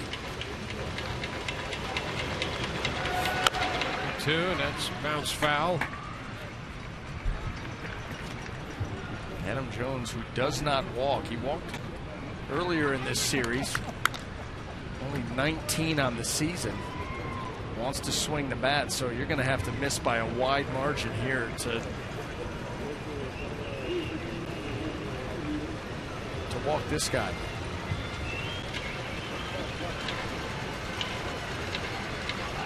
Leading off the 11th. 2 again. Fouls it again.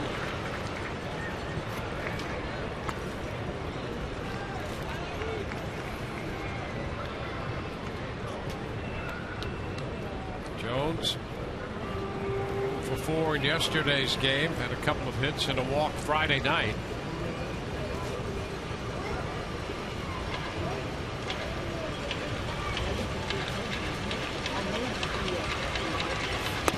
And strike 3 is called. He got him on a fastball. Okay, that's one of the stranger at-bats. He swings at 2 fastballs that are probably out of the zone and then takes this. One of those games.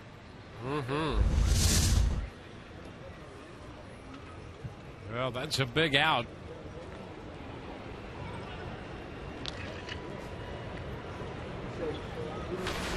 There's Nick Hundley, the catcher, hitting for the first time.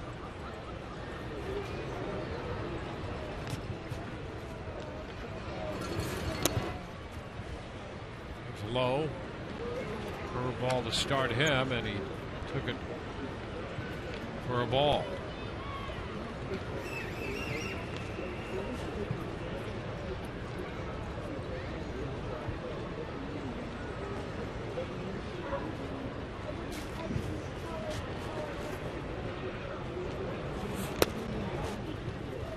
Down again. This time with a fastball too low, 2-0.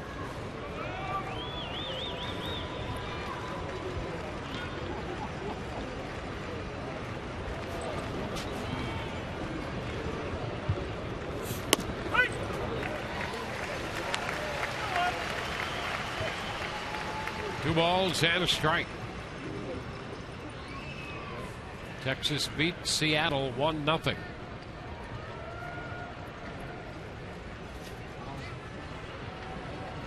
Tim Bogar got a win. Now is the manager of the Texas Rangers. Holland the winner. Paxton the loser. Hopefully Feliz picked up the save, his 8th.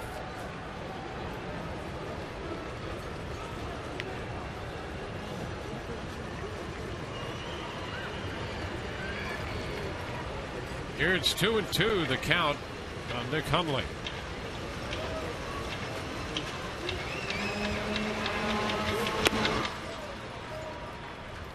Now full count.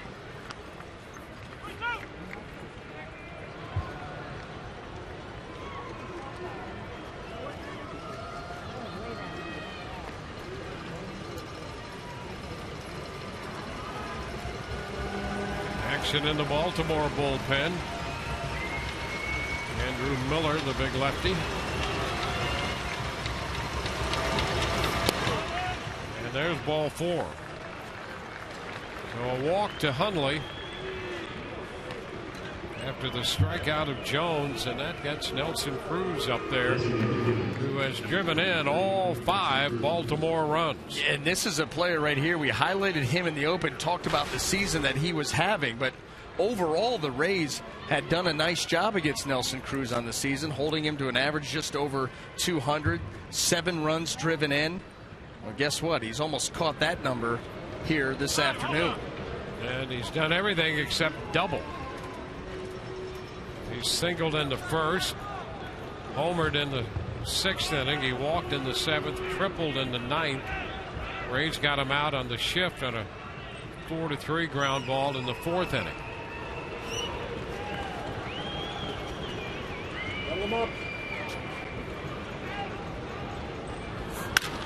And he hits a long one to center field.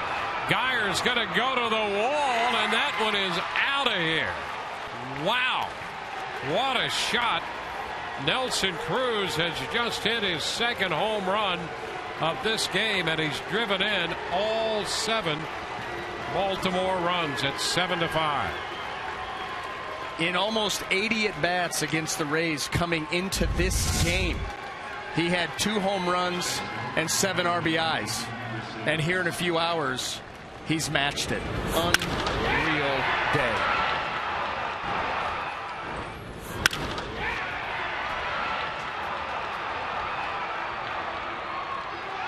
Wow. Well, he's now gone over 100 RBIs, 101 runs batted in on the year. 7 of those coming today, driving in each and every Baltimore run in this game.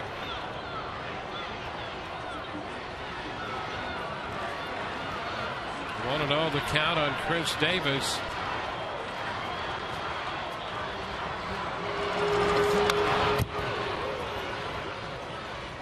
One and one.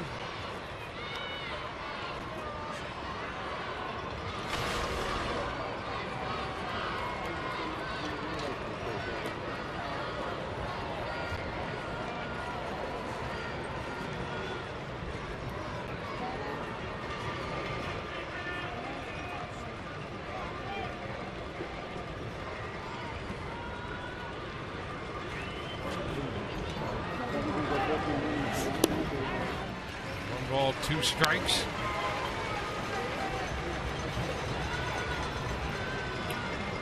Cruz with 13 multi-home run games in his career. He was only a double away from the cycle, but instead he doubled down on his home run production today with 2. There's a shot off the bat of Chris Davis back into right to the track. And it's Will Myers making the catch. 2 gone. So Davis gave it a bit of a ride.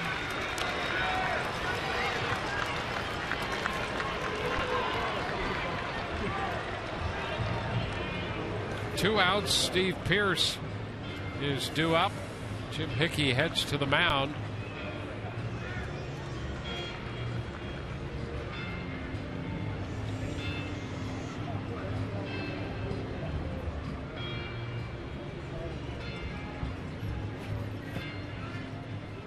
Well, that's today, right after Rays Live.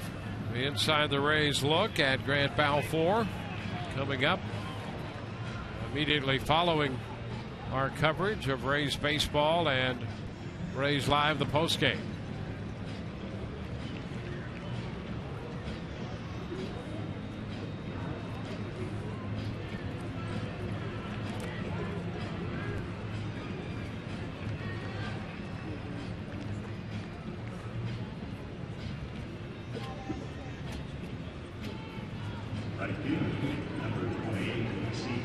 Now Steve Pearce. Pearce has been on twice. He was hit by a pitch back in the 6th. He was intentionally walked in the 9th.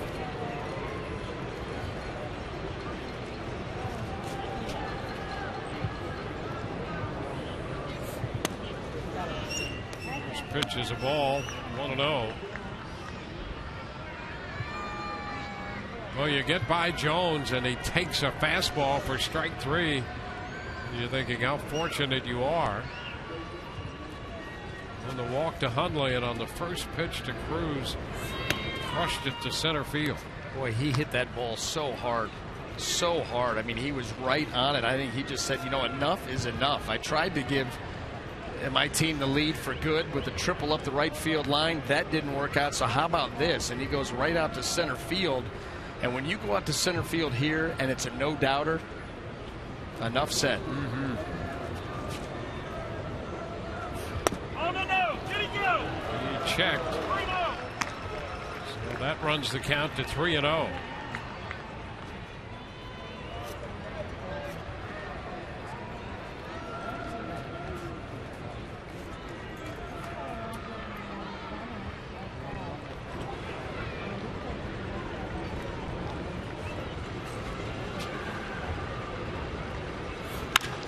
Swinging 3-0 and hits it on the ground to Longoria. That retires the side, but not before the Orioles scored 2 on a long home run off the bat of Nelson Cruz. Second home run of the day, and it's 7-5 Baltimore.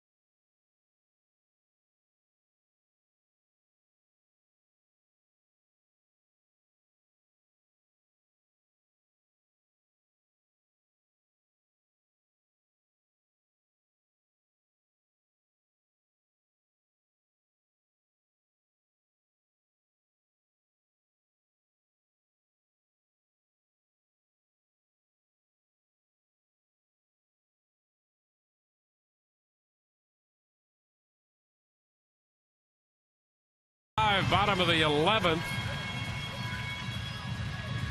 Rays will send James Loney to the plate, and Andrew Miller makes his 65th appearance of the year. He follows the right-hander Brad Brock.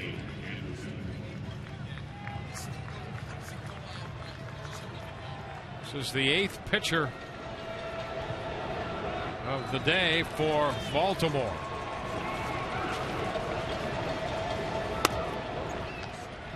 The pitch is a ball. Fastball misses to Loney. Kiermaier next, and then Sean Rodriguez.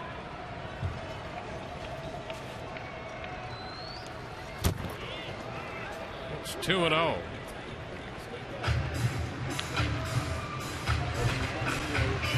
Bud Norris started, gave up 4 runs in 6 innings. McFarland, O'Day, Saunders, Hunter, Britton, Brock, and now Miller.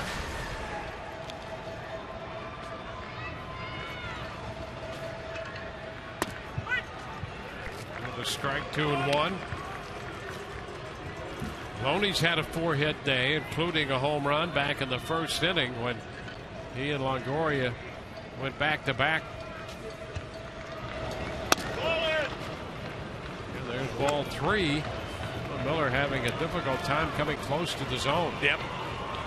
No, he's been nursing a leg injury also. Very slight. Said he was ready to go. And we go full 3-2. Got a great arm. You saw the strikeout numbers. He's got huge strikeout numbers this year.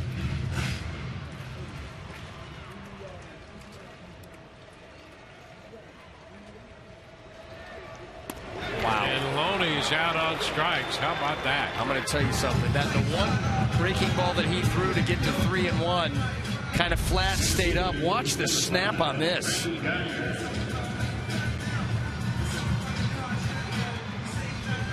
James Loney's got a pretty good idea up there. And tells you how much just kept going. Yep. Throws it hard, spins it tight.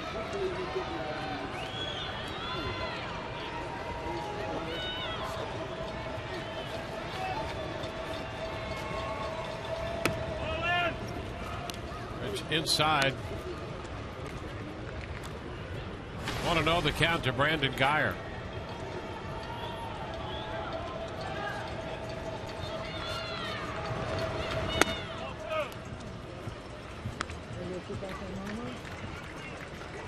Two balls, no strikes.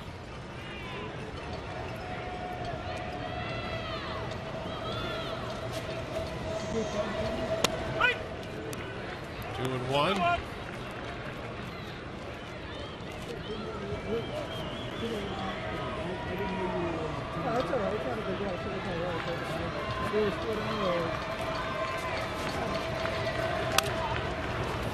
Kiermaier fouls it back.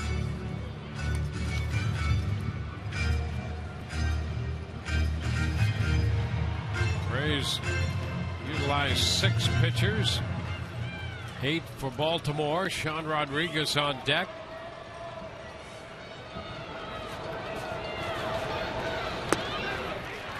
Cut and miss. Back-to-back strikeouts from Miller. Breaking stuff. Getting both Loney and Kiermaier. No wonder with the strikeout numbers. The good fastball, the deception in the delivery, and then that breaking ball that we've seen to Loney and to Kiermaier. Boy, oh boy. Tough at bat for anybody. Took him 3 or 4 pitches to get it dialed in, but he apparently has found it. Now Sean Rodriguez. And this one stayed wide.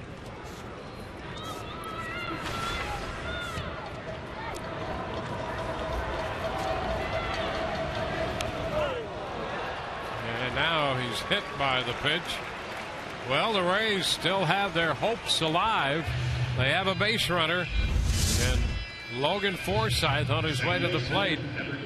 Speaking of a breaking ball with some late sweep, that ball tracking right into the thigh of Sean Rodriguez. And now, yeah, you're right. One swing, you could do it.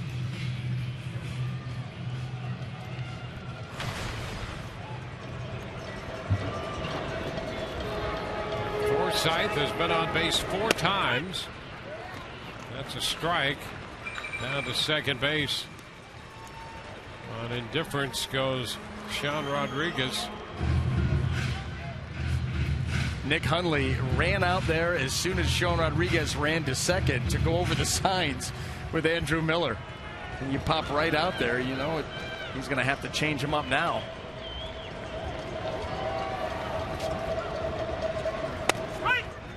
And quickly, Forsythe is behind 0-2, taking the fastball. And you just wonder what Logan Forsythe in this at-bat is looking for. You don't want to be looking for that breaking ball. And he's taken 2 fastballs right there out over the plate and now put himself in a tough spot. This ball away. It's 1-2. If I'm Andrew Miller, I backdoor the breaking ball right here. After that fastball running up and away, start that thing off the plate and try to break it right to that outside corner.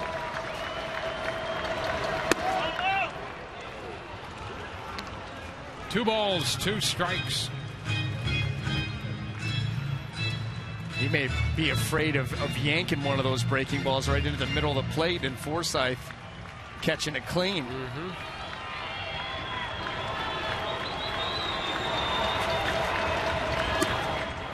And now the pitch is down and the count is full.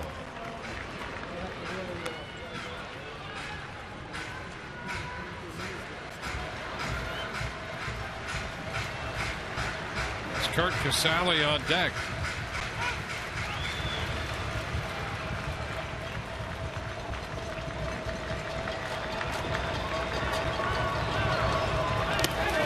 A swing and a miss, ball loose. Down to first goes Forsythe, and here comes Rodriguez around to score, while both Miller and the catcher Hundley were arguing the call. Hundley saying that it hit him. And the umpires will get together here to talk this one over. Right now it's a 7-6 ball game.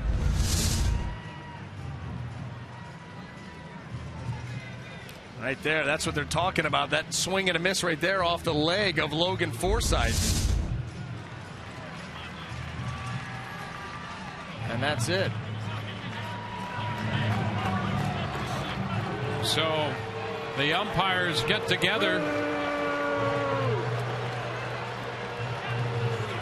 Hundley still Joe saying a little hot with Gibson. And Joe is saying that he didn't swing.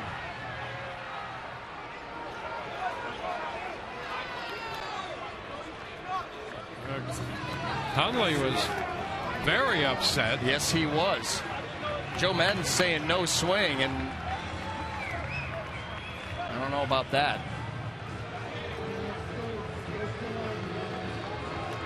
Joe's out trying to make a case. The Orioles are congratulating themselves on a victory. So Gibson got together with the other umpires and said it was a swing and a miss, and the game is over. And the Orioles win it 7-5.